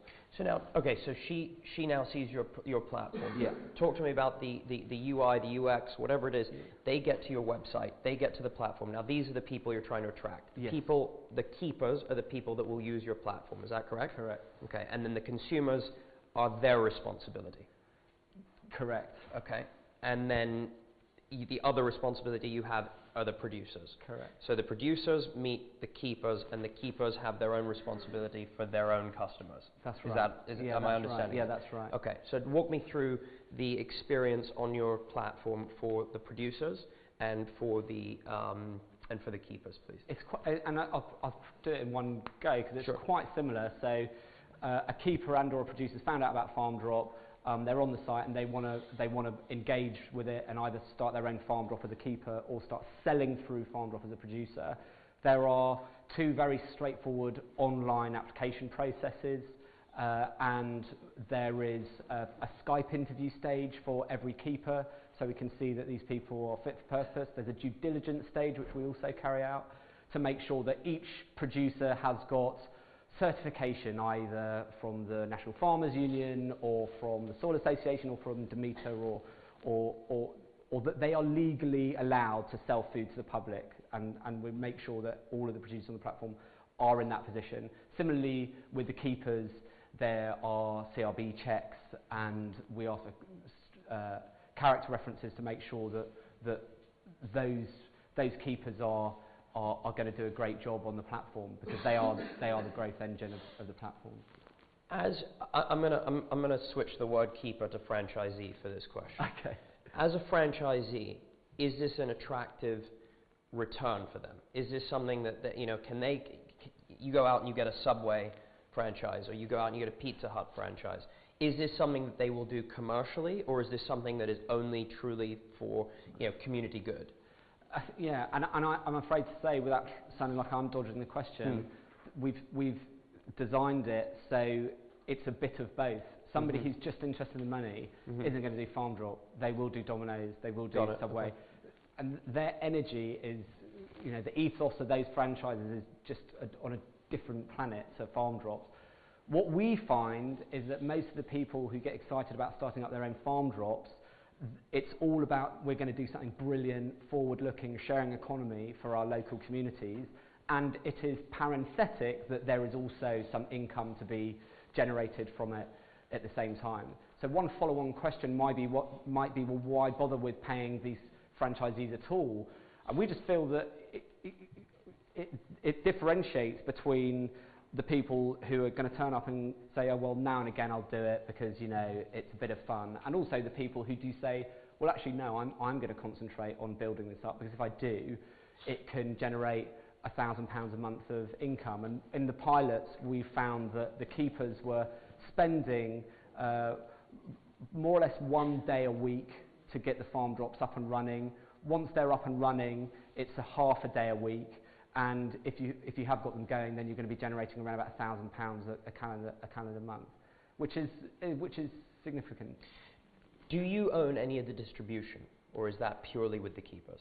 That is purely with the keepers. So we work with people like Zipcar to enable keepers to, without using their cars if they don't want to, or any other owned asset, you can move produce from the farm drop to the actual customer's home. Predominantly, customers actually want to come along to the farm drop and pick up the produce because they meet the farmers and it's a very seamless process and there's a social event feel about it momentarily, and you grab the food and off you go. There are a segment of customers who do want home delivery, and we make sure that's available, but at no stage will Farm Drop ever own a warehouse or a van or anything like that. We believe that all the assets are already out there. It's just a case of coming up with a clever enough piece of technology to arrange them sensibly. So you don't see value in, and I'm playing devil's advocate to a certain extent, so I'm asking you to defend your point, not being mean for no reason. You know, if you owned the distribution outlets and you went directly, there would be no need for the keepers, right? Could you set that up? Could you create social networks with your technology to create the distribution, own the distribution, and then keep that extra pound that the keepers would have kept? Because ultimately, they're not commercially driven. So, and that's a great question as well. So we've tried that. Okay. And we did that this time last year. We were running two very early stage pilots. One with a single producer who was delivering to a little mobile office space that I worked at in West London. And this guy delivered veg to Whole Foods every Wednesday anyway, so he started delivering veg to the guys at this office space where I worked. And it worked great, apart from the fact that actually people are not sufficiently interested in a single producer's offer to actually carve out a whole consumer journey. You need a multitude of producers to persuade me that actually I'm going to go through the hassle of going online, doing an order, making sure I'm organised to be at home or be at the farm drop to pick that up. So that means probably 5+ producers. As soon as you introduce that level of complexity, somebody has to be in position to actually help with the coordination, to be there physically to make sure the producers are okay and they're handing the stuff over. So if you then step back at it and look at it as an HR problem, and these things are running every week, you certainly don't want to go out and hire 20 keepers and have them on your payroll. Much better to have 20 keepers and they're all really incentivised because this is a commission-based payout and they really want it to work. And so that's how I guess, I mean, we could talk about the economics of that, because if you scale high enough, giving away 50% of your potential profit margin to what you could in-house might actually be a different story. But I've just tried to kind of understand the business a little bit more. But I'd like to go through with you just kind of the things that we look at, when we talk to any entrepreneur. I think these are things that, for the most part, everyone should be kind of thinking about when they are pitching to a VC. So just, you address your pain point. What is it that you're solving? You've mentioned this, but if you could put it in a nutshell, how do you describe the pain point that you're addressing, the value proposition that you are essentially giving the market, and why are you competitively why do you have competitive advantage in this? For the consumers, it's about fresh, local, seasonable, affordable, and if you actually go through all of the other offers out there, from Avon Cole to Ocado to Tesco's, no one's actually really offering that, or they're trying and doing it in a way which Farm Drop is really, really not. So it's unique in terms of the consumer offering. In terms of the producer offering, it's 80% of everything you sell, and I appreciate your volume point, and it's a very important one that we're very conscious of. But no one else is. If a supermarket turns up at a farmer's gate and says, I'll take all your strawberries, that farmer will probably take 30% of the retail price, and we're offering 80% of the real retail price. That's a compelling value proposition for a producer. So when you think of the people that you're serving, what is the size of your addressable market? So I could answer this in rather a crude way to say £170 billion is spent on food in the UK every year. But of course, that includes all of the processed stuff which we're not dealing with. So I think it's more sensible to look at what's already going through businesses like Rutherford, like Avon and Cole. Those are the guys who are already trying to disintermediate local produce, but are doing it in a very different way to farm drop. That market is worth more in the range of 250 million, and that's just for local produce that's sold by those two entities and one or two others. And then, so geography-wise, is the UK the right place to do this now? Is it? Can you take this elsewhere? Can you move this model elsewhere? You know, and then within the local market, can you be, as they say, you know, can you be ubiquitous? Can you be the market leader in this distribution platform business that you're in? So there are, in the US and in France, there are other local food concepts which are trying to pioneer their own online versions of farm drop. There's one in France which has got effectively, I think, around 400 farm drops scattered across France, and they're actually doing very well already. So it certainly wouldn't make very much sense for us to go into France, and it certainly wouldn't make very much sense for them to come into the UK. And the reason for that, and this is again why this is not an Evernote type idea, each country, and Britain is a classic example of this, you know, there are farming methods which are specific to that geography. There are institutions which you need to create decent relationships with, such that the farmers that are going to own your supply chain actually want to engage with you. So I have this question all the time about, you know, I'm only interested in it if it's going to be global and it's going to be massive in, you know, in Asia in 5 years. And farm drop will be massive in the UK in 5 years, I hope, and it's only at that point that it would make sense for us to try and push it out across.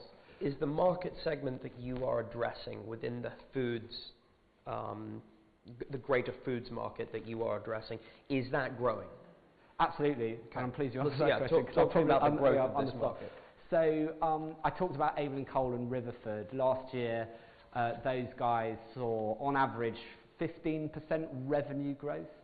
So if you look anywhere in the food retail space in the UK at the moment, it looks pretty horrible, apart from people who are selling this idea of kind of local online. So absolutely, we're trying to put farm drop in the space where the growth already is, and we know it's there. I could phrase that otherwise by saying that farmers markets are going up in number every year, and that's a consumer-driven thing. People want to buy food direct from producers for things like the horse meat scandal. It's a mega trend which is internet-driven. People want to know about the food and where it's from. So we've addressed a little bit, kind of, you know, your competition. There is not, to some understanding, there's not much in the UK. There is some in other parts of Europe, but you want to be the market leader of this because this is very new. Yes. Now, what are the biggest challenges to your model today? What are the biggest challenges to you executing and getting to your goals? I think it's the education piece. So we're asking all of our user groups to do something quite different. We're asking consumers to shop in a different way. We're asking producers to supply in a slightly different way. So that challenge of doing our UI and our shop window, which you won't be able to see until early next year, in a way that just really helps people understand exactly what the concept is and how it works. I think that's the key challenge that we've got most control over, I would say, at the moment.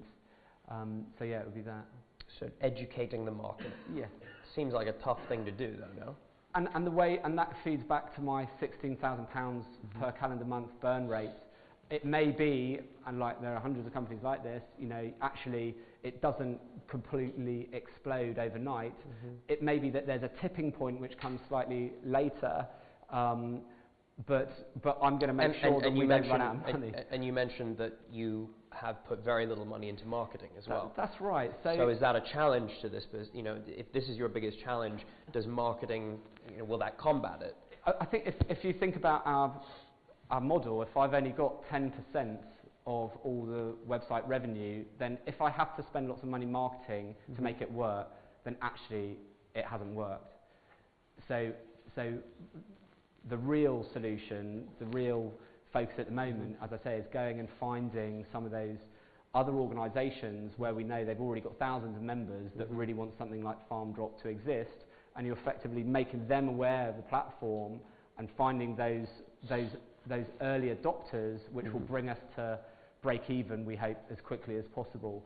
So does that make sense? Yeah, no, it does. It leads me to exactly what my next question was, essentially. When you look at your customer base, which is essentially the keepers and the brokers, et cetera, and the franchisees, how do you think about new user acquisition? You know, how do you get them? Is there a specific plan? Without marketing, so there's no blanket kind of approach. You want to go to kind of affinity groups, sort of, yes. in a way. Is that the way you want to go forward? Absolutely. And is there a specific plan for that? Absolutely. Okay. So in the way the team's set up, there are 9 people in the team. 5 of those are dedicated to the site, and 4 of those, of which I'm a member, are what we call the network team, and we are there coming up with clever, cost-effective ways to get to those potential partners. A great example was 2 weeks ago we went to see Slow Food, who are all about trying to raise awareness with forgotten varieties, so we don't actually run out of lots of the food stuff that we love. And they've got 25 local food groups already dotted around the UK, and they would love for Farm Drop just to be pushed out to those food groups. That's a really good example of how you don't necessarily have to go out and arduously find each and every Farm Drop keeper one by one. Actually, it's about identifying where these rich seams of people are who already want Farm Drop to exist, and are surprised that it doesn't already. Okay. So we've kind of talked about the business model, we've talked about the strategy, we've talked about the marketplace, we've talked about geography. Let's talk about the technology for a moment. So, you said this is an online-offline play, right? Often we find companies that try to do online-offline plays, they're tech light. In this case, you're inventory light as well. So, how is this revolutionary? Is the technology revolutionary, or is this just an aggregation platform? So part of the reason, it's a good question, we've got a community trademark, which is a word mark, which means it's not logo affected, it's just the word mark, and that's across the European community. The reason I mentioned that first is because actually I do think that's important for us, is to have a barrier to entry around the brand, because the tech is involved. So we're developing a proprietary pricing wizard to make it really Is there proprietary? Is it patented? It's not patented, okay, but it is proprietary. So this is not just off the shelf different software products that we're just rebranding and then pushing it out. No, this is a bottom up build, and it is proprietary. I don't feel that it's worthwhile for us to put lots of resource in early on the patent protection, because I don't think it would be available.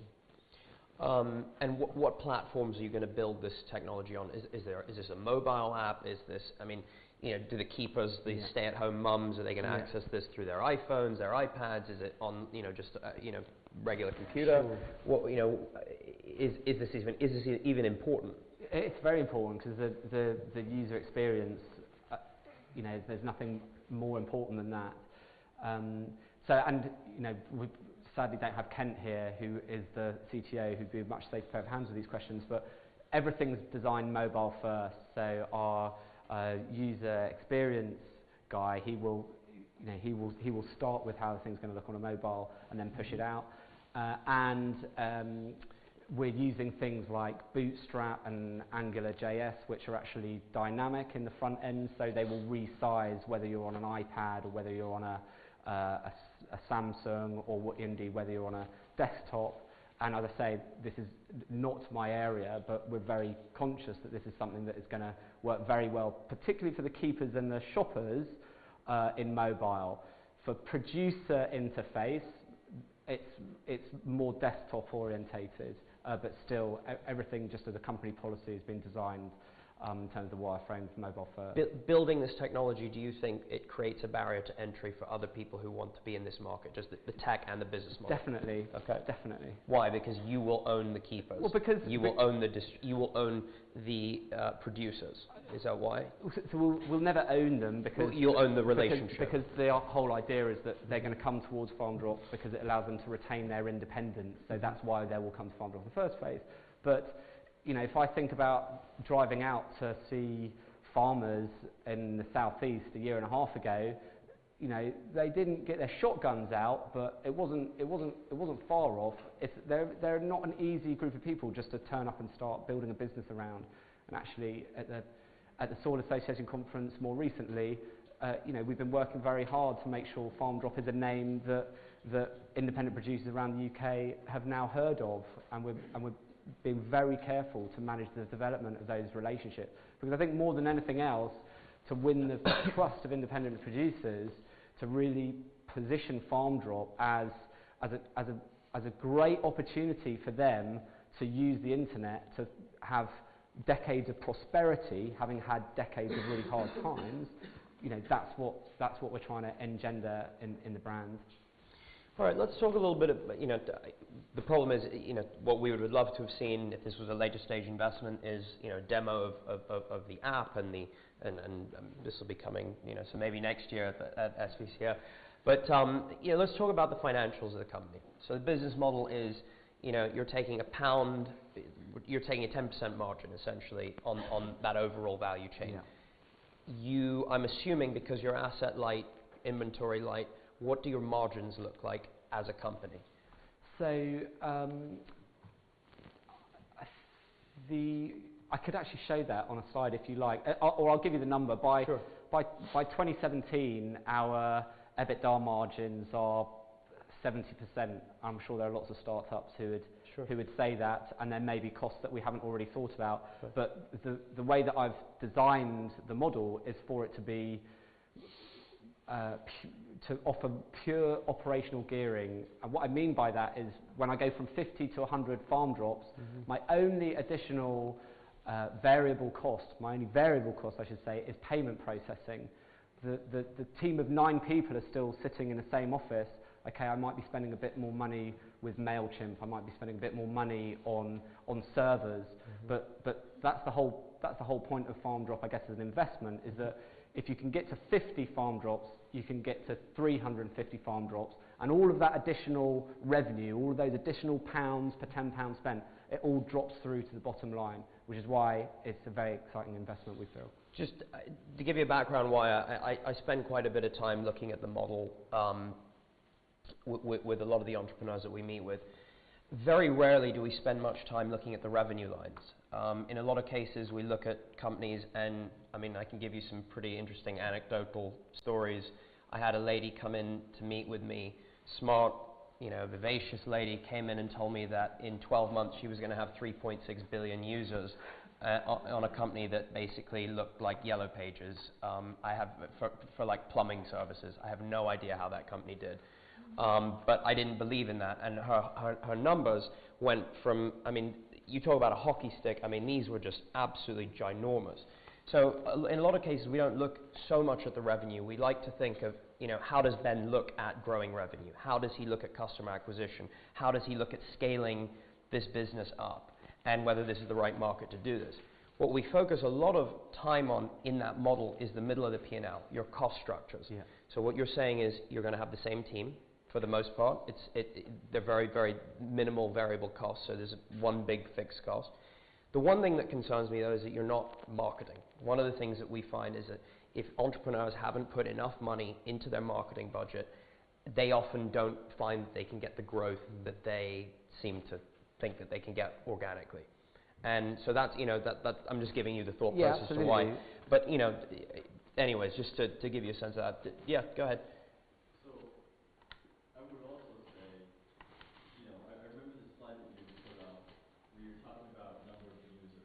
Yeah. Number of potential online users. And that number, I mean, well, that graph is like this. Yeah. Right? And at 27%, I forgot what the number was, but I feel like it was like 20-something million or something. It was something like that. It was a big number. And later on in your talk, you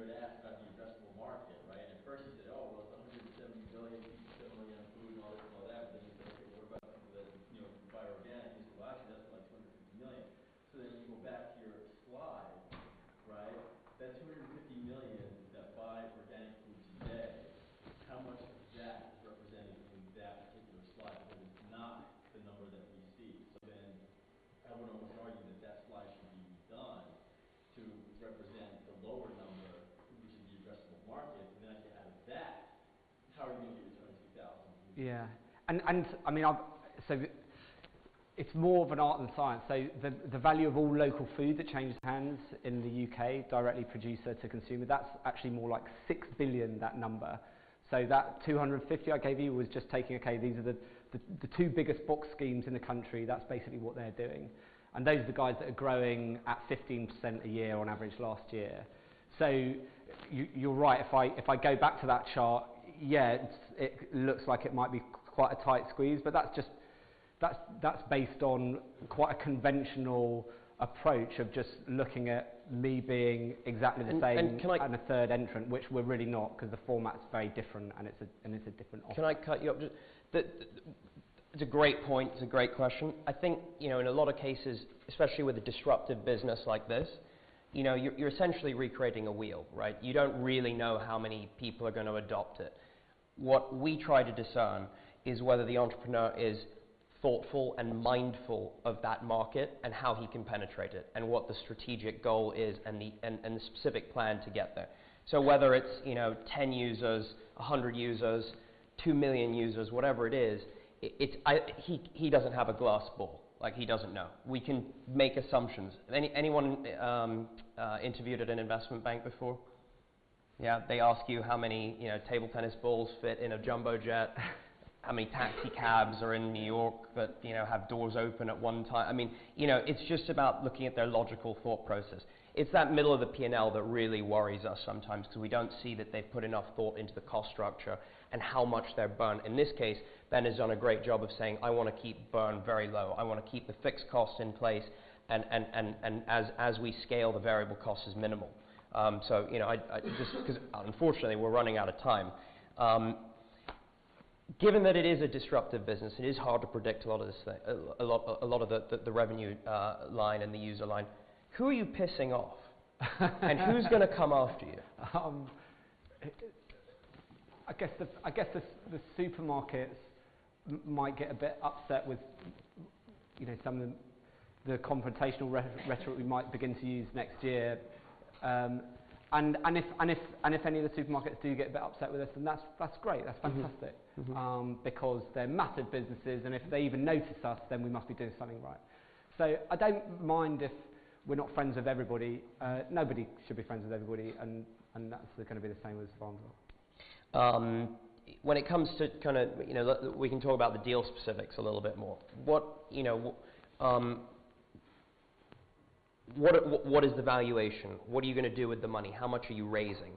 Is the amount you are raising sized accordingly? How many months does that give you in burn rate? And then we can talk about the cap table as well, which, you know, we have to be thoughtful about. So over the summer we did around 200,000 at a pre-money valuation of 800,000, and there were 9 different investors who made up that round. 2 lead investors who are Zipcar and ASOS co-founders, different people, and currently in terms of the cap table, the 3 founder directors, myself, the CTO and the CEO, all have around about 20% each. So I've done the second question first. In terms of the round that we want to do next year, we are, as we're launching around the same period, I'm very keen to use the money that I've still got in our bank account to see how far we can go and see how much we can achieve in terms of our key performance indicators before I go and attempt to do a $1 million plus round. So it may well be there'll be a bridging round, which would more likely take shape. And would you do that as equity or as a convertible note, which we can discuss the merits of? I think equity. I think that we, unless something. So are you willing to, if it's equity, you're willing to put a specific valuation on your business today? I think if you think we did the round in July last year, where we really had nothing at all, we're going to be looking to try and secure a valuation of £3+ million when we do our next round. Okay.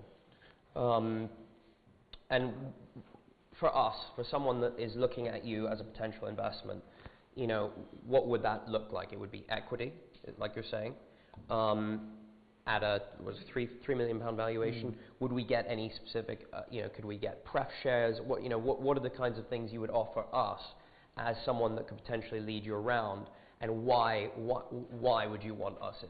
Like, Yeah, what is there a strategic symbiosis that we can find with you? Can we help you distribute? Can we help you with financial structuring? What is it, you know, I think you need to interview us just as much as we need to interview you, in the sense that, I wouldn't tell a company this normally, by the way, but you know, why is it that we should invest in you? What makes you that guy in the space?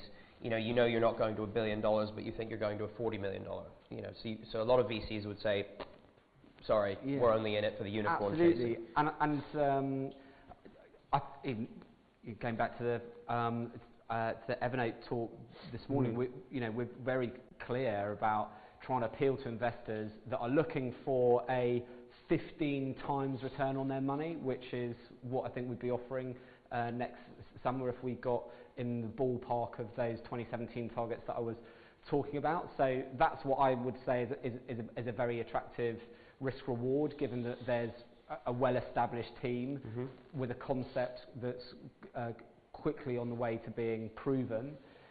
In terms of what we're looking for, it's actually for investors, and I felt we did this really well last summer. We found a group of investors that really wanted to make a significant return, and at that point, if they were coming in at an 800 pre-money valuation, and we were talking about a 40 million equity valuation 5 years' time, then that's an even more significant return. But actually, we're looking for investors who really want FarmDrop to work, and so they are also going to go the extra mile. They're going to be advocates for FarmDrop. They're going to be talking in their networks about how they think FarmDrop's going to be the next massive thing in local food, and to really will it to succeed. It feels like there's so much goodwill around the brand and around the concept that actually we do want to find investors that share the vision and want it to work. There are lots of investments out there, I'm sure many of which will do much better than FarmDrop, and I'm not supposed to say that to a VC either, but actually the VC I want is the guy who goes, no, FarmDrop's important, it's going to work, and I'm going to help it work. I think that's a good time to say we're really running out of time, and I'd love to open the floor up for questions, but one of the things that we did want to do was, for us, investing in someone like Ben is to spend a lot of time with him, going through a lot of these different things. We've touched on bits and pieces. There's a lot more a lot more time we would spend with him on all of these different things. We would look at contracts that they have. We would look at the models more carefully, their marketing spend. Lots and lots of different things that we would look at, and also just spending time with the team is very important, because we want to know how they think, and whether they can think big as well, and if they have to pivot, are they agile enough? Are they married to this to the project to execute in a certain way, or is it that they want to produce a technology? There are lots of different things that we kind of have to take into consideration, but I wanted to share with you just a little bit of what we think of behind the door when Ben leaves. We kind of look at things internally. We look at the risk-reward profile and what this does in terms of principal protection. We do not want to. We're okay, going out there and making investments, but we do not want to lose a dollar of principal money. What are the absolute returns? Is it possible to have an asymmetric payoff of sorts? In this case, I think he answered that himself. He said, look, this is going to be it'll be a decent investment, but this is not you investing in the seed stage of Facebook or Evernote. So, that could be something that we rank these internally from 1 to 10. What is the ease of his thesis? Can he execute this? Does the team do we have confidence in the team to execute this and execute their business plan? What is the underlying growth? What's the relative probability? And then for us, we're trying to build a portfolio. We're currently invested in about 17 companies globally, Africa, Brazil, the States, Europe, and we want to look at the liquidity profile. If we have to cut loose and try and back something else with finite funds, can we get out of this quickly? You know, that's not an easy thing to do with early stage investing, but you know, at times there are situations where you can sell on the secondary market, etc. And that's something very important to us. And then the last thing is a bit of a special source, is whether we can add value to them with our portfolios, etc., our companies, that they will get a lot out of as well as us. And so that's, you know, another analysis. But I think one of the things we wanted to leave you with is kind of, you know, thoughts on how you guys get VC money. And I think Ben has, you know, done a great job of showing us all the things that, you know, he showed us the financials, he showed us the market, he answered all the questions. And, you know, I think, you know, what do you guys think? Do you think he did a good job for a VC? I think he did a good job. So I think Ben's going to give us a couple lessons that he's learned about addressing and talking to VCs. I'll give you a couple ending points, and then we'll open it up for questions. Does that work? Off to you, Ben. So, with the greatest will in the world, and VCs, I mean, Omar practically said this before we started chatting, and I'm not going to, but you know, timing's really crucial. You've got your exciting new startup, and VCs can change the world for you. But you know, it feels really important to us to go and approach them at the right time, because they're professional investors, and the term sheets are going to be quite a lot more elaborate, and there'll be some, you know, there's going to be more material in them, preference share related or converts, things like that. If you start just with a seed round with a couple of investors that think it's a great idea and they really want it to work, the term sheet and the nature of that fundraising is actually less onerous. So I would say that the VC approach is crucial in the context of the timing. Yeah. So I mean, some of the things that we, you know, could talk to you about getting funded. I mean, you need to be prepared. Ben was very well prepared for the meeting. He had all the right things in place that we look at. You know, we like data. Everyone likes data. There's a lot more data out there now than there was 10 years ago. You know, consumer-driven data. You know your market, know your potential growth, know your financials. You know, be mindful of the value that you can create. You need to talk a little bit in VC type. You know, you can have a lot of raw intelligence, but you know, you do need to know the financials quite well, and you need to understand how you think you're going to monetize on this, because at the end of the day, VCs are looking to invest in companies that they're going to make money in. And please don't come in and say, we've got a great idea and we're going to sell to Facebook, because ultimately that can't be your only exit. You need to have a few other thoughts. Be prepared for a lot of rejection. Don't be discouraged, but use the feedback. Use the feedback that you get from VCs, other investors, etc. And I don't know a single VC investor that wouldn't spend time with a company, even if they've rejected it, to say, look, here you go. You know, if it's a conscientious entrepreneur. You know, a lot of investors really don't have an idea if something will be successful in a disruptive space. I quote that movie, This Is 40, when the guy says, you know, you passed on Arcade Fire. Well, everyone passed on Arcade Fire. They became, you know, a massive sensation. So there's a lot of that in the VC world as well. When you're talking to the VCs and you're trying to raise the round, I would be judicious in your use of telling them there's a scarcity factor in your round. I would use that carefully. I get calls from some of our portfolio companies that are doing other rounds saying, oh man, I have left you like 25K, and if you're really lucky, I mean, I might be able to get you $1 million in this round. I'm thinking, no one's calling these guys right now. Yeah. So just, you know, use that sparingly, because I know, you know, it can be a little bit, that can seem pushy. I'm sure you've used that in the past, saying, you know, no, we're overfunded. There's no room in this round. Consider, you know, as an entrepreneur, you know, applying to the accelerators and the incubators. They have great distribution networks.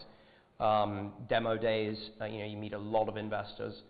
And then the last thing, you know, obviously in crowdfunding is another option as well. But the last thing I would like to leave you with, and that it's actually potentially a little bit antithetical to why we're here today to talk to you about how to get funded by a VC. But actually, I think the most important thing for an entrepreneur, and I discussed this with Ben very briefly before we started, is that you go to the right kind of money at the right time. VCs are expensive, and they can be real douchebags. Forgive my French. They can bully you. They can look at a startup and try to push for board seats, push for prefs, liquidation preferences, etc. And they can really be into you for a financial hook. It's expensive. The guys you want to talk to are some of the corporates, some of the, JetBlue and the guy from Best Buy was here. I mean, they fund companies. They almost have a no return threshold because they just want to be up to date with specific companies in their space that are doing things that are disruptive. They want to know what's going on, and they'll give you a check, and they don't care if they get a return or they don't, because they want their value is understanding what's out there in the market. Strategics are very important. I guarantee you, if you're a technology company and in your seed round or your Series A, you have a small investment from IBM who says they will make you a commitment to help you distribute your product through some of their suites to their clients, I guarantee you VCs will be knocking on your door, and then you can dictate the terms a little bit better. So I think those, be passionate, be confident, be a sponge, learn from all the guys that you meet with, expand your network, and I think that's kind of where we end the formal stuff. And if there's any time, please, if you have any questions, that's it. Yeah.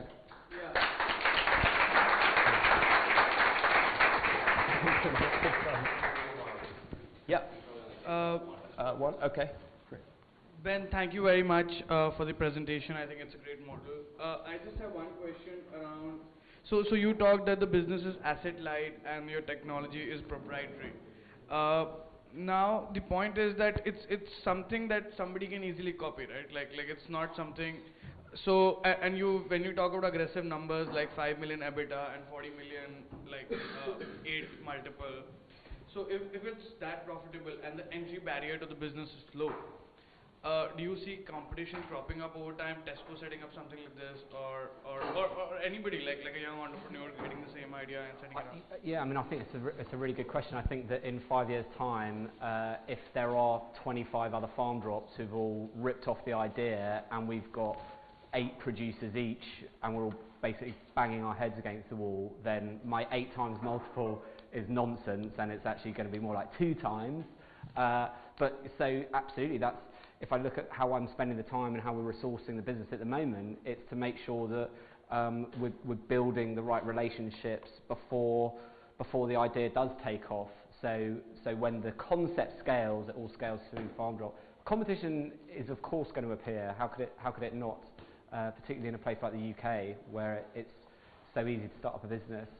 So I fully expect it to arrive, and my 2 ways to combat it are going to be to have a brand that everybody loves, a shareholder register that might actually be full of farm drop users, be they producers or keepers or shoppers, and also just have those entrenched relationships with the producers. There are only 1,300 organic growers in the UK, so if I can deliver for them first, then it's quite difficult for somebody to come and pinch them, because if I go much below 10%, and that's what the competitor does, they have to lose money for quite a long time to do that. I have one quick question for you. Sure. How would you value such a business? Like, how would you put a multiple or a value to a business like this? Well, it's a very good question.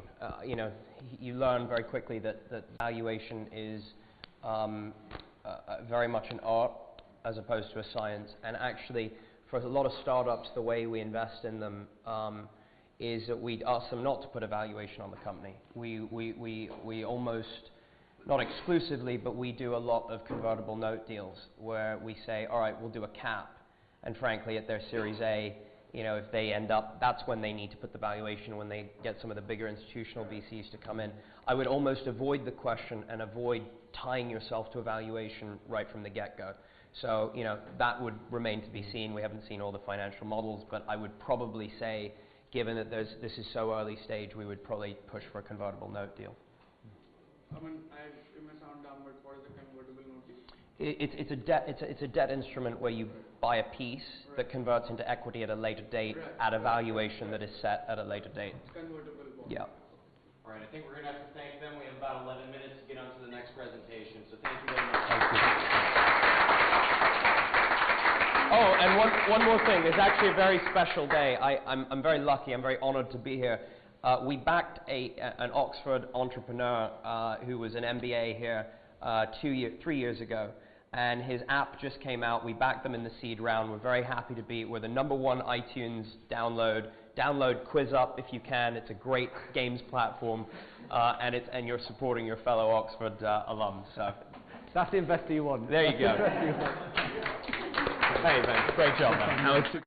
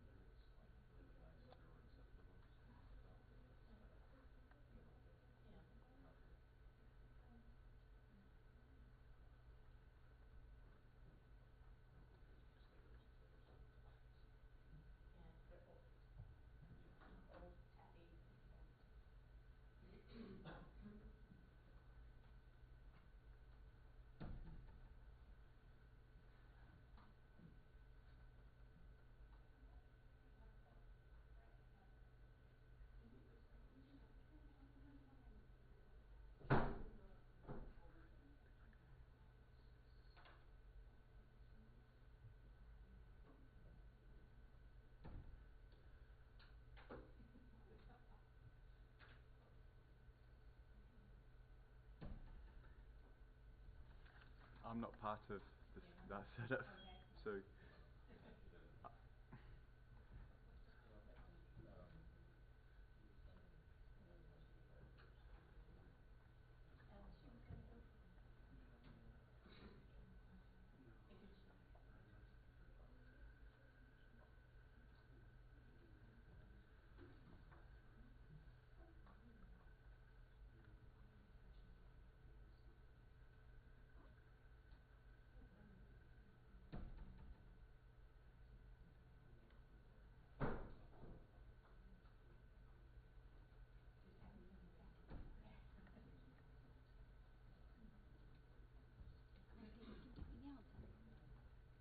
Nobody about the other technicians flying across the founder's room. Actually, what did they say when they were I don't have hovering? any information. I don't have any information other than this is being streamed. So. Yeah. I mean, it's 6 minutes late now, so Yeah. just hit today. Yeah, I think you're right. Really?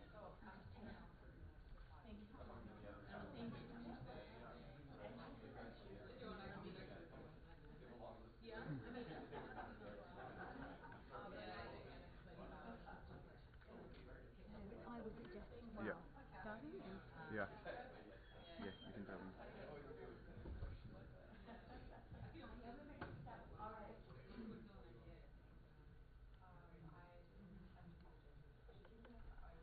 Okay, so we're going to go ahead and start now. Thanks to everyone very much for coming. If and when you do have questions, I'm just going to ask that you please use the microphone, so just raise your hand and I'll go ahead and bring it over to you so that it can be included in the recorded session. And Catherine's already mic'd up, and I'll turn it over to Catherine Mohr. Yes, and we'll see if the mic does anything about improving my voice. So I'm afraid it was a commodity that I have squandered over the last couple of days. I saved it up for the debate last night. I'd like this to be reasonably interactive. Hopefully, if you've got some questions, I will have enough voice left to be able to answer them. I'm going to be talking about the path of Intuitive Surgical, which is a company that made the Da Vinci surgical robot. Through regulation, it's the finances associated with its startup, and then some of the strange climate that it finds itself in now in the world of litigation and also in the HTA climate, or health technology assessment, because all of these sorts of things are things that face new medical startups as they're thinking about going through this. So by way of introduction, this is the Da Vinci surgical robot.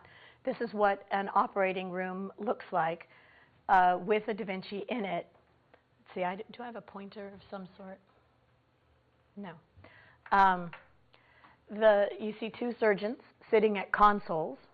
They have 3D vision, which they're seeing through an endoscope, which is sort of the center black device over on the robot side, where you see the nurse standing beside the patient. The instruments go through the body wall, and it's not a robot in the way that you think of a robot being autonomous. It's a robot in that it's a telemanipulator. So the surgeon is making a motion. They can see their hands, and where they feel their hands to be, these instruments are superimposed in their vision over the hands. And this is the intuitive of Intuitive Surgical. If they make a motion with their hand like this, the instrument inside makes the exact same motion inside. So I've sat my 5-year-old down, she's 10 now, but then 5, at the console, and I say, all right, sweetie, you look through this, you grab these two things, you squeeze them, and then you just do it. And she used the little hands and picked up a piece of paper and waved it and handed it back and forth and set it back down again. And at 5 years old, Mommy worked on the robot that waves little pieces of paper. Now she's 10, she sees the blood and guts bits as well. So warning you, when you invite a surgeon to talk about these sorts of things, there's going to be a little bit of surgery in this next video. This is the business end. This is that instrument that I was talking about that's inside the body. You can put them in through 8mm incisions. And this is not tissue yet. This is rubber. But you can see the motion that the instrument is making is being exactly controlled by the motion of the surgeon's hands in the split screen. That suture, that needle, is about the size of an eyelash. And so one of the things that a Da Vinci robot lets you do is change the scale between the motion of the hand of the surgeon and the motion inside. This is where, oh, I skipped the real bloody bits. There we go. I put a sanitized business school one together. So for every motion that the surgeon is making, that exact same motion is going on inside the patient. And they've got 3D vision, again, that camera in the middle, that gives depth perception. And so what this has allowed to happen is that it's much easier for surgeons to do minimally invasive procedures. They're not having to do them with long, straight laparoscopic instruments. In addition, there are things like single-site surgery, which are now being done with the Da Vinci. These are a flexible instrument that's put through a curved cannula. Those cannulas are crossed through the umbilicus with a camera that runs in between them, and now you can do all of the operation through this single incision in the umbilicus, and there's no incisions anywhere else. And so this is one of the things that's been coming out in the last year or so in terms of new areas of surgery that we're tackling. And then another area is in fluorescence imaging. So when you look at an image like this, you've got the pinky bits and the yellower bits and the whiter bits, and even a surgeon that's been trained for many years looking for cancer or for being able to discern structures, it's an enormous amount of training to be able to see the differences in this. And what we're doing with fluorescence imaging is we're able to light up tumors, we're able to light up nerves, eventually nerves. We're able to light up the blood vessels, being able to sort of create high contrast between the things that we want to take out and the things we want to leave behind, so that we can get better surgical outcomes. So that's sort of the Da Vinci in a nutshell. But it wasn't the first surgical robot. The first surgical robots that were out there were these robots. This was a transurethral prostatectomy robot. Minerva up there was a neurosurgery robot. And RoboDoc, great name, was a hip replacement robot. And none of these made it commercially because they all hit very interesting regulatory problems. So the Da Vinci was the first one that made it kind of well through the regulatory process. So what killed these guys, or what stalled them? There was, when you are making a device and you're trying to, you want to get it into clinical practice, you have to convince the regulatory bodies that it's safe. And these were fixturing and cutting robots, very much like milling machines. So when you think about a milling machine, or a numerically controlled milling machine, you set out a pattern and you cut that pattern. So you've planned it ahead of time. Now, in the case of a soft tissue robot, like a transurethral prostatectomy, the prostate starts to shrink as you start to cut out the tumor. But the path that you've planned remains the same. So if more tissue is coming into the field, you're going to cut more. In hip replacement surgery, their theory was that a very precisely milled out pocket in the femur, when you're going to put a new prosthetic in, a new hip, would give it a much longer life, that you would be able to extend the life of the hip beyond the 20 years that people were already hoping that they were going to get with these hip replacements. But again, they could take an image, they could plan on the hard tissue. Now, the hard tissue isn't going to change, but they're still milling out a particular plan that they'd made ahead of time. And the Minerva surgical robot, the neurosurgical robot, was driving a probe to a pre-measured spot in the brain after you had put the head in the fixator. So all of these worked actually very well and crashed on the rocks of regulatory barriers. None of them got through. Interestingly, when you hang out with roboticists long enough and you're on, panels with them, you go out drinking afterwards, as obviously I've been doing on the other nights here, and you hear stories. One of the great stories I heard about RoboDoc was they were way ahead of the Da Vinci surgical robot. They had been out there for quite a while. They were in clinical trials. They had great clinical results. They could not get it approved. Years later, the Da Vinci had come out. It was a telemanipulator. Big difference. So the telemanipulator, the surgeon's always in the loop. The surgeon's doing these particular motions.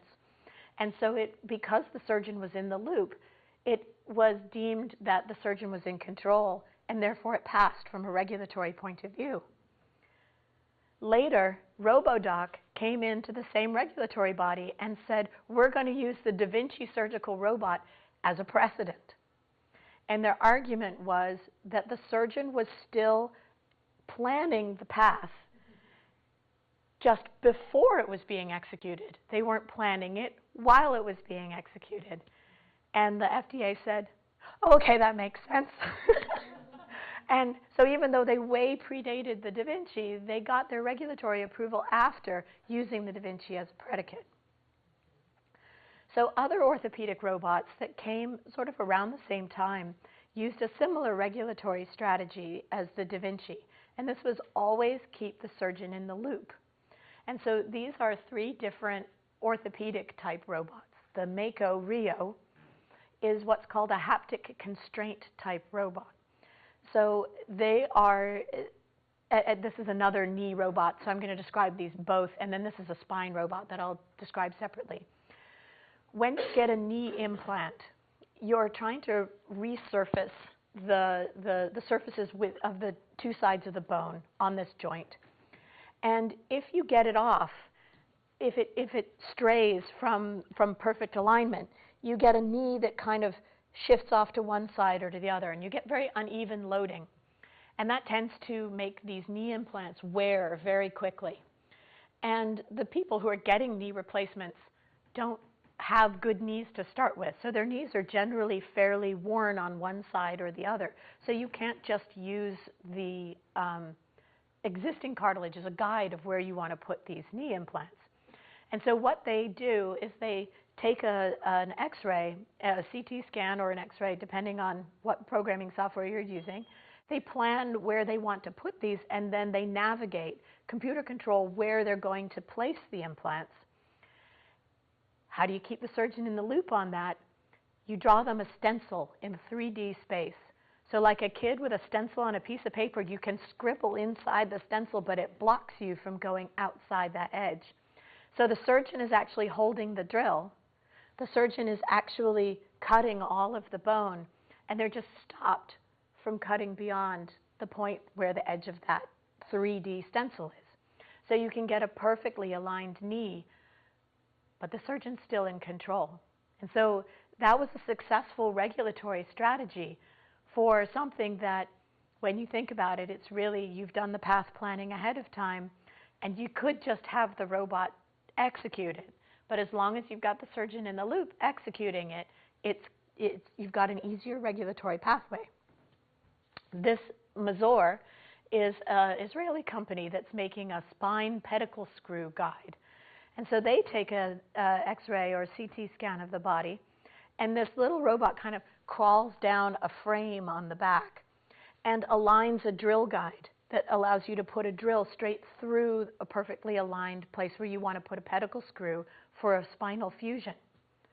But it doesn't do the drill. It holds a little opening, and you pass the drill through, and it tells you how deep you can go. It stops you when you get to a certain point. You drill up to the hub.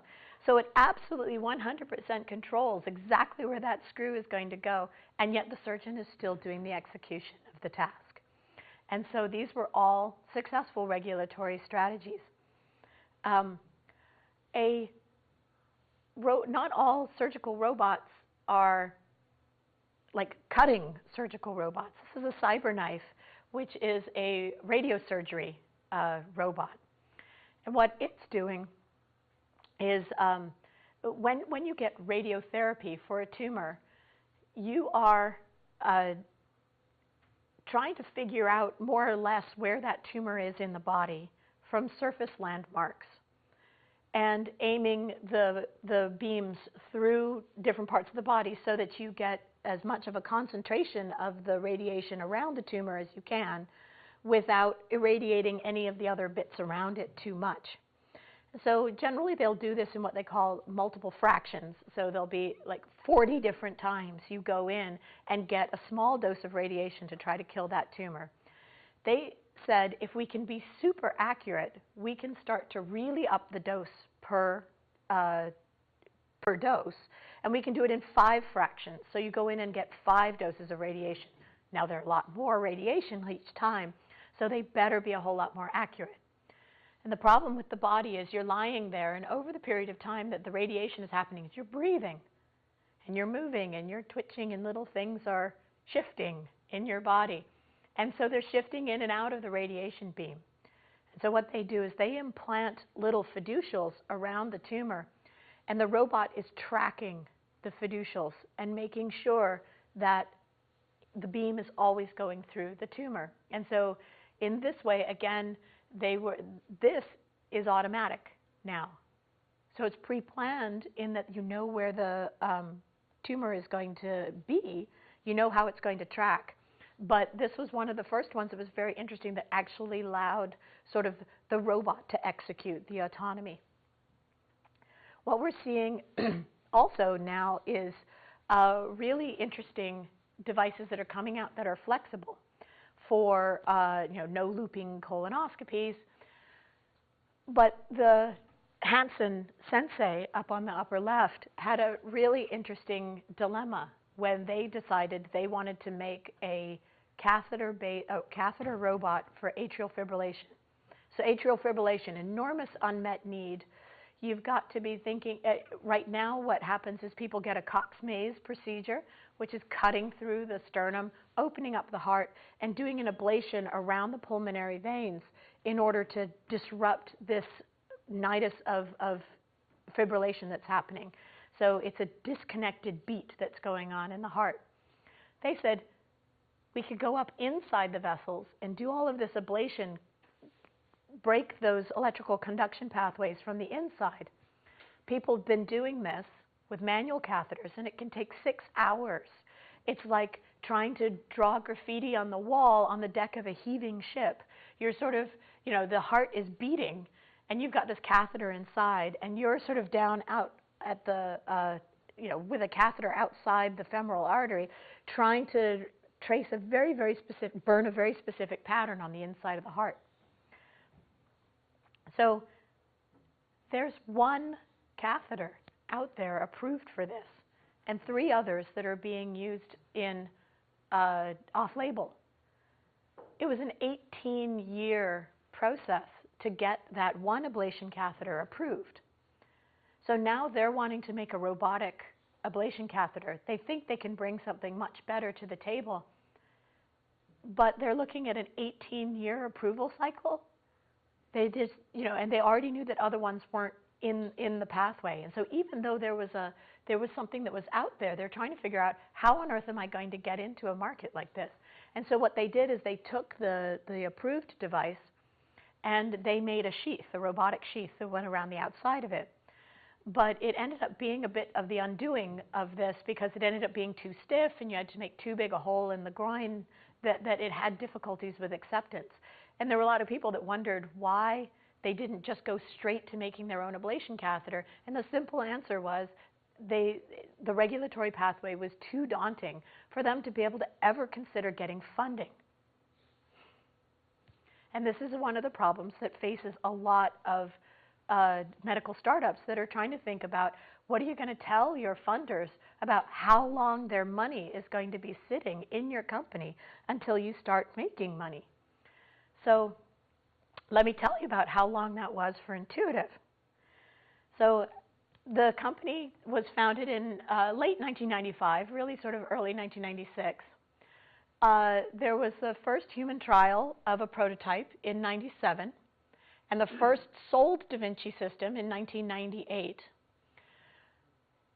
FDA clearance, notice it's after the sold, because the sold was in Europe, which is an interesting strategy because you can get a CE mark generally before you can get FDA clearance. FDA clearance went with the initial public offering, and the stock bumped around at about $10, $16 for years. Just bump, bump, bump, bump, bump, bump. The Da Vinci S was launched, and it was sort of around that time, the stock price was getting up to about $100 a share.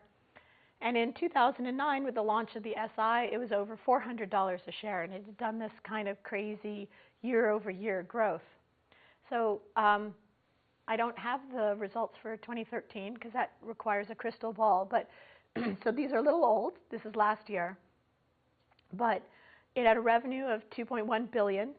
So that was up 24%. So it's been year-over-year growth between 24 and 60% for its life.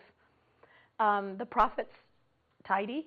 And today, over 450,000 cases are being done a year with Da Vinci's that are around the world. It's become standard of care in many places in prostatectomy, which is an enormous shift for those of you who are thinking about looking at the getting into the medical world or in surgery. It's very conservative. It moves very slowly. This is an unprecedented move in terms of a shift in the way these things are being treated.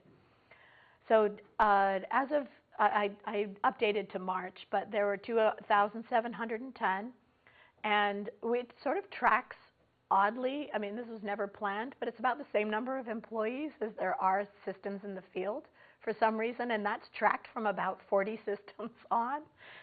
It's really interesting. And there's obviously the majority in the United States, but there's a considerable number here in Europe, and several in the rest of the world, predominantly in Asia. And so the revenue model is what a lot of people consider that razor blade razor model, but it's a really expensive razor handle. We're talking 1.5 to 2 million for the system itself. And then there's instruments and accessories and an annual service agreement. And so for the, as a hospital is making a decision whether they're going to invest in a technology like this, they have to be looking at these numbers and saying, okay, how do I make this make sense for me? And then also, just to give you an idea of the complexity, to get to the point where it was profitable, it took about 9 years. So if you're an investor in this, you're in it for the long haul. And there was $250 million sunk into it before it turned a profit. And so, now granted, this is an enormously complex system. You're not making, this isn't a simple device. I started a company in medical school with a simple device, and our company got to 4 people at its maximum. We had FDA clearance in the first year, and we were selling product in the second year because it was a $20 disposable. So, and we never, we had angel funding. We never had a VC. So, obviously there's extremes of scale in the medical world, but if you're looking at something like a big capital equipment kind of system, 35,000 individual components in this, millions of lines of code, and anytime you're bringing anything new out, we have an army of testers that have to go through all sorts of different things, trying to make sure that anytime you've made a change, it's been retested through all of these different things. You didn't break something that you thought remained fixed. Okay, so we do. So then you got to say, who's the customer for something like this? And we actually have quite a few different customers. The patient is an obvious customer. They're the one who is often asking for minimally invasive surgery. They've got the most obvious benefits, but when your customer interacts with your product only when they're anesthetized, it's sort of an interesting customer relationship. And so, they only know of your product, but they never actually interact with your product in any kind of conscious way. So the payers are another customer. They can either choose to reimburse or push it one way or the other. They have their finger on the scale as to whether this is something that they want to drive one way or the other. Providers, both the hospital and the surgeons, actually end up being the ones that are driving most of the purchase decisions. But society as a whole, as you get bigger and you start to move the way surgery gets done, society as a whole starts to weigh in. I was at a health technology assessment conference earlier this year, and governments are deciding whether it's okay to have robotic technology in their healthcare systems. And so there's, and they're asking about societal cost, not does this one hospital make money or not, but what overall. So if we look at patients, they're pretty obvious. This is one option for an ovarian cancer operation, and this is your other option for an ovarian cancer operation. So people who do the research say, I'd like the Band-Aids, please. When we start looking at the larger groups, one of the things that's been very interesting as we launch out, there's been this drumbeat of there is no evidence, there is no evidence. Everyone wants their bright, shiny toy. There's no evidence that it's any better. And there's over 6,000 peer-reviewed journal articles of clinical studies that have been done with the Da Vinci. Now, granted, not all of them are of level 1 evidence, but what we've started to see more recently is a large number of what are survey database type studies. So this one was done with the Medicare database. So there were 78,000 patients in this. And they were able to separate it out into people who got Da Vinci surgeries and people who got open surgeries. And this is all comers. This is not biased by one particular hospital. And so they generally found that they were going home 2.5 days or 2.2 days earlier, third fewer complications, transfusions dropped by 85%, and the death rate, on-table death rate or perioperative death rate was much lower. And so, there is some evidence. This is the H-cup, an inpatient sample, and this was 21,000 patients, again, all across all different kinds of surgeries. And they were looking at home complications and transfusions. The death is sort of a little, 0 is always 100% lower than whatever numbers on the other side, so it's a little deceptive on the 100% there. Canada did a study that was looking at hysterectomy outcomes specific to one surgery, and they were looking at the stay, the complications, and the transfusions. Hysterectomies is really uncommon for someone to die perioperatively. It's generally younger, healthier patients. That just wasn't even tracked. So, these were late studies. So when people talk about evidence-based medicine, they talk about generating evidence like this before people are then willing to buy your product. But obviously, if there's tens of thousands of patients who've been operated on, someone bought the product before the evidence came out. And this is always the problem with bringing something new into the medical world, is adoption in some ways has to precede evidence. And that's absolutely you go, well, of course you wouldn't buy something until you have the evidence, but if it's 5-year survival rate from cancer, you've got to think about what is the evidence you're going to need to have to generate in order to convince clinicians that they're going to use your product. And if it's a 5-year survival rate from cancer, is there some kind of a shorter term proxy value for that, like positive margin rate or local incontinence or other sorts of things that you can measure in real time early, because it takes a really long time to get this sort of data. And obviously, it's been that cart before the horse thing. It's been adopted before that data come out. So looking at the economics, so we've looked at patients. Why patients want this. Why the hospitals want this. They're in an arms race, in some ways, or race for patients. And they're the ones that are bearing the brunt of the cost of adopting this kind of a technology, because they do not get paid more for a Da Vinci surgery than they get paid for an open surgery or a laparoscopic surgery. And so you already saw that they're shelling out an additional approximately $2,000 to $3,000 per case in order to be able to use the Da Vinci for that case, and they're not getting paid any more money. And so our marketing folks wish that they really could take credit for that. Some people have said that our Nobel Prize winning marketing department is responsible for all of this, but it's a little bit more dollars and cents than that. So initially it is marketing. One hospital gets a Da Vinci, says, hey, we've got a Da Vinci, we're super high tech, come to our hospital, all the patients flock to that hospital, and then the other hospital says, shit, and they get their own Da Vinci, and they say, come back to us. And then they get some of their patients back because they weren't the early adopter and they didn't have that first mover advantage. And so you'd think it's going, and then pretty soon, all the hospitals in that area have a Da Vinci because they don't want to be losing their patients to the other hospitals. And this is what people will tell you is exactly wrong with the American healthcare system and why there is this arms race of everybody's got to get their newest, shiniest toy, and it's just going to drive up costs across the board because everybody feels like they have to have it in order to compete. And if they're competing only on the, hey, we've got our nice shiny robot, it's probably going to end here with all of the hospitals each having their one robot that they can advertise. But what we see is that after hospitals get one, often they will get 2 or 3. We see hospitals with 5 and 7.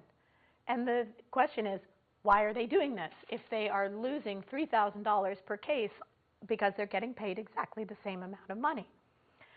And it turns out when you start looking at the comparing a hospital that's got multiple to a hospital that has one, they're actually sending their patients home earlier. We saw from all the data that the patients are going home 2.5 days earlier. In an urban hospital in the United States, it costs about $2,000 a day to keep a patient in the hospital. If you take them out of your postoperative bed and you send them home, you can do another surgery and put another patient in that bed. And so you start to get more throughput on your postoperative beds. And so the hospitals that are going in the direction of, I'm going to put a lot of high tech in my ORs, and I'm going to increase the efficiency of the postoperative beds, and I'm going to increase my throughput because I have a lot of incremental patients that I wouldn't otherwise be able to get. And on the other side, they're building more hospital. And right now, the rule of thumb is it costs about $1.5 million per bed to build more hospital facility. A recently completed hospital in San Francisco was $3 million a bed. As I was standing in Mission Bayview and I was looking out, they said they're like putting the equipment in right now, and the price tag came out to $3 million a bed. And I said to him, dude, you need more robots because you'll be able to get the greatest use out of those beds. But this is a weird thing because this is not an obvious calculation, and it's not an obvious calculation that hospital CFOs get it, but they're not necessarily motivated to tell the rest of the world about this because this is sort of their own cost effectiveness. And so when your customer is making money using your product, but they have absolutely no incentive whatsoever to show how much money they're making using your product, it all stays under wraps, which is one of the reasons why we're kind of excited about the Affordable Care Act and accountable care organizations that come with it, because it actually is a shared risk model. And all that data has to see the light of day. And it's in our best interests, actually, to have that data see the light of day and the economics around the use happen. One of the most successful models that we've seen using this, yeah, go ahead. Sorry, just a real quick question on getting more robots. So it looks like part of the revenues come from service agreements, from essentially servicing these robots in certain ways. So by getting more robots, are the hospitals also able to, in effect, reduce their fixed cost per robot? Do they get breakpoints on the service agreements? Since you've already got sort of one there and you have a relationship, is it cheaper to have I more? guess they always get what they negotiate. Okay. So I don't know. Those are also closely held secrets. But I imagine that could be a point oh, of cost they would. if they negotiate properly. If they negotiate properly, hey, I'll buy 2 more robots if you give me a break on the service agreement. But I'm not going to pre-negotiate that. I'm sure somebody's made that argument. And what we see in some of the most successful models is groups like Kaiser, where they own the hospital facilities. They have all of the patients, and they're really very vertically integrated. And these guys have a lot of robots, and they use them more than pretty much anybody else out there. When you see efficiency of utilization, they're off the charts in terms of the numbers of cases that they're doing per year per robot. And it's because they reduce that service charge per case. They reduce that amortization per case. And while the instruments still cost them, they're driving the cost down. In fact, if you look at Canada, did a study on this, looking at utilization of their robot and the cost associated with it. Now, they used data that looked at the changes in complications and the changes in length of stay, and they came to the conclusion that on average, with a mixed case, if they had 400 cases per year on their robot, they started making money. They started making money after that. But if they didn't use it enough, then they were losing money on it. And this is a really interesting area of healthcare in that the more, when you've got a big piece of fixed capital equipment, the more they're using it, the less per case it's costing them, as opposed to a single disposable where the more they use it, the more they're paying for. And so getting that kind of thinking into when people are going into austerity measures or people are doing cost cutting, the general response is not, let's crank it up and do more, but it's generally, so these are very interesting economic discussions to have with folks. If we go over, come a little closer to home and go over to Sweden, they really have a full single payer responsible for everything kind of a situation where they pay for time off work. And so they were trying to figure out from a societal point of view, do robots make sense for us? And they looked at, after people have had open surgery in the Swedish healthcare system, generally they go back to work after about 7 weeks, 49 days. And when they looked at the robotics, they went to work, back to work. This is not out of the hospital, this is back to work after 11 days. And they said, send us more robots, please, because they're paying for that difference. And this highlights an issue when you're thinking about a country-by-country strategy for how are you going to sell your product, because it makes a completely different economic argument depending on where you are and how they pay for their medical system. Here in England, the National Health Service, the people who make decisions about capital equipment are different from the people that make decisions and carry the budget for the ongoing maintenance and instruments, and they in turn are different from the people who are responsible for the bricks and mortar and the management of the hospital beds. So Kaiser, which does all of those, integrates over all of them and sees value over all of them, and the National Health Service, unless those 3 groups are talking to one another, which would be an unprecedented situation, they can't compare that I'm spending more here, but I'm saving more over here. So we thought we were never going to sell any in England, but there are actually a few in England. And so this is what we want the ORs to start looking like. So they managed to do it based on, made an argument based on outcomes. And actually NICE has given us the thumbs up on QALYs per, we get below the 30,000 pounds per QALY barrier that NICE instituted, even without taking into account any of the hospital bed efficiency and dropping the wait times and things like that. So what happens globally, I'm going to show you US data, sorry, when you bring robots into the operating room. So this is what happened in the US with benign hysterectomy. So this is laparoscopy, so straight stick surgery. Transvaginal, it's a procedure where the hysterectomy is performed through the vagina and the uterus is removed, and then open, and Da Vinci in the big blue line. So open dominated a procedure which was actually relatively easy to do laparoscopically. Vaginal has been declining because it's ergonomically a horrible procedure to do, and it's very difficult to teach. But you'll notice when the Da Vinci came out, it started driving, laparoscopy continued up. It didn't cannibalize laparoscopy, but it drove open surgeries down. And so now fewer than a third of women are getting open surgeries for a benign hysterectomy in the US, whereas before it was almost 2/3 were getting an open surgery. And so this really changed the landscape, and is still in the process of changing the landscape of benign hysterectomy. But malignant hysterectomy was even more pronounced. And so before, 88% were getting it done open, and now it's 21%. And you say, man, it came at the same time, and it flipped it even harder. And how is that possible?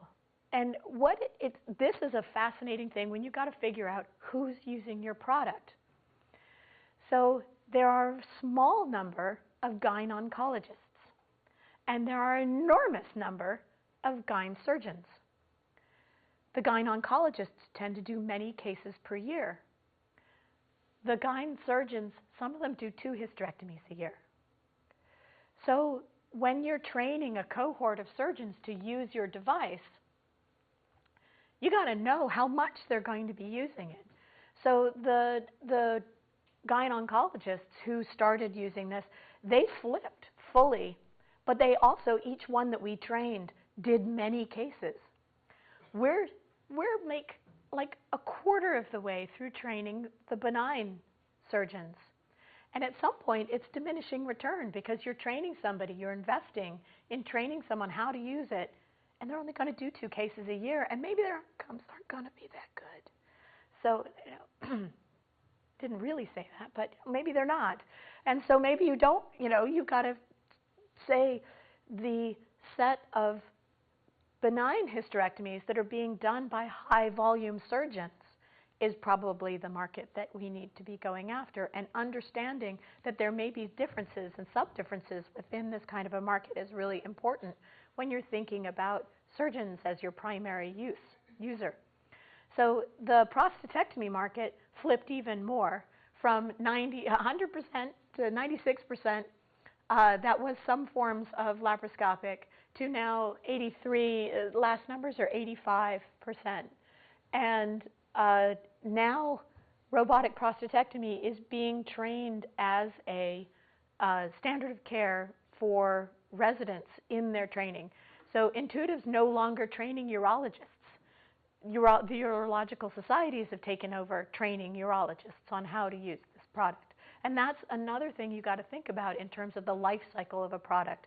Because eventually, when you start out, as the company, it's your responsibility to train people on how to use your device. Eventually, as it becomes standard of care, the surgical community, or the medical community in general, will take over the training on how to use your device, because it will be incorporated into standard medical training. And so we're seeing this happen, specialty by specialty as this is going along. And it's a whole new world of ceding some of that control over into other people. So, barriers. 2 of them I've touched on a little bit in terms of the regulatory barriers that have been in front of other surgical robots. There's been a bit of a changing regulatory landscape in the United States, though we're seeing it coming down the pipe in Europe as well, which is much more, we want to see lots of clinical data before we'll give you an approval. And this is kiss of death for a not terribly well-funded startup, or even a well-funded startup. doing a clinical trial that can take 2 years in order to reach your primary outcome and get enough people for that data can destroy you. We're relatively comfortable at this point, but it's still painful having to do these things. And so when in the past you've said this instrument is much like previous instruments we've brought out, you could do a letter to file to the FDA, or you could do a special 510K. And now they're asking for a 510K with data, which means you've got to do a trial for a new type of instrument. And so the pendulum swings in regulatory between protecting the public health and promoting the public health. And when it's swung full to protecting the public health, the job is not to let anything out that might harm somebody. When it swings to promoting the public health, it requires a different look at risk. It says, is the risk to the public health greater by not letting this out? Are there people that are going to die because they don't have access to this? And nobody has ever been called up in front of Congress to explain the 10,000 excess deaths that occurred because of a 3-year regulatory delay on a drug. But they have been called up for the 10 deaths that were caused after the drug was approved. And so this cycle of over-punishment for the risks associated with drugs and devices, and the complete lack of risk analysis associated with the risks associated with delay is going to continue to drive this regulatory environment in that particular direction. Now you also have to think about health technology assessment. We're fortunate to be in a position where you saw, as we're flipping the procedures from mostly open to mostly minimally invasive, we're really moving the needle on how surgery is being done in a lot of these areas. And so the health technology assessment groups, whose job it is to determine whether this is cost effective for the country, for the society, are going, oh boy, this changed faster than we were expecting. We need to catch up and determine whether this is the right thing. And so there have been, it's easy to measure direct costs, instruments and accessories, the capital equipment, the amortization, and direct savings, which are immediately perioperatively. But what these HTAs have to start doing is figuring out the larger societal benefits of cancer control and increased continence and potency post-prostatectomy, or fertility after myomectomy, or all of the sorts of things where we've seen a better clinical outcome associated with the use. But it's not immediately reducible to dollars and cents. And making an argument to a regulatory body that these things have value, they have obvious value to the patient, they have long-term value to society, but how do you monetize the value? So NICE is great in that they look at the quality adjusted life year, and they actually give you measures of being able to do some of this. But if the people almost coming to fisticuffs at the HTA meeting that I was at earlier this year is any indication, it's far from a done deal of people agreeing on what these things mean in terms of quality adjusted life years and what those values really are. Now, the last two barriers are an interesting thing that also is because we've taken an enormous amount of market share. We've grown very big, and we are now seen as having very deep pockets, and people are looking for money. And so we've got market manipulation going on, where we have seen short sellers writing very, very muckraking kinds of reports, and then they put an enormous short on the stock, and then they bring out this, devastating expose, and it doesn't matter that later it's discredited. They made an enormous amount of money on the initial precipitous drop. And we've seen this happen from a few different groups. And you think, my God, it's got to be illegal, but it's not really, apparently. And so these sorts of things are going on. And when you get a big high-profile public stock, this was not something that anyone was really prepared for.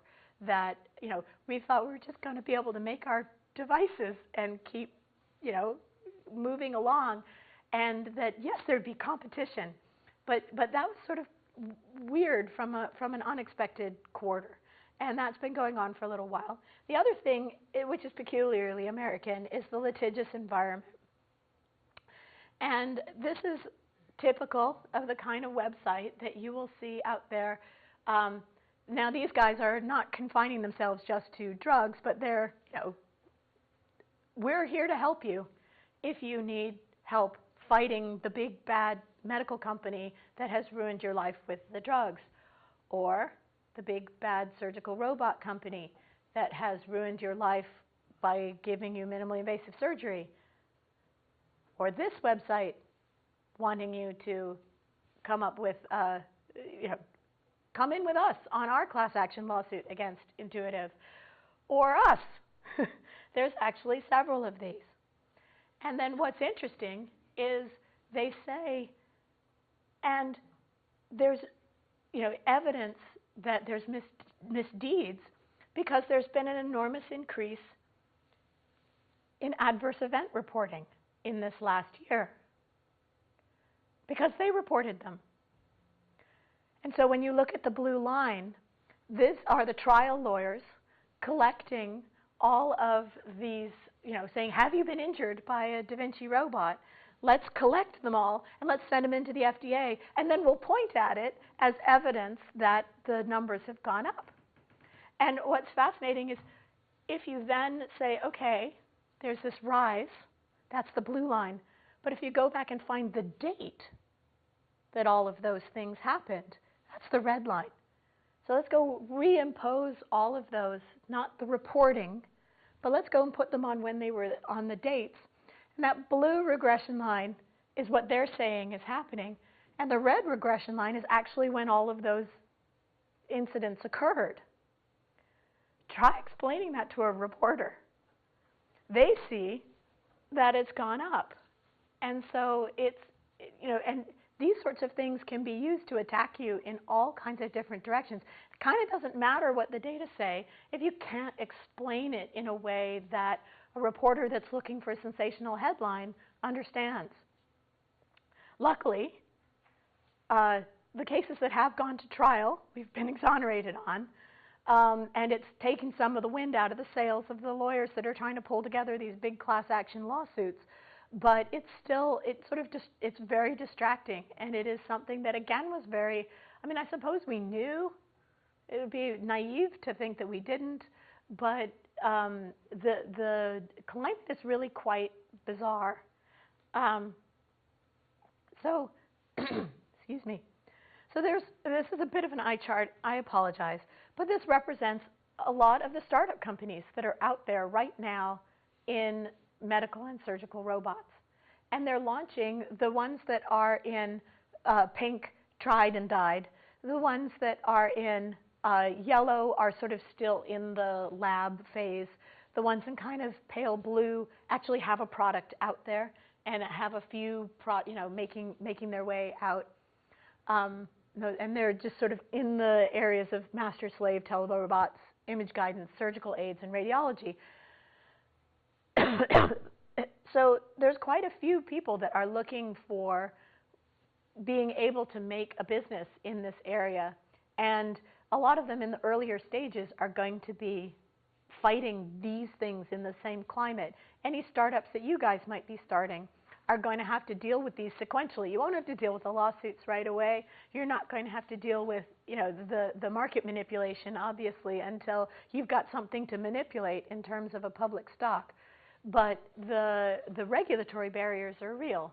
And the running out of money and how long a runway you need in order to get a medical product out there is real. And the regulatory barriers, unfortunately, are extending that. So with that, we've got time for questions. Yep.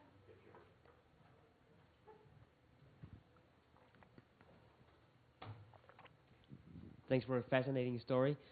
I wondered if you could elaborate a bit more on the differences between the regulatory regimes in the US and Europe. You touched upon it, but yep. Could you put well, more so words currently, to it? yeah, so currently the way the FDA will give approval on something.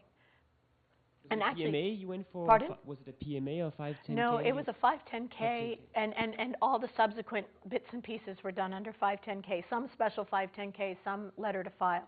And so if you haven't delved into the alphabet soup of FDA regulation, the 510K is essentially saying this is sufficiently like a predicate device that I don't have to give you new data, I just have to show you that it's equivalent functionally. And they're asking for it. It's specifically not with data, and yet they're now starting to ask for 510Ks with data. So they want a submission of additional data along with your 510K, even though it really should be something else if it's being asked for data. But a special 510K is sort of a fast track one. And a letter to file this is so much like all the other things that we already have approved by you that we're just going to put the information in a file and we're just going to collect them up, and when you're interested, come over and have a look at them. And we're kind of not allowed to do any of those anymore.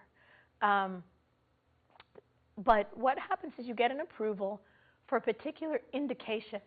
So it can't be urology, it has to be prostatectomy. And you separately then go for a partial nephrectomy, kidney removal, or cystectomy, a bladder removal. And you have to separately approve each one of these areas. In Europe, you get a CE mark on the device. And they say it's just, once it's been proven safe, it's up to the surgeon as practice of medicine to decide where they're going to apply it. Now, and you've got a notified body, generally in an area where your data that you've been submitting resides. Now that sounds like it's very transparent, except that even in sort of like sub-areas within some cities, there can be separate regulatory bodies that govern the hospitals locally that can impose additional requirements on you. Like suddenly they can start pulling your instruments and testing for protein, residual protein, or things like that. So even though you've got the CE mark, there can be an enormous patchwork of local requirements. Since in the US reimbursement sort of gets decided almost all or nothing, that ends up being kind of you sort of got these big hurdles of reimbursement, big hurdle of approval, but then you're kind of done on those. In Europe, you've got the hurdle of the CE, and then you've got this enormous patchwork of local reimbursement, of local requirements. If you're trying to do animal research to get yourself data before you go into humans, in the US it's really easy to do animal research. In parts of Europe it's almost impossible to do it. In other parts there's ethics committees and you can do some of that work. It's much easier to just start straight in humans, unfortunately, in a lot of Europe. And it's a huge barrier before you start in humans in the US. So depending on what kind of device you've got, whether the local regulatory bodies are going to be interested in it or not, will really determine what a good strategy is for where you're going to come out first.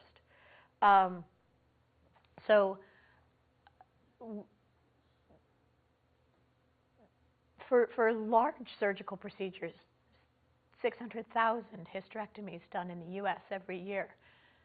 Hysterectomy is an appropriate target for us in the US because when you get past the regulatory barrier, when you get past the reimbursement barrier, there's a lot of cases.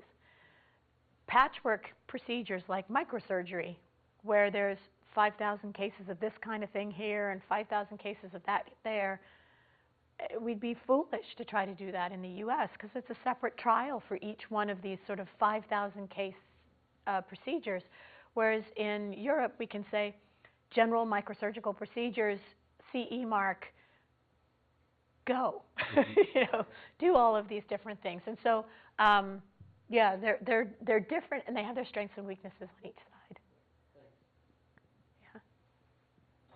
Questions over here? You got to wait till you've got the mic, apparently.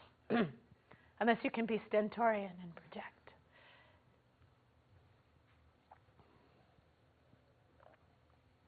Thank you very much. Fascinating talk. I suppose from my point of view, the difference between open surgery, so laparotomies versus laparoscopies, was a massive difference. Mm-hmm. But in my mind, maybe with the exception of, gynecological procedures, urological procedures, maybe a couple of cardiac type procedures, by and large, there really isn't that much of a difference between, say, single incision laparoscopic surgery versus, Da Vinci. True. So I think that one of the dilemmas that we have is that actually, single incision laparoscopic surgery, is very well developed. If you look at people that have their gallbladders taken out, Mm-hmm. The amount of time, and don't get me wrong, I'm completely for pushing the technology, and I think, the great thing about Da Vinci is that it has really improved the care in certain Mm-hmm. areas. But I think the reality is that it's important for something like Da Vinci to find its niche. It'd be lovely to say it's a one-size-fits-all, So and it works for yeah. every aspect of surgery. But the reality is, a lap chole will take, one of my surgeons, 20 minutes to do or 25 minutes to do. And actually, if he tries to do it with Da Vinci, it'll take longer. it's going to take him a lot longer. And even if he gets to a point where he's really good at Da Vinci, Yeah. it's still not going to, if it takes him 19 minutes versus 20 minutes, it's not enough of a differential. Whereas I think, the difference between laparotomy and laparoscopy was a massive difference. I don't know whether you agree with that. Yeah, and well, where you see the growth is, and what you saw with that gynecologic curve, is that Da Vinci wasn't eroding laparoscopy. It was eroding that remainder of procedures that were still be done open. And so what we're seeing is, if you can do it laparoscopically, it probably should be done laparoscopically. I see it very much as a complementary. Now, laparoscopy had been around since 1987, and in what we saw in terms of penetration, cholecystectomy was 80% laparoscopic. And it's, in the Da Vinci, when it came out, nobody said, oh my gosh, let's apply it to cholecystectomy, because the advantage of the lower length of stay and the lower complications associated with wound infections were already there. And so where we're seeing really big changes is in things like partial nephrectomy. And so what happened, and where we're sort of really shifting what surgery is being done in partial nephrectomy is, for a while you had a choice between a laparoscopic total nephrectomy or an open partial, because the risk of bleeding out was too great for, there were obviously people who could do laparoscopic partial nephrectomies. And there will always be, there are people who can do laparoscopic Whipples, but that's not every surgeon. And so when you start to bring a tool like the Da Vinci in, and you can shift towards, now you can do both minimally invasive and a nephron-sparing partial nephrectomy, this is where it brings value. I don't really see it bringing value in procedures where you have a large cohort of trained surgeons who can already do it minimally invasively. Oh, another interesting thing about urology, and I think cholecystectomy is a perfect example of this. General surgeons who do cholecystectomies, it's a bread and butter type of procedure. You can hone your laparoscopic skills on it, so that if you're then going to go do colorectal work, you've had these easier procedures and you've kind of spent time using the system, using laparoscopy. Urologists have no simple procedures like that. They don't have simple extirpative procedures. They go prostatectomy, where they've got a complex reconstruction, or they've got nephrectomy, or they're doing pyeloplasties. These are, or cystectomy. They're all much more complex reconstructive procedures. And that's where it brings the value. And they don't have any simple procedures that they do regularly to keep their skills up. And so it's a training issue, it's a complexity issue, and I really see it as displacing open surgery and being complementary to laparoscopic surgery. Do you think that momentum where, Stanford had to have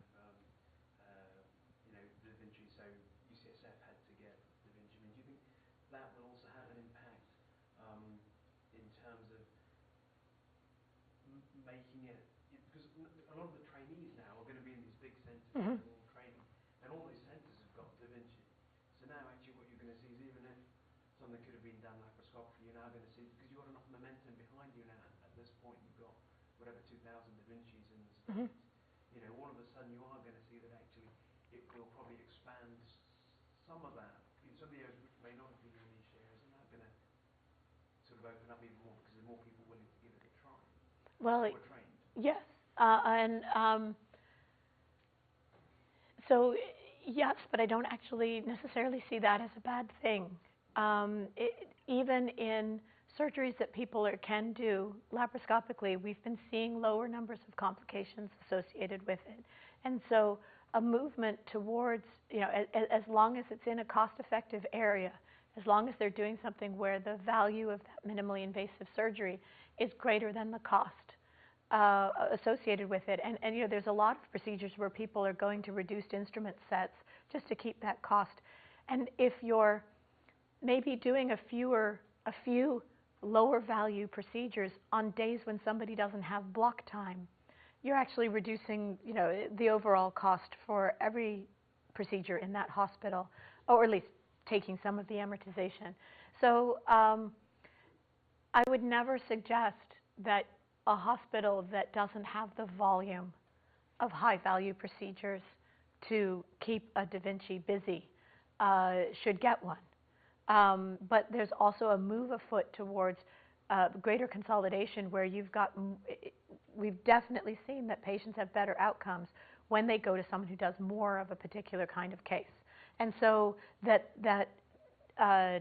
instruments like the Da Vinci are consolidating surgeries and bringing more people to the sites that have those, I think is also a force for improving overall patient outcomes. On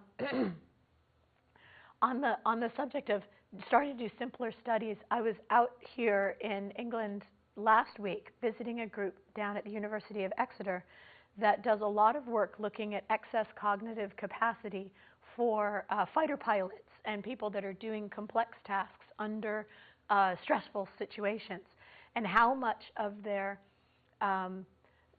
cognitive load is associated with the actual task at hand, and how much, you know, they've kind of got left over for dealing with any crisis that's coming down the pipe. And this is that situation where you're driving and you're starting to get lost and you turn off the radio. Pretty much everybody does this. And it's because the radio is taking processing. And you say, I really need to figure out how to get unlost. And so you shut this off, and you're freeing up cognitive capacity. And so, you know, this is one that most people are familiar with.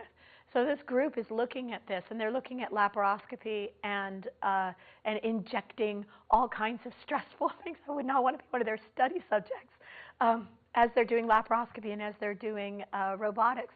And they're finding that people are considerably more resilient when it's much simpler, when they're not having to think about remapping their brain as to which way the instruments are going.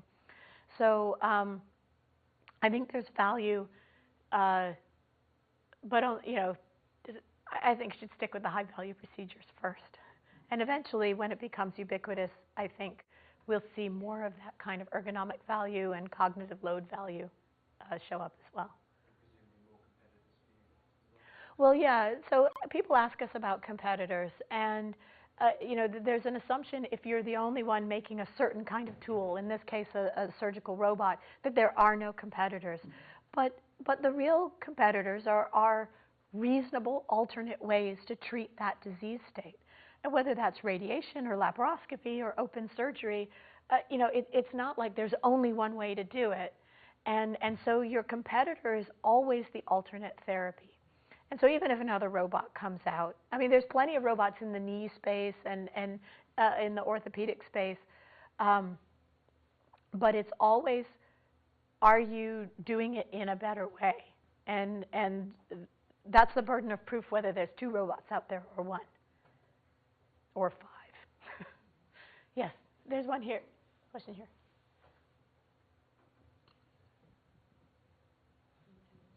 Thanks for your talk. I enjoyed it very much. Just taking a step back from robotics and Da Vinci for a moment, you've probably seen a lot of surgical technology in your career. I'm just curious to get your impression about sort of what's exciting, outside of Da Vinci, of course, what's exciting to you right now in terms of surgical technology and what kind of you think is interesting. And lasers. No, I'm serious. So I'm always looking at new technologies because I see the Da Vinci as a platform on which we can integrate a lot of new different things.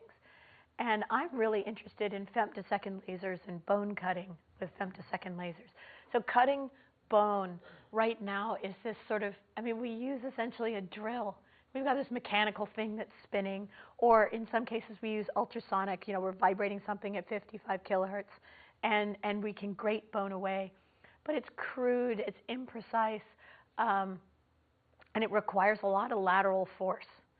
I would love to be able to cut bone in a really, really precise way that rapidly, that doesn't require all sorts of lateral force, that I could put down, say, a flexible device, and like a wrist, for example. So it does come back to robots. But so one of the things that I'm out there looking at is laser tissue interaction and how we can really fine-tune the kind of cutting and coagulation that we get in tissue with different kinds of lasers and different kinds of wavelengths. But the femtosecond laser is exciting because it cuts anything. It doesn't matter what it's bumped into, it just cuts it. And then it, you know, flashes on, cuts it, flashes off. And so anything that it bumps into along the way just goes away. And so it's very exciting because it's one of the few things that will cut bone, because most laser frequencies don't couple to bone.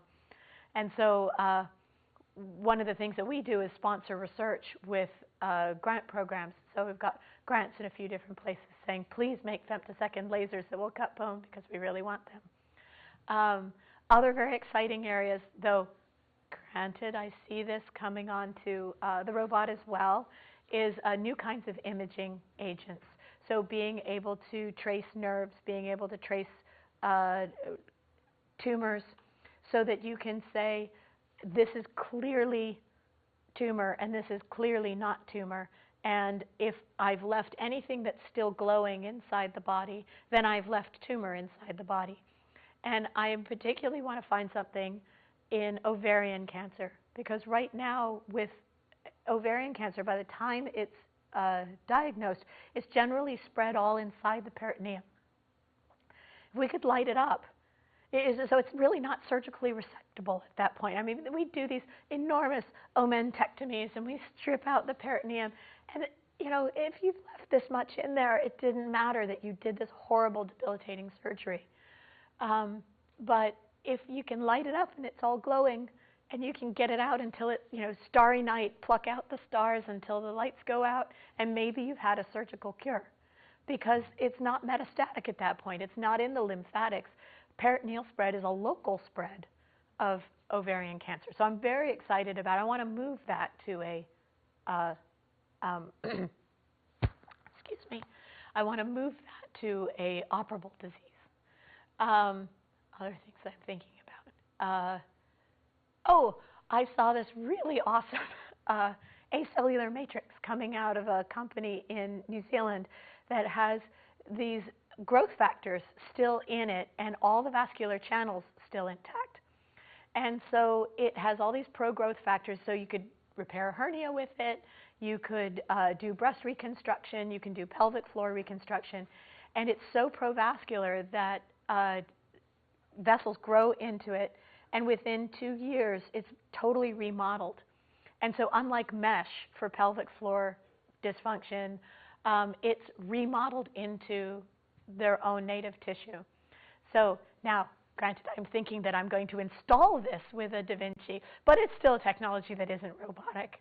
So these are, you know, I do look at everything through the lens of how do I use this with my robot, but it still means that I'm looking at lots of different things. Sure. Folks, we're actually just are we over past time? So right. Maybe if you want to, if you can stay for a couple extra I minutes. don't mind. As long as my voice holds out, it's yours. Yeah, so just ask your questions afterwards, but in the meantime, let's thank Catherine for a wonderful talk. Thank you.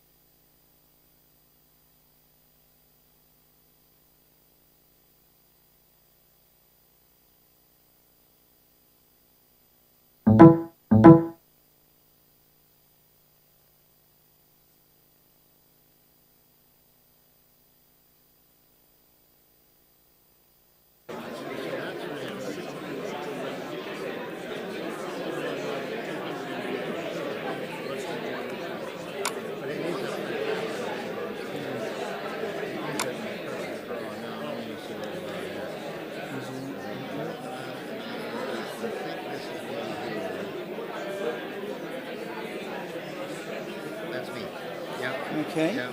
So. Right, can I put it onto the... You do whatever you Yeah, want. Yeah. okay. I shall make sure that's ready.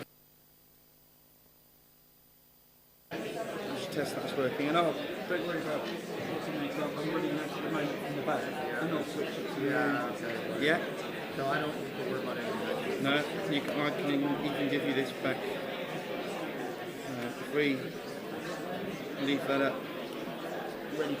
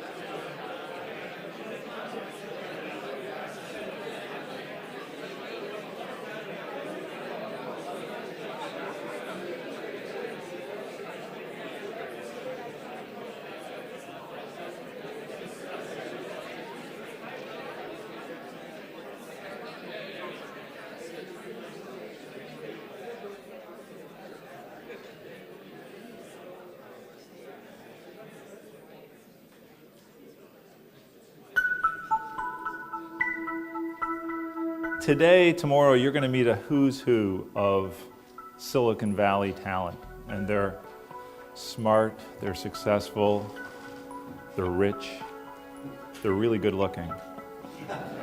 And then there's me.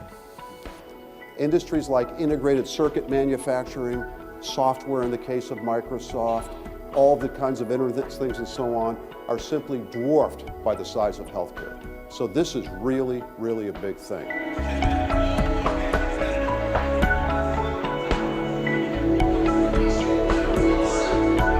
Well, my philosophy and all this kind of stuff is I'm about 9 minutes into my 15 minutes. So any day now people are going to stop caring what I have to say. But before that happens, whenever I get invitations like, would you like to come to Oxford? My policy is to always say yes. One of the points that struck me forcefully was Peter Tufano's remark that at the Saïd School and at Oxford University, a mission is to work on world-class problems. Where are those areas where those new ventures can be formed? How do we get them started, but more importantly, how do we nurture them and how do we grow them?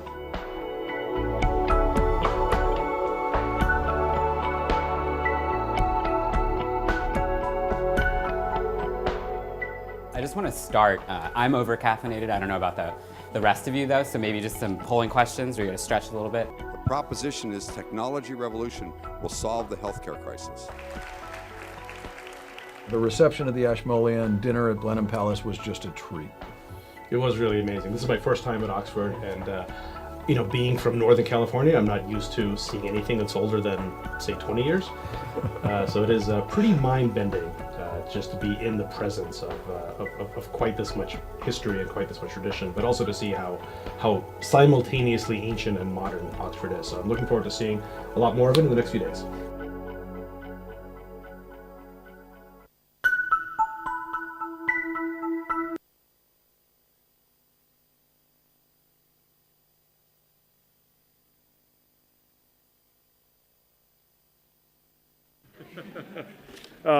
So welcome again, and our evening session here, which I think is going to be a fantastic session.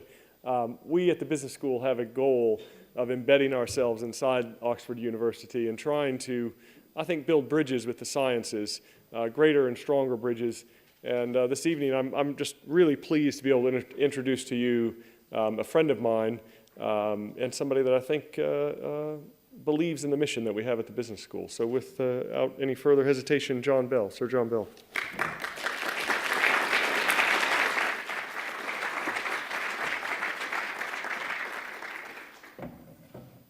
Thanks, Jim, very much. And it's a real pleasure to be here to be able to talk to you tonight.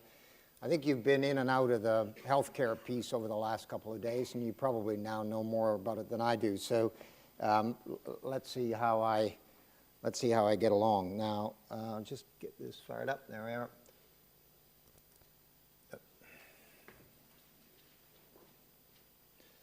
So what I wanted to talk to you a little bit, what I was asked to talk to you about a little bit today was where I thought medicine was going. So this is a sort of unlimited topic that could allow me to stand here and talk for hours. But I've condensed what I think are some of the key issues that we're all confronting in what I think is one of the most exciting fields of science and technology in the world today. And I think it's helpful to lay out what I think the issues are, because we all know there are issues, and they are roughly in no particular order listed here. And I think every healthcare system in the world, including the American one, healthcare costs are now essentially unaffordable. And the system of healthcare that we're providing both in the developed and the developing world is essentially non-sustainable. But I think we also know that healthcare delivery is inefficient, and the interventions that we use are both late and largely ineffective. And one of the interesting figures is that the WHO had quite a close look at this, and in fact the efficiency exists across the entire globe, and they reckon that about 20 to 40% of the money spent in healthcare systems is essentially inefficient in the sense that it doesn't deliver what it's supposed to deliver in terms of health outcomes. So these are really inefficient systems, and that's a serious reason why they're unaffordable. Most drugs work poorly in the majority of patients who receive them. So I have a 30% rule where drugs work really well in about 30% of people who get them. In about 30% they work a little bit, but probably not very well. 30% they don't work very well at all, and then in 10% you get poisoned by the drugs. So it's not exactly a great track record of the pharmaceutical industry. Disease is badly defined and defined in ways that has little relationship to mechanisms. We've seen this dramatic change in the burden of disease and demography, which makes that much worse in all healthcare systems. And healthcare systems are notorious in the sense that they both fail to innovate, and that's partly because healthcare professions are deeply conservative. But not only do they not innovate, but they don't adopt innovation very effectively. And I'll show you some really good examples of that in a minute.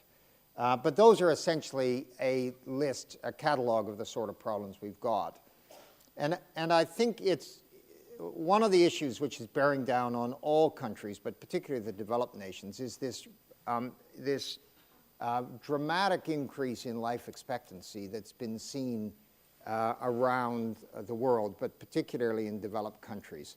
And I think there's a general view that this has been the result of clever doctors, cardiologists running around with defibrillators and all that stuff, and guess what, we're getting older.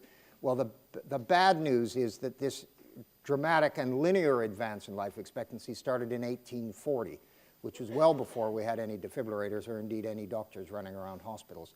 And in fact, the pace at which life expectancy increased between 1840 and 1900 was about the same as it's improved in the last 40, 50, or 60 years. So that I think tells you that although demography is a key issue, we still don't really understand it, and that it's likely to go on increasing our life expectancy, and that may not be the result of interventions of doctors. You'll all know, I think, this marvelous work that's been going on for years showing that starvation in almost all animals is associated with quite dramatic improvements in life expectancy. So it was originally done in the nematode, which is a worm. It works in the fly. If you starve flies of nutrition, they live much longer.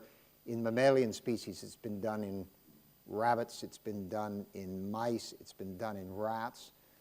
There's some good data from populations starved during the Second World War who seem to have had a really significant improvement in longevity. And there's been one definitive primate study done in Wisconsin where non-human primates were put through a regime where a group were put through a nutritionally deprived regime as opposed to normally fed regime. And there's been a dramatic improvement in the life expectancy of those who didn't receive nutrition. Now, I know the guy who runs the unit, so I called him up and I said, what's the news? He said, oh, terrific. He said, we're going to get a science paper. It's all fantastic. If you starve these animals, they really live a lot longer. And I said, well, what's the catch? He said, well, there is a catch. He said, they're really, really grumpy. So anyway, take that all with a grain of salt. But this underpins a big factor in the problems that we confront. And I think that in healthcare, it's very important to reflect about how we impose an understanding of disease and a taxonomy of disease on top of those demographic changes and on top of the diseases that you hear about and are diagnosed with when you go see the doctor. And the history of this is quite interesting because before Hippocrates, who's shown here with a bust of Hippocrates here, most diseases were caused by gods and omens. And of course, if your disease is caused by a god or an omen, there's not a lot of point in knowing what's causing it because you know it's caused by a god or an omen, so there's precious little you can do about it. So there wasn't anybody who was really interested in the underlying pathophysiology of disease until he came along. And then he made a go at saying, well, can we correlate certain factors with the likelihood of disease or not? And because he didn't have anything to measure, he measured the things he could measure, and that was temperature, cold and hot, wet and dry, and then took what today we would call biomarkers, but were actually, blood and yellow bile, black bile, phlegm, sort of things that he could see, and he correlated those with disease. And that was the first real attempt to try and understand the mechanisms of disease and how disease actually operates. And if you move then a bit further on, this is a a list of the casualties of the week in London in the 15th century. And you can see this is a list of the names of the diseases that the coroner was reporting in London. And you can see on there are not many things that by name you would recognize. Now, bleeding you can recognize, but of course there's apoplexy, consumption, convulsion, dropsy, drowned, frightened, gout, griping of the guts, liver groan, magrome, palfrey. These are names that actually we don't know anything about. And that was the best go at a taxonomy of disease in the 15th century. And they all thought these were real diseases, and they thought they knew all about them. And besides drowning, which I think is a pretty clear and definitive disease, there's probably not a lot more there which is accurate in terms of a description that describes what's actually happening in a patient who suffers from a disorder. And so, in a sense, although things had moved on, they hadn't really moved on because we were still producing names for things when we didn't have any idea about what they were being caused by. And this guy, Thomas Lewis, in 1944, wrote a series of papers in The Lancet, which I think describes this beautifully. The idea that many diseases are fully understood is an illusion. This may readily be apprehended if we go onto a general hospital ward and ask ourselves the simple question, as we pass from one bed to another, why is this person suffering thus while we are not? And only rarely can that simple question be answered. We clearly understand a phenomena here or there. Those we think we understand become our pride and bulk largely in our consciousness. Those we do not understand are conveniently ignored, or more often we give them names and deceive ourselves that we understand them. So I'm sorry to say that that was true in 1944, it was true in the 15th century, and it's true in 2013. And I can give you some examples of this. This is not medicine's finest hour, I have to say, because we have a set of taxonomy, a way we describe disease, which is based on a whole variety of different factors. One is a symptom-based methodology where when the patient comes in and complains of something, we name the disease after what the patient complains of. So there's a disease called irritable bowel syndrome. Well, that's when somebody comes in and says, oh, you know, I've got bellyache. So that's got a name. It's in all the textbooks of medicine. We treat it as a disease, which it almost certainly isn't. Fibromyalgia is just a fancy term for backache with a little bit of Latin thrown in. The pathologists are terrific at this. They can look at slides. It's just another way of phenotyping, and they produce terrific names. This is a disease which used to exist and then disappeared because no one could spell it. Angioimmunoblastic lymphadenopathy, which in its original form meant that this is a tumor which had lots of immunoblasts, lots of blood vessels, and your lymph nodes got big. But that doesn't really tell you anything about the disease. It just tells you the general description. There are also so-called diseases like hypertension and diabetes, which are essentially just extremes of normal variation. So we all have blood sugar. When somebody arbitrarily draws a line and says everybody who's got a blood sugar higher than this has a disease, it's not really a disease. It's a quantitative trait where people sit somewhere in a normal distribution. The same applies to hypertension. Now, they have adverse consequences, but it's not really a disease entity.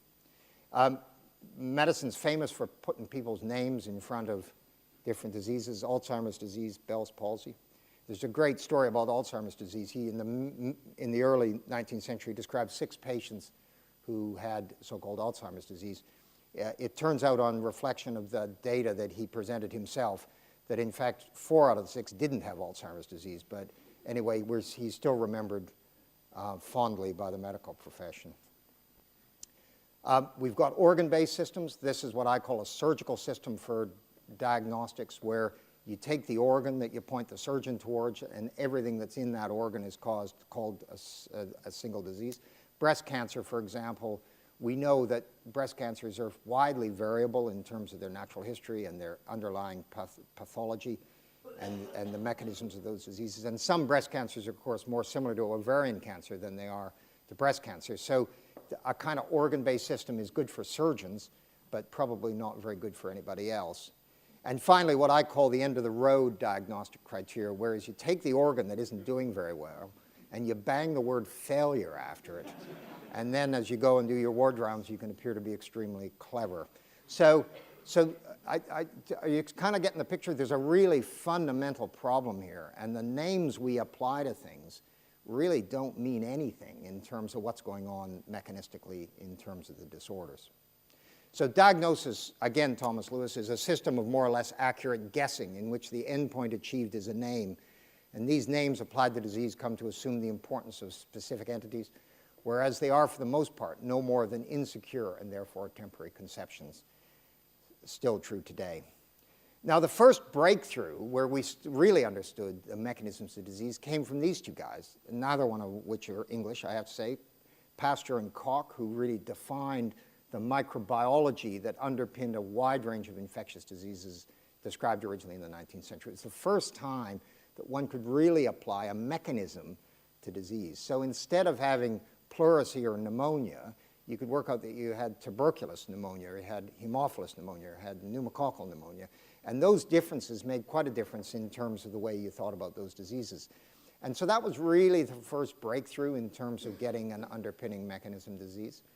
But for most other diseases, we've had to wait a very long time to really begin to understand their underpinning mechanisms.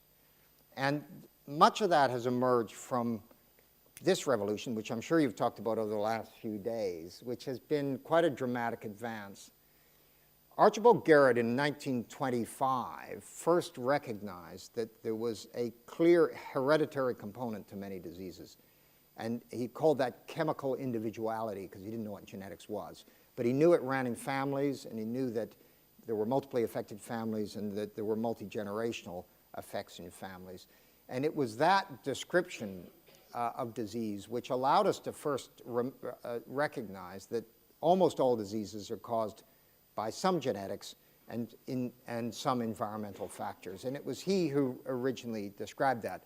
Of course, Darwin was the guy who put the description around what the outcome of this genetics was in terms of evolution over time.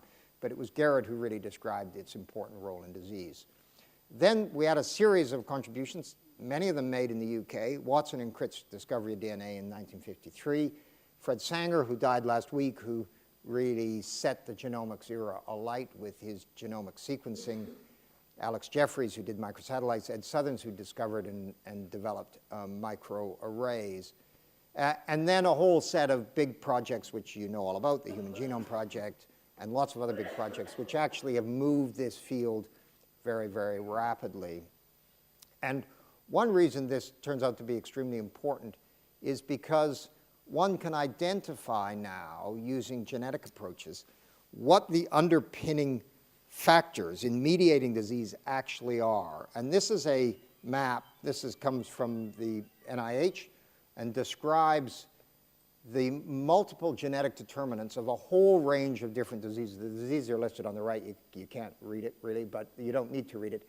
Suffice it to say that each one of these little balls represents a gene which is associated with, unambiguously associated, so we are absolutely certain. These have p-values of less than 10 to the minus 24. So these are really powerful associations of genetics with individual diseases. And in 2007, there were about 3 of these in the genome. And now there are 2,000 of them in the genome. So we have started to really unpick the mechanisms of these diseases. And one of the things that's emerged from this is that most of the genetic determinants that we find in the genome associated with diseases, we would have never predicted from our previous understanding of what causes a disease. So in fact, most of this is absolutely novel, and most of it, I think, is going to change the way we think of medicine and the way we think about the taxonomy of diseases. Now, some of this recently has moved to the ability to sequence DNA at speed, and that is a revolution which I think is probably second to none in terms of technological achievements in the modern world. And again, many of those developments have occurred in the UK. People will be aware that the Illumina technology, which is probably the most advanced technology in this space, came out of Cambridge, where Shankar did all the original work from the Department of Chemistry. Fewer people know that, but semiconductor-based sequencing was invented and patented by Chris Tomasu before anyone else. That's the Life Technologies platform. Chris is at Imperial College. And Hagen Bailey here has been developing one of the forms, one of the more advanced forms of nanopore technology. So this has been a huge advance in the field of genetics, which has taken us much further. And you know this slide because everybody shows it. Shows this dramatic fall in the cost of sequencing, which is dramatically faster and more impressive, I think, than almost any technological advance in modern science. In a nutshell, this is first genome cost $1 billion, took 10 years to do. The more recent genomes cost $1,000 to do, and they take about 3 or 4 hours to complete. So, I mean, that is a really remarkable advance in that space. So the real question is, how are we going to apply this to better understand disease taxonomy? And everybody's known that this kind of sequencing and genetics as applied to patients in the clinic was inevitably going to get there. But I think it's happening at a pace which is much more rapid than we would have predicted. And there's been a very interesting study done here led by Gil McVeigh and Peter Donnelly, who are in our genome center here, which was essentially an experiment to say, look, if this genetics really works, then we should be able to make a much better, get a much better result in terms of diagnosing people with diseases which are largely genetic by applying this sequencing to people in the clinic. And this study, which was called the WGS 500 study, was done in a very simple way, and it was done in collaboration with Illumina. And what they did was that they invited the consultants in the hospital, the big general hospital up the hill with some tertiary services, and they said, have you seen any patients in your clinic that you think might have diseases where genetics would uncover the cause? And so, if so, fill out the form, send us some DNA, and we'll see what's going on. And as you can see here, this covers a whole range of different diseases: cardiovascular disease, endocrine diseases, metabolic disease, autoimmune disease, and the likes. And samples were sent in, and they were analyzed in a systematic way. And a very simple overview that in the almost 100 families to date, one uncovers a new clinical diagnosis that's sufficiently precise that you can return this information to patients and it can be helpful. And of those, you've got 23 families, so roughly 25% of the families have got a new clinical diagnosis. And of the substantial number of families that are still being analyzed, there are about half of those have a very strong lead candidate. So best guess is that about 35 or 40% of the people you put into this pipeline are going to get a genetic diagnosis. And that diagnosis will tell you immediately what the elements, or what at least one of the elements, or the pathways that mediate that disease actually is. So we're really on the verge now, I think, of starting to deal with this issue, that we have a disease taxonomy that does not properly reflect underpinning mechanisms. This is likely to help us in some considerable way. And these are just examples of the sort of things that have come out of that study. Lots of interesting things, of course, in cancer, but also in anemias and a variety of other disorders that identify totally novel gene products that are involved in these diseases. And this is another example of genes that have novel phenotypes, genes that we'd known about before, but we didn't know were associated with the clinical phenotypes in these patients. And this is a very interesting example because this is epilepsy, of course, is a common and significant medical problem. And we've lumped our epilepsy patients around clinical syndromes. And one of those syndromes is a syndrome called Ohtahara syndrome, which is a disease made infamous in this country because David Cameron's first child suffered from this disorder. And it's a disease associated with very severe fits and mental retardation. It's a very nasty disease. And that lad died after some years, as many of them do. It turns out, if you start sequencing these patients and these families, it turns out to be a completely heterogeneous set of diseases. So although the clinical phenotype seems the same, and the pediatricians and the epileptologists have spent years trying to give it a name, the truth is it isn't a single disease. It's a whole range of different diseases. And that's really important because it helps explain the differences in natural history and the response to therapy. So that's just an example about where this is going, and I think it's a hugely powerful and very interesting development, because I think it tells you that now for many diseases which have a strong genetic component, it's now going to be possible to use these tools to get a much better and more precise definition. That will lead to better therapies, and will also lead, I think, to a better understanding of natural history. And of course, the disease where that's been played out most effectively is cancer. This has now been going on for some years, and it emerges that although cancer is mediated by environmental exposures, once you have a cancer, the main driver of that cancer is genetic changes in the genome and genetic instability, with mutations in either oncogenes, driver mutations that cause genes to produce cancers, or mutations in tumor suppressor genes. And if you lose your tumor suppressor genes, then you're much more likely to develop cancers. And this is, I think, well represented in this slide, which shows what happens in a cell when you get a growth factor signal come. That's the cell membrane, and it binds to a receptor tyrosine kinase, and then the signals from that lead down through to cell cycle progression and proliferation, cell survival, and protein synthesis and growth. And normally that's okay, because when we cut our cells, we heal. When we're young, we grow taller. All that stuff's fine. But when you get mutations or driver mutations that actually upset this equilibrium of these signaling cascades, they are ultimately going to be a part of the formula that leads to malignant disease. And we know that in cancers, all the things with the purple boxes around them are associated with cancer mutations or amplifications. So we know that this is a cascade which is particularly prone to mediating disease. We know that you can diagnose those, and where you see X's, we also have very specific drugs that will tackle mutations in these by blocking these various pathways. And there are many examples of those. The sort of poster child of this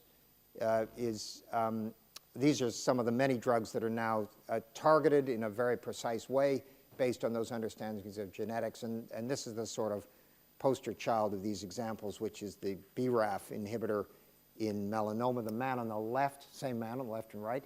On the left, he's got end-stage melanoma. Those red and yellow things, actually with the exception of the thing in his head, which is his brain. But everything else that's late-stage cancer, very, very nasty. 2 weeks on a BRAF inhibitor, and that's a PET scan of him after therapy. So these are targeted medicines that have really profound effects on disease.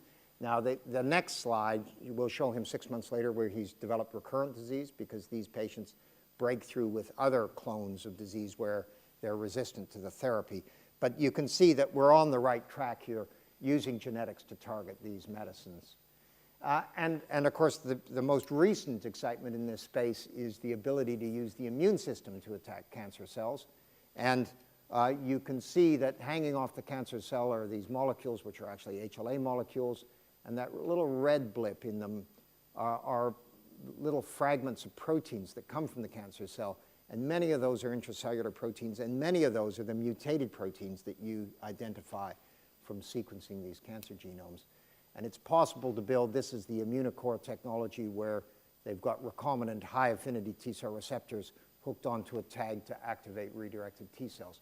And some of these very interesting technologies are producing really quite dramatic results. But the starting point here is to know what's been mutated in a cancer cell and how does that work. So I think you can see where we're trying to get to. We're trying to get actually to a completely new taxonomy of disease based on underpinning mechanisms.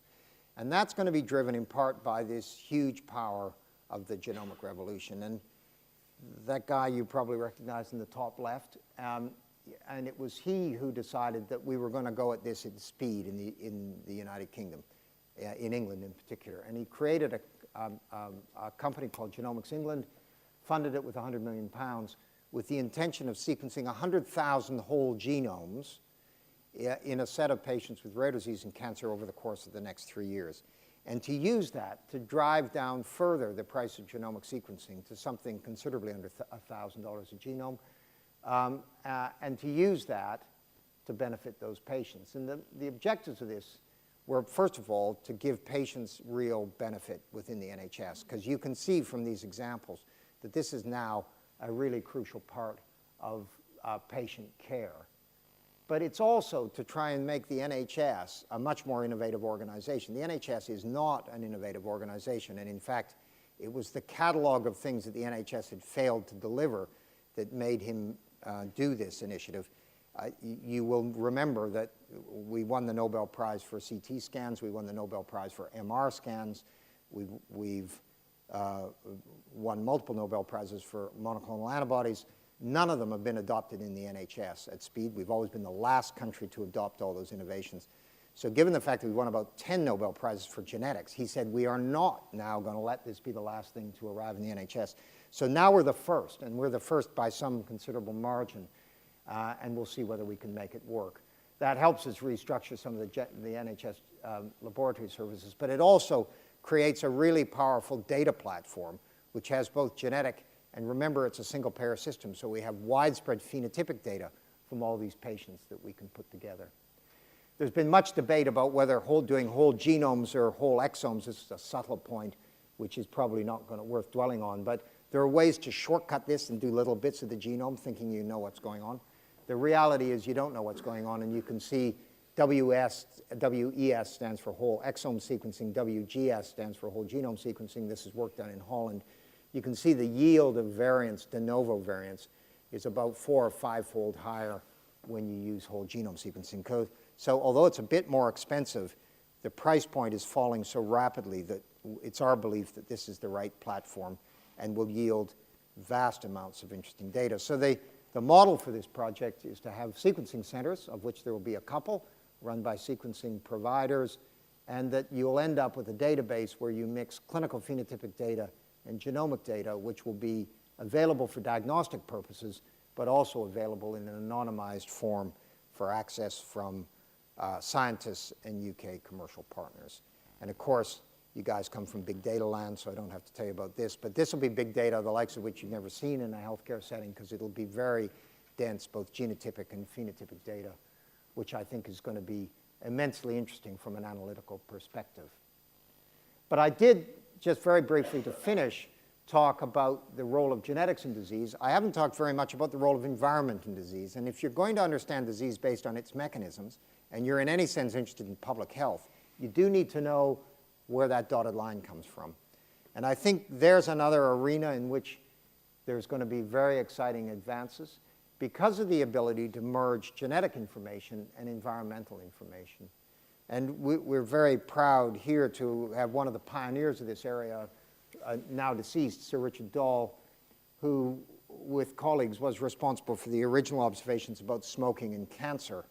And I think these two panels, which Richard Pito gave me, I think illustrate this point extremely well. The one on the left shows the reduction in lung cancer mortality in a particular age group, 35 to 44, of males and females in the UK from the discovery of this observation that smoking is very likely to kill you.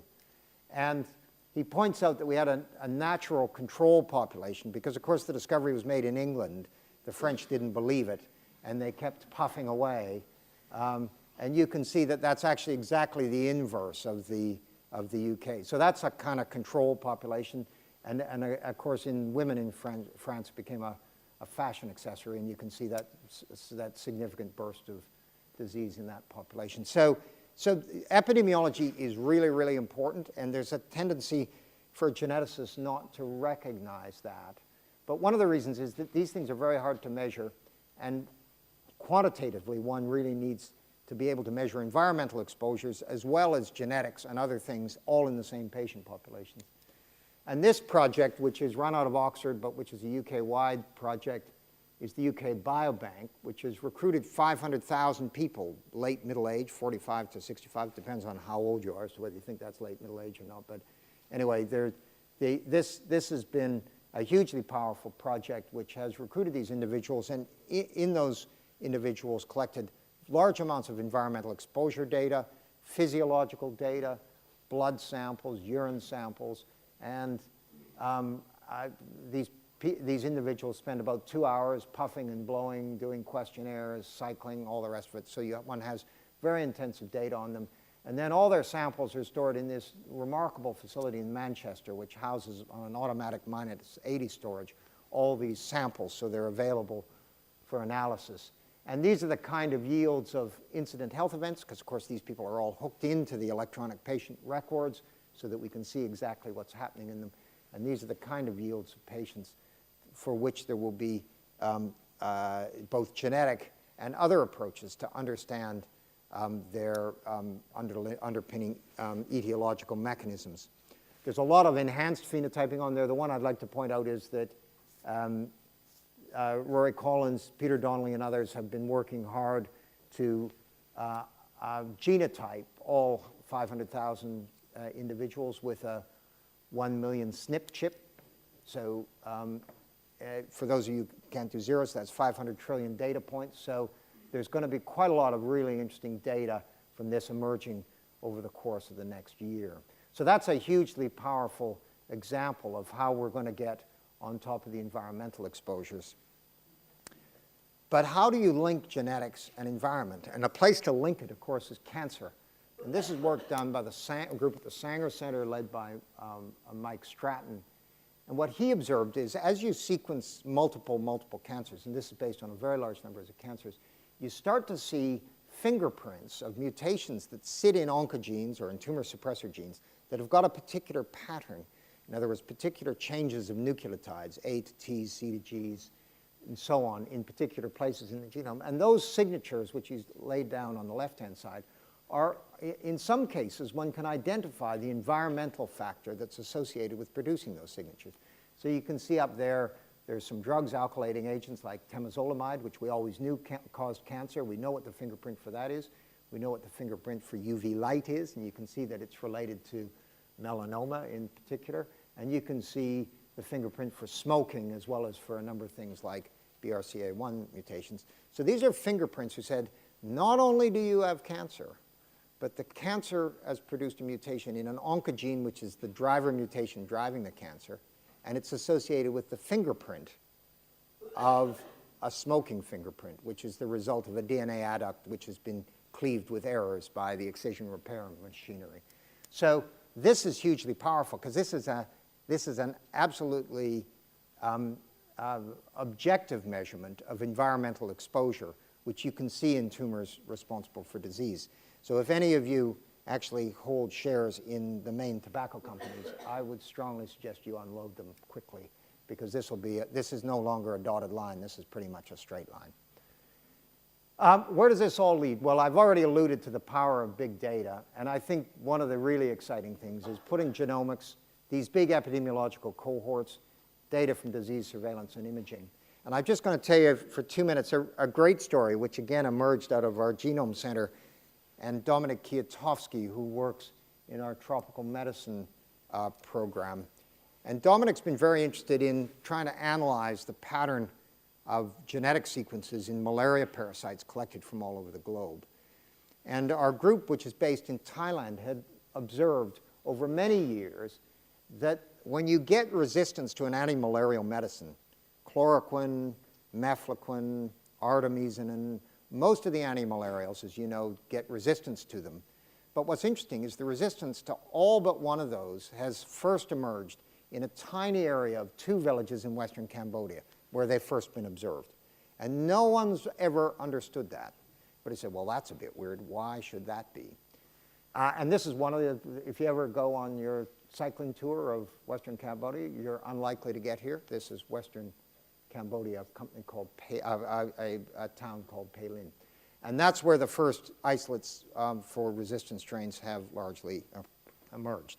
Now, what's interesting is if you sequence thousands of strains, this is more than 1,000 strains based on sequencing effort, you can identify a whole variety of divergent strains of malaria. And there is a population of these strands which comes only from this bit of western Cambodia. So in fact, there is a subset of these pathogens which come only from that area, and they're quite distinct and separate from the other malaria from all over the world. And what we now know is that they've got very interesting mutations in mutator loci in the genome. So they're hypermutatable forms of the pathogen. So this is a really good example of how you take population epidemiology, clinical epidemiology, and genomics, and you stick it together.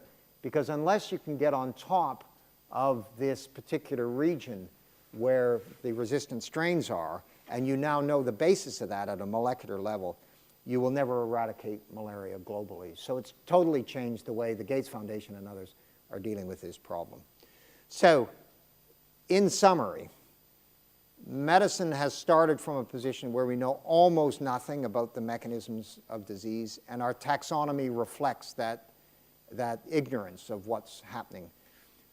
This new revolution is going to change that.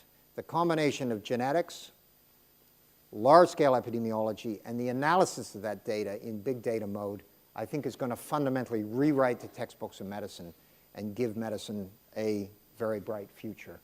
So this is what one of my predecessors, William Osler, said here, and I think he was right. The processes of disease are so complex that it is excessively difficult to search out the laws that control them. And although we have seen a complete revolution in our ideas, what has been accomplished by the new school of medicine is only an earnest of what the future has in store. So I'll leave you with that. Thanks very much.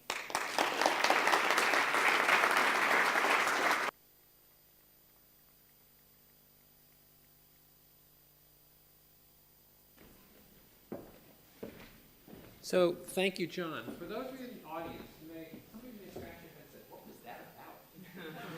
That was a gift. That was a major gift. So what are we about here? We're about entrepreneurship and coming up with new ventures and finding, well, let's go back over here, right? Thinking about world-scale problems. Yesterday I opened by talking about hubris and how we couldn't be stuck with hubris. Because, quite honestly, in this business school, and most of you who are left here are from the business school, we don't have that depth of knowledge about what's going on in the world. But if we want to approach problems that kind of can be addressed using big data or the kind of medical expertise, and we want to create businesses that are going to be over here, we don't stand a chance without people like John Bell. Because John represents this, which is deep expertise. I can tell you John Bell is one of the hardest, Sir John Bell, is one of the hardest people to get a hold of in this university because the demands on his time are massive. And the fact that he just took a lot of time to come and spend that with you is a gift, right? So you might have gotten, like I did, about 30% of that. But the 30% that you got was incredibly valuable. There are hiding in there, not hiding in there, right on the surface in there, probably 1 million businesses that have yet to be created. And people whose lives are going to be saved. Because if we can figure out how to turn some of those ideas into things that are scalable, efficient, commercial, then in fact, what's brilliant that goes on in this incredible medical facility that's done here in Oxford, teamed up with what we can do, can produce all kinds of outcomes. So that is a gift, and I hope you appreciate it. I think we should all thank John again.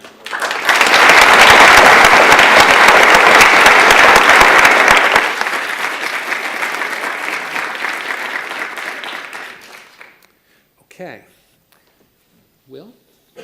Our next guest is equally busy, and in fact, even our introducer is busy. So, we talk about our engagement with the rest of the university. Some of you know this fellow. He's maybe your tutor for some of you, because it's Will Hutton from Hertford College. So Will's going to introduce our speaker this evening. I'm going to speak for less than 60 seconds, but I just want to underline what Peter said. I do think that the potential relationship between the business school and Wellington Square, the great laboratories, the great divisions, and actually the colleges is a potentially hugely fecund one.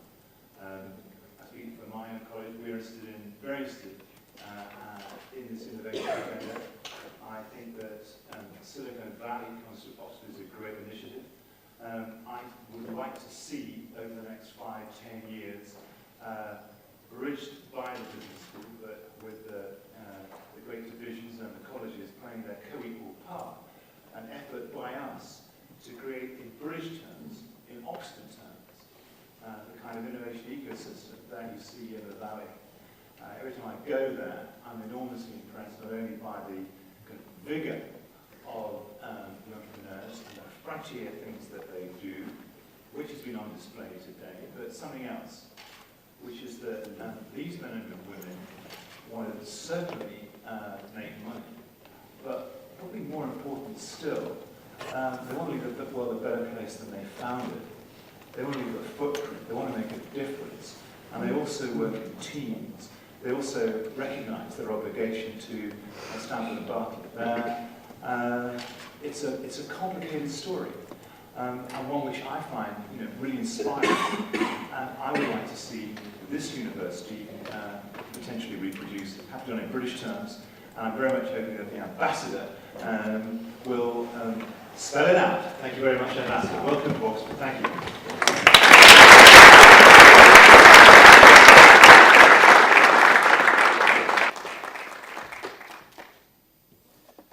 Thank you for that introduction. It felt really good to stand up just now. And I don't know where on one of Sir John's amazing charts standing is as an environmental factor. But I would just ask everyone to just stand up for 1 second.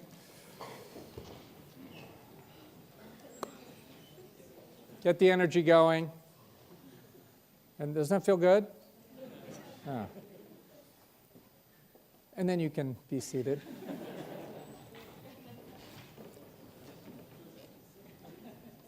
So, before diving into it, this is my only slide. And I do that because in the hands of a government official, which I am now, the maxim holds true that power in general tends to corrupt, and PowerPoint tends to corrupt absolutely.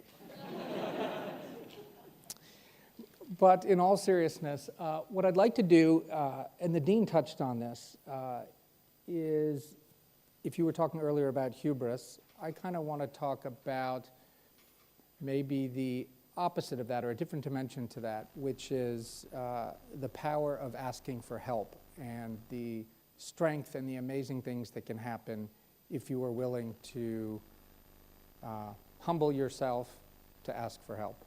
And I've seen that in my own career, now in diplomacy, but before that in the private sector and on political campaigns back in America, where I come from. Silicon Valley comes to Oxford. I used to be a West Coast guy when I worked for CNET, and then I went to Sweden, and now I'm here in the UK serving in this role. And we are just back from commemorating John F. Kennedy's 50 years after he was taken from us. And he is famous, of course, for many things in the world, but one of them is for saying, ask not. Can anyone finish that? Yeah. Okay, great. Everyone gets it right. Ask not what your country can do for what you can do for your country. Most everyone in America, anyway, can remember that bit, but they don't remember what comes just after it, which is, and I didn't either, which was, and ask not. So that's a very American contest. He was calling on all of us as Americans to serve and serve our country.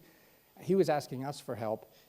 But the next bit, he says, and ask not what America can do for you, but for what we together as an international community can do for the freedom of mankind.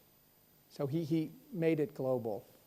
And that leads me to my first image here, which I think you'll recognize the characters. You've got President Roosevelt there on the left and Sir Winston Churchill on the right. Evidently, by the sculptor anyway, he was not buying into eat nothing and live a long life. He hadn't gotten that memo from Sir John yet. But there they are. That's the statue on Bond Street. And I love it for two reasons. And the first is these two towering figures of history. Usually if you walk around London or the States, they're standing all by themselves on some plinth. And so they're alone and sort of imposing. And here they are at rest, approachable. You can go sit between them. And they're clearly friends. And they're not friends because they set out to be friends or they were friends beforehand. They're friends because Winston Churchill had the courage and the strength to ask for help. So he needed help. He eventually, and if you asked him, it took way too long to get that help from my country, but he did get that help. And so there they are together. They worked together. They defeated Nazi Germany, the greatest threat to world freedom, or to human freedom that the world had ever seen. They did it together, and a great friendship was born. And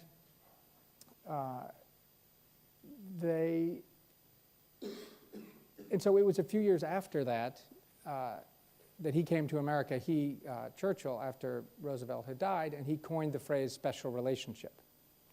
Right? So Churchill's the guy who said it, and it really happened because he asked for help and he got it from FDR.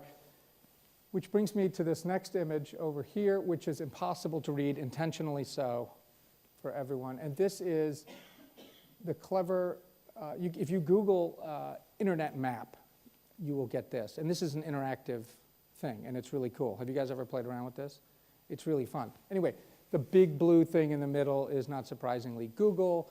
The other really big one is Facebook. You've got Wikipedia. You've got Twitter. Got some big blue planets there. I don't have a pointer, but if you picture a small to medium size-ish one over there to the left, that's where I started working 20 years ago at CNET, which is still, I'm proud to say, I have nothing to do with it anymore. It's still going strong, evidently number 99 on the global list of sites and top 50 in America. But when I was working there, it was, for its size, relatively big, and as the rest of the internet has grown up, it has become a little bit smaller on relative scale. And when we were starting out, have you ever used CNET? Anyone? Okay, that's nice. So back when we got started, we were trying to be a computer magazine, except do it online, and help people buy laptop computers and mobile phones and all that stuff. And we had one big problem, which is all our competitors, which those of a certain age in the room will remember, PC Magazine and Computer Shopper, all these print publications we competed with, they had lots of money, lots of advertisers, lots of editors, and they'd have hundreds of people in white lab coats reviewing speeds and feeds and all this tech stuff, and we had like 12 people. And so what were we going to do to compete with them?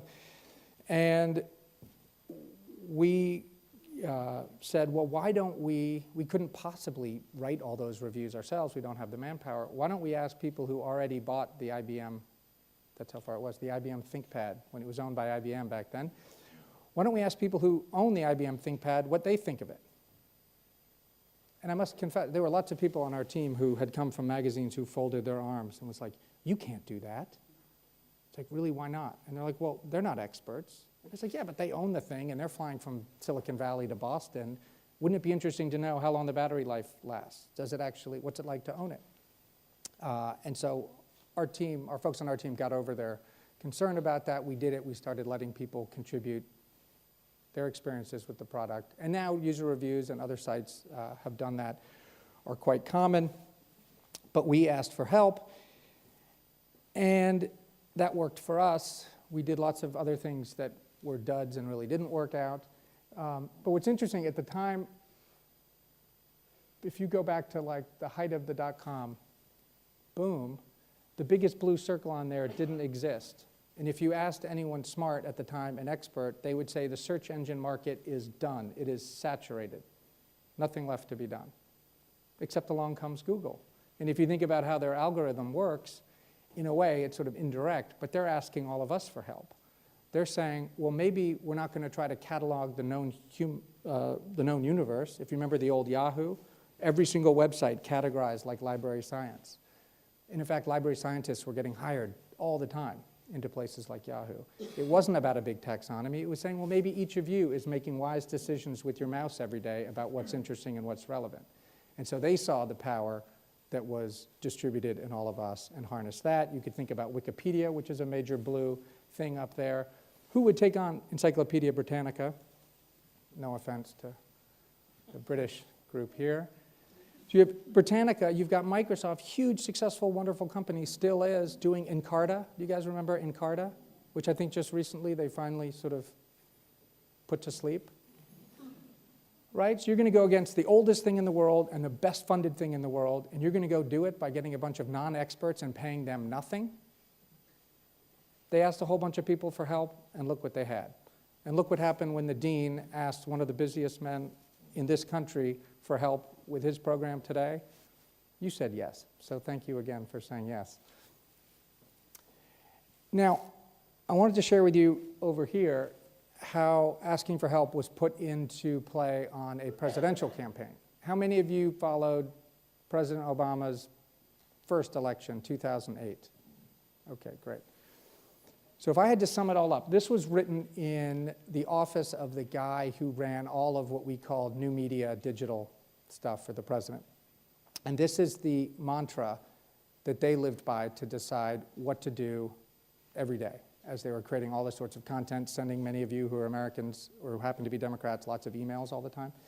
This is what guided them. And I think it's a great practical way that we could use in other aspects of life about how to actually ask for help. So step one, move the metrics that matter. So in the context of the campaign, in an American presidential election, you need three things. You need volunteers, you need money, and you need votes. So that's it. Move the metrics that matter. Second step is lower the barriers to participation. So here's how it used to work on a presidential campaign. We'd come up to you and we'd say, hey, do you want to help? And then maybe you'd sort of cautiously nod, sure. And then we'd say, great, why don't you take 5 hours next Tuesday night, come with us to Democratic headquarters and call hundreds of people you've never met before. And then people would start to sort of back away slowly, and not want to do that. That was a really big ask. And so a lot of good people would just say no. And in fact, in a way, some of the people you wouldn't want to be on your team would actually enthusiastically say yes to such a request. Instead, what the Obama campaign did was say, do you want to help? Yes. Would you be willing to call 5 of your friends who live in battleground states? We have a little app that will help you go through your contacts and identify who lives in North Carolina or Virginia or Ohio, whatever it was. And would you call 5 of them on Tuesday night? That wasn't too bad. So a lot of people said yes. Or in the fundraising term, which was my world, we'd say, instead of saying, would you like to give $500, it was like, would you like to give $10, $25? So that's the lower the barriers part. But the third part, if you just stop there, right? If you just lower the barriers, 5 calls on a Tuesday and $10 does not win you an election. You have to do that third part, which is raise expectations of what it means to participate. So if you made 5 calls, would you make 5 more? Would you make 5 more? Would you find 5 friends who'd make 5 calls? And so keep asking more and more, and the reward for working was more work. Which is actually really profoundly important to reflect on, because a lot of people who are threatened by this approach, and I've worked with many of them, they'll say, but what do we have to give them? And I would say, more work. Give them more work, because it's fun and rewarding to help someone and to be thanked for it. And there's kind of this quiet, simple magic that happens when you ask for help and when someone agrees to help you and you thank them for helping. And it sounds really small, but it really works. And it can help tackle the world-scale problems, not as some giant, scary things that, oh, how do you do it? If you can get small and keep replicating that thing over and over again, you can get to a big success, like a successful campaign. And finally, just closing, and I'm hoping we're going to have time, if we do, for a few questions or comments, is the exploded light bulb. Which, quick, do you know who invented the incandescent light bulb? So yeah, Thomas Edison is one of them. There's a British guy who actually did it before, from Newcastle. Not widely known. Does anyone know this guy? Joseph Swan. So the thing they were trying to figure out then is like, what should you make the filament out of? They'd figured out the vacuum, the evacuated glass thing there. But the problem was, if you burned some things, it would burn really quickly, or it would burn too hot and blow it up. And so there's all these struggles. And so actually, Swan did it about a year before Edison did, but Edison patented it first. That's a whole other story.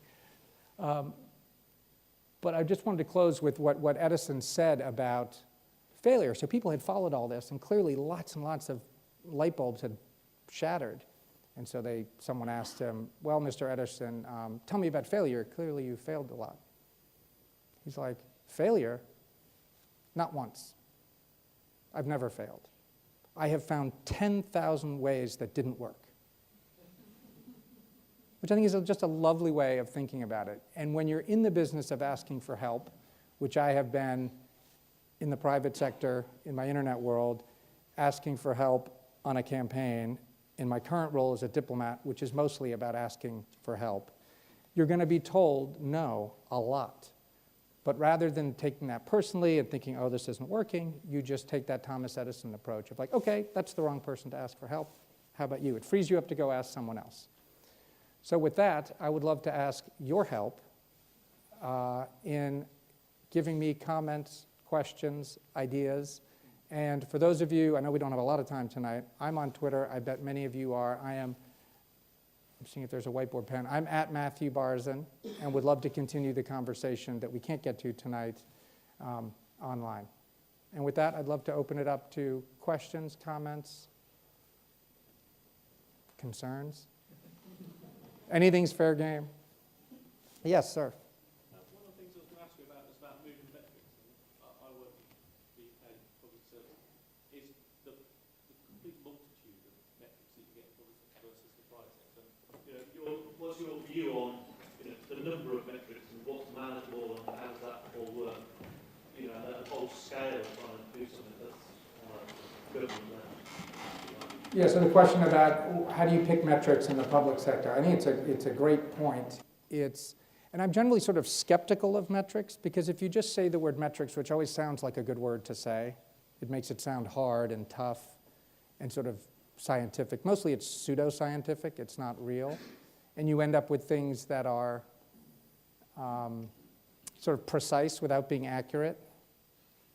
So you end up just tracking things that you happen to be able to measure, like Facebook friends. I don't think that's a good way to measure most things.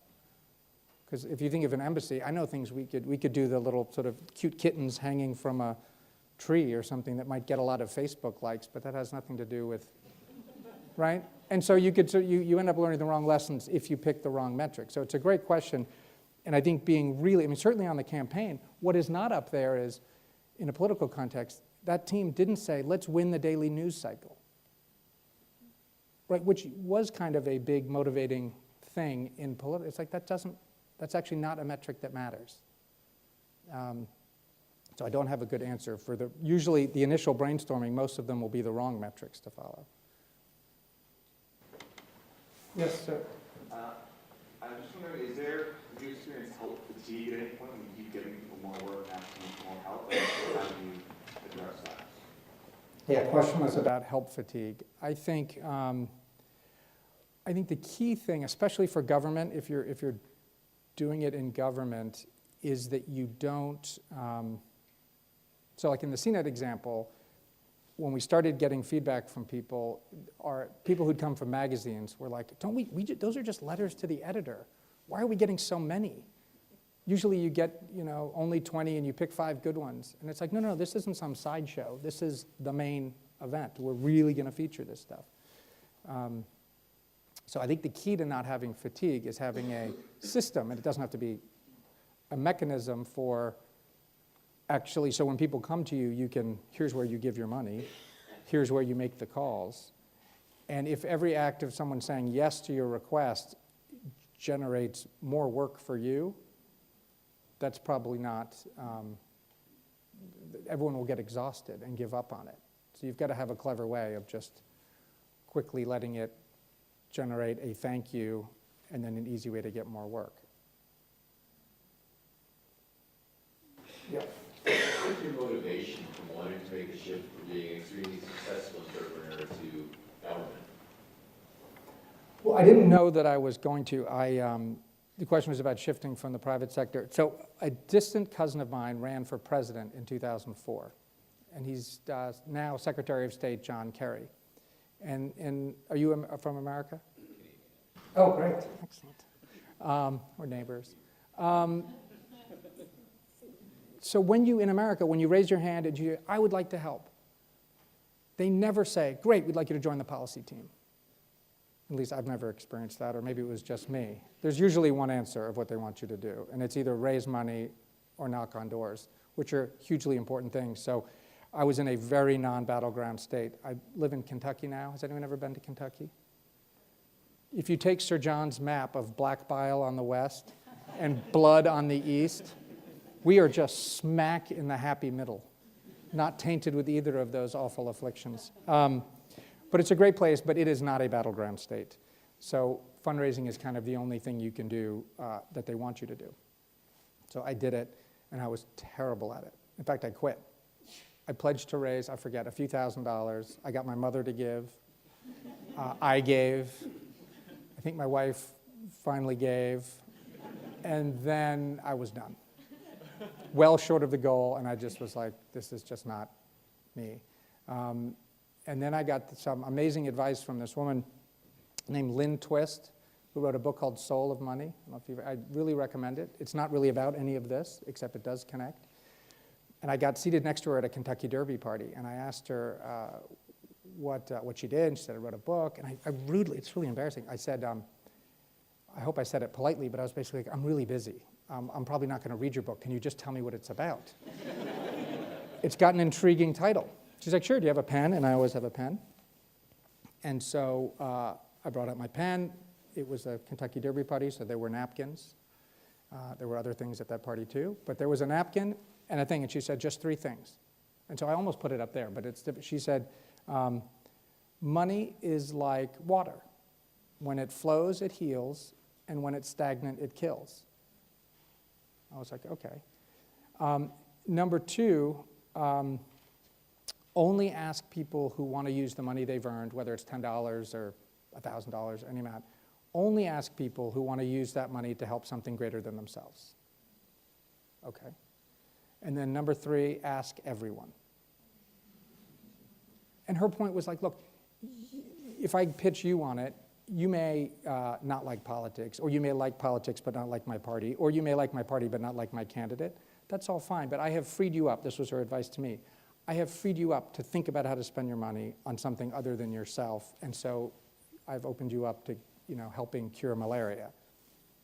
And if you go with that attitude, then it's really fun, and all the no's you're racking up are actually kind of wins in a different way. That was a long-winded answer to how I made the switch. But then I ended up getting better at it and was asked for help by the president when he got elected, which led me into diplomacy. I just want to make sure I'm not ignoring the back because the lights are bright, so I can't really see. Yes, sir. Yeah, so your role now is to build bridges between the United States and the UK. So in 2013, what do you see as the biggest opportunities for one country and the other to ask for help?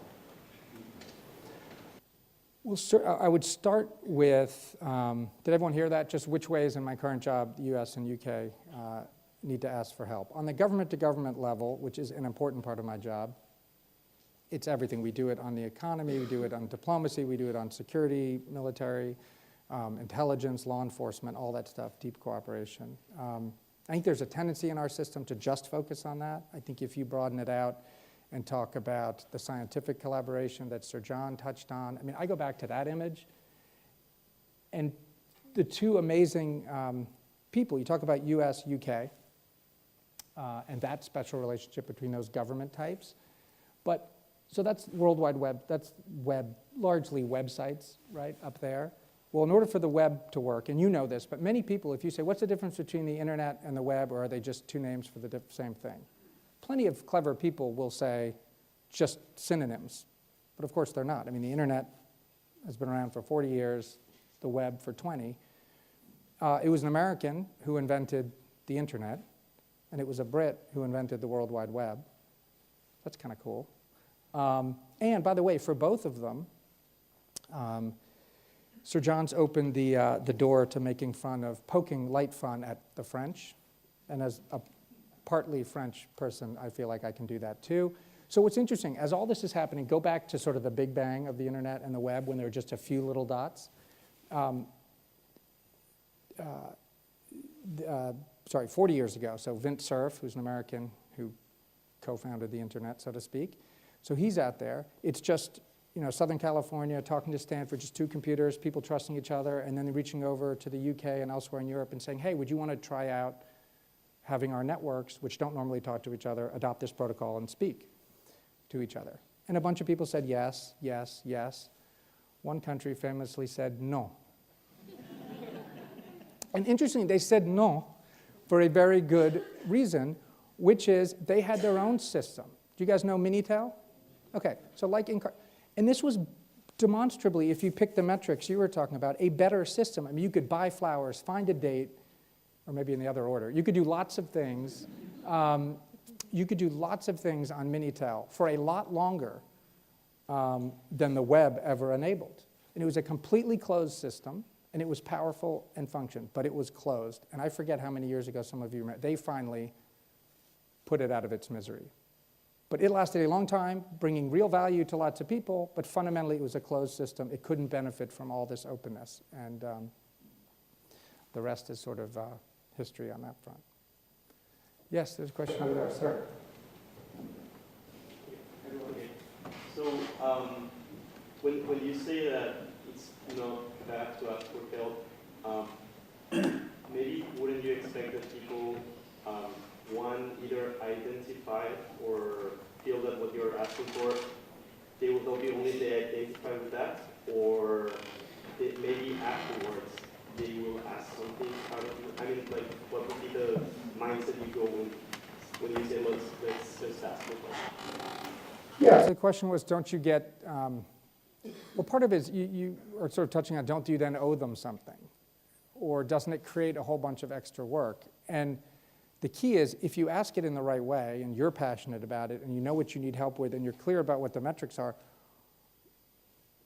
the people who say, sure, I'll do 5 calls a night for you on a Tuesday night, or I'll give you $10, that's a pretty, that counts. They really did it. And again, as I touched on earlier, the reward for doing that isn't a tote bag.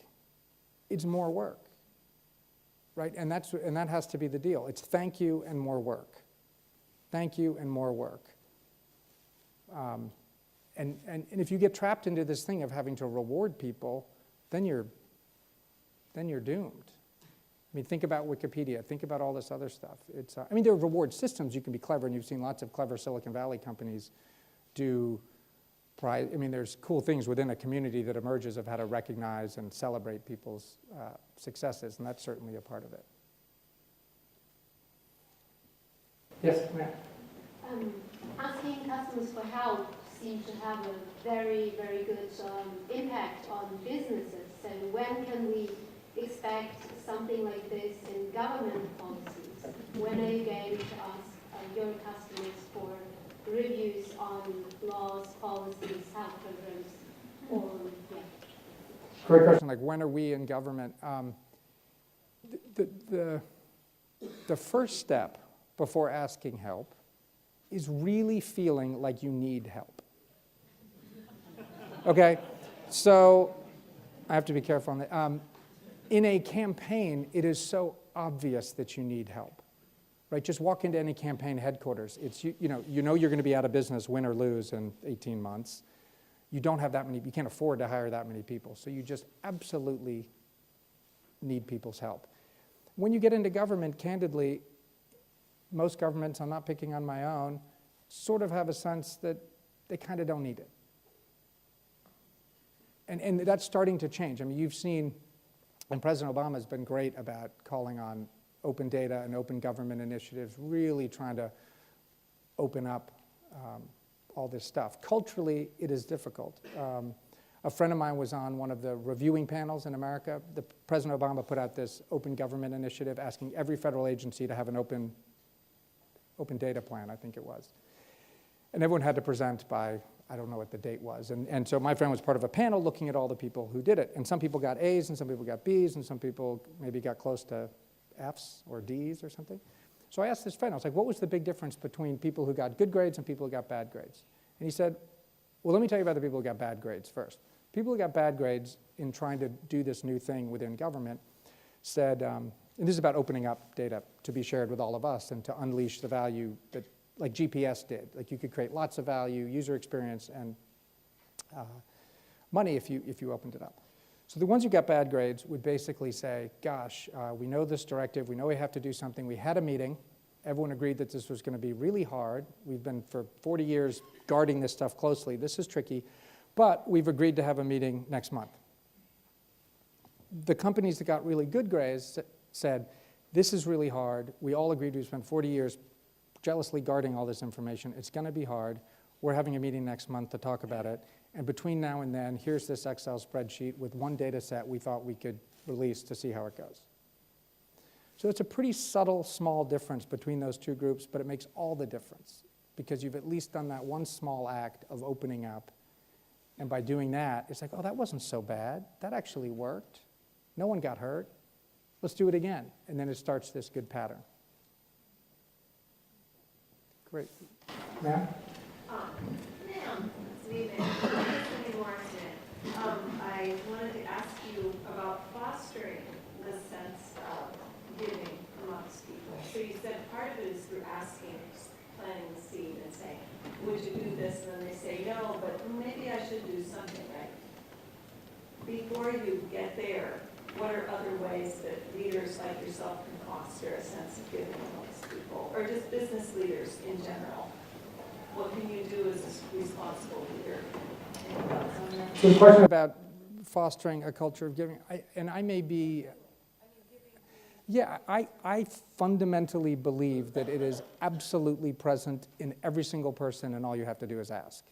So I think you can waste a lot of time, effort, and overthinking it, because I just think it occurs naturally in mankind. And I think you saw that with JFK when he called Americans to serve, and the Peace Corps and all that. And you've seen it time again in history. I'm focusing on America. You've seen it in the UK. You've seen it between the US and the UK. And if you really need it, and you really ask for it, and you really say thank you, I think it's as hard and as simple as that. Yeah. So. How do you see technology changing the way that diplomacy is conducted in the future? The question about technology and diplomacy, I would love to get ideas from you on how to do it. It's changing a lot, and there's been clever things happening. In the work I'm trying to do in diplomacy and using technology, I love to go back to that simple thing there and kind of remind people that technology is not the solution to this stuff. This is, you can move the metrics, lower barriers, and raise expectations without anything that's plugged in, right? Because you can do that face-to-face. There's nothing inherently necessary about technology in doing this. And in fact, you think about Twitter, think about politics, think about some politicians who just love to talk at people and never listen. Can you think of any? I can, right? So there are those politicians where you give the tool called Twitter to those folks, it gives them an excuse to bore you and talk at you 24 hours a day, right? If you get a politician who really wants to listen, who wants to ask people for help and do all that, wow, that's a neat tool, or they may use other tools. So I kind of think it's not really about technology, it's about what people want, what they feel they need, and then technology can enable it. So I'm trying to start really with the culture of saying we need help. So let's ask people for help. So here's an example I'd love to ask your help for. We've got amazing exchange programs at US Embassy London and at the Mission UK generally about trying to get smart people in the UK, smart people in America to travel. We've got Fulbright, we've got International Visitor Program, we've got a whole bunch of them. And we need to find more people. We need to grow our network. So we're not just finding people from London, we're finding people from Newcastle, the next Joseph Swan. Clever people are distributed all around the UK. We need to be better about finding them. And we got to grow our network. You guys know lots of great people, and back in the States. Those are the two things I am focused on. So we need help. And we should be able to use technology to reach more people and let them come in. And one person, smart person on my team, said, well, why would you expand the number of people raising their hands to be in it? Because we don't have any more programs than we had last year. You're going to disappoint more people. Which is a valid point. It's like I met the guy who was head of admissions at Yale, just got the job a number of years ago. I was like, congratulations. And someone joked, why are you congratulating him? 98.5% of the people he meets are going to be disappointed. What a bad framework of mind to approach your work every day, right? So I think it's much more Thomas Edison, like I'm finding different ways to do it. More people submitting names of talented people who might want to go explore America. Maybe they don't win, or they're not, they don't receive one of these things, but we've met them, we know what they're doing, they might do it next year, they might new people, that's just a good thing. So it's really that cultural shift that I would focus on. We doing okay? Or we're done? We are done. One last one? Yes, sir. A number of years ago, I worked with your grandfather, who was probably the greatest cultural thinker in American history. And his last great masterwork, he talked about cultural decline, towards decadence. I was curious, do you agree with him? And is anything you're saying tonight reverse that at all? Thank you for the kind words about my grandfather, who lived to 104 11/12. So he died a year ago, a month shy of his 105th birthday. And so thank you for that. He was a great mentor to me and a major influence. So he wrote this great book called From Dawn to Decadence, 500 Years of Cultural History. And he is a bit, I mean, he said he was, how did he phrase it? He was a spirited pessimist or something like that. I mean, sort of a little bit of a blend. But he said the word decadence, as he defined it, wasn't sort of decadence in the sense that we sometimes use it as like everything goes. He just means it's a falling off. Like the symphony was a great art form that just sort of flourished, and then, I mean, people still do great symphonies. The sonnet created a lot of great stuff. People aren't churning out great sonnets every day. So I am, I think, more optimistic than he was, temperamentally. I'm a lot less wise than he was, so I'm careful about getting into that one. But certainly what I saw in a diplomatic context in the private sector, I do think that there's a lot of goodness out there and people do want to help. And if we give, in the opportunity we can do, back to the Dean's point about if we can be humble, need help, ask for help, support each other in those early days when we're trying to do stuff, like people help Vint Cerf, people help Tim Berners-Lee by saying yes to their projects, that can have a dramatic impact and will give a lot less power to the mean, jerky bullies out there who do the opposite. And there are plenty of them out there. But I don't want to end about talking about bullying. But I think there's a lot of power in this stuff and a lot of power in the amazing stuff you are doing right now and will be doing. And so please keep in touch. I'm at Matthew Barzin on Twitter, and it's been great to be with you tonight. Thank you.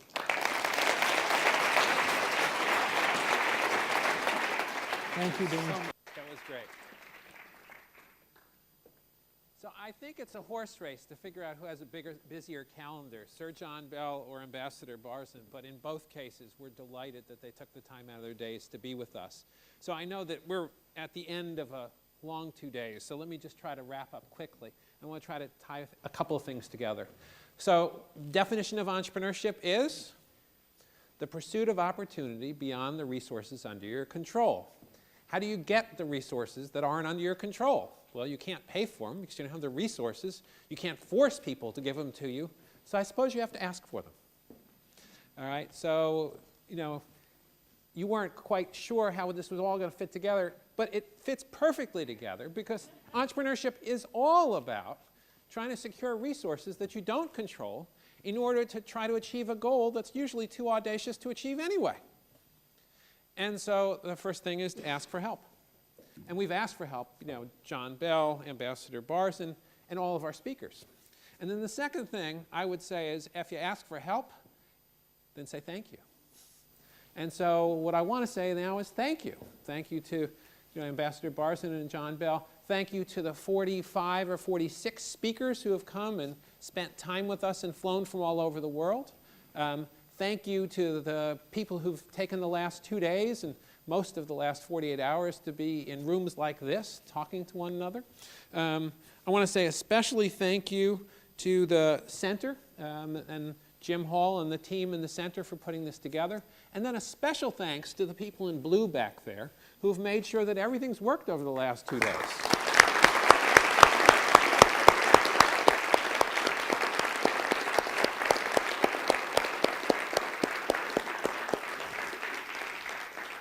Because as it turns out, they're the ones who actually make it all happen.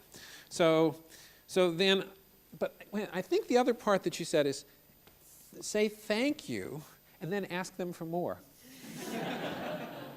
And so that's this part. All right, so thank you so much, and we're going to ask you for more. For the speakers, I hope that we can get you back next year on November 23rd and 24th, where the topic is augmented humanity. What that means, I don't have a clue. But Jim Hall assures me that we're going to have a fabulous program a year from now. To the students, asking for more is get back to work. But mostly, I just want to say thank you to everybody. This is the 13th annual Silicon Valley Comes to Oxford. Actually, it's a misnamed event. So I come from a different place, a place called Harvard. And there's a statue in Harvard, which is the statue of the 3 lies. All right? And it's a statue of a man on a pedestal, on a plinth? No, that's a different thing. It says John Harvard, founder, 1636. It turns out that the guy is not John Harvard. It's just some undergraduate that they decided that they would sculpt some years later. But John Harvard was not the founder of the university, but he just gave his books and the thing got named for him. And it wasn't 1636, it was 1638, so it was all lies. All right? And Silicon Valley Comes to Oxford is a similar set of lies. First of all, it's not Silicon Valley, because it's Silicon Valley and various places across the United States and London and Shanghai all comes to Oxford. And comes to isn't quite right, because you're not coming to Oxford. I mean, yeah, we did have some nice events, but it's teaches, shares. And to Oxford, I think that's the one part that is right. So it's not Silicon Valley comes to Saïd Business School, it's Silicon Valley comes to Oxford. And we're delighted that today is more MBAs, but over the course of the last 2 days and the 2 days that preceded it, it really is the world comes and teaches us here at Oxford, and we are the better for it. So thank you all. It's now 7:30, more than a full day and a full 2 days, and I hope you all had a great time. Thank you so much.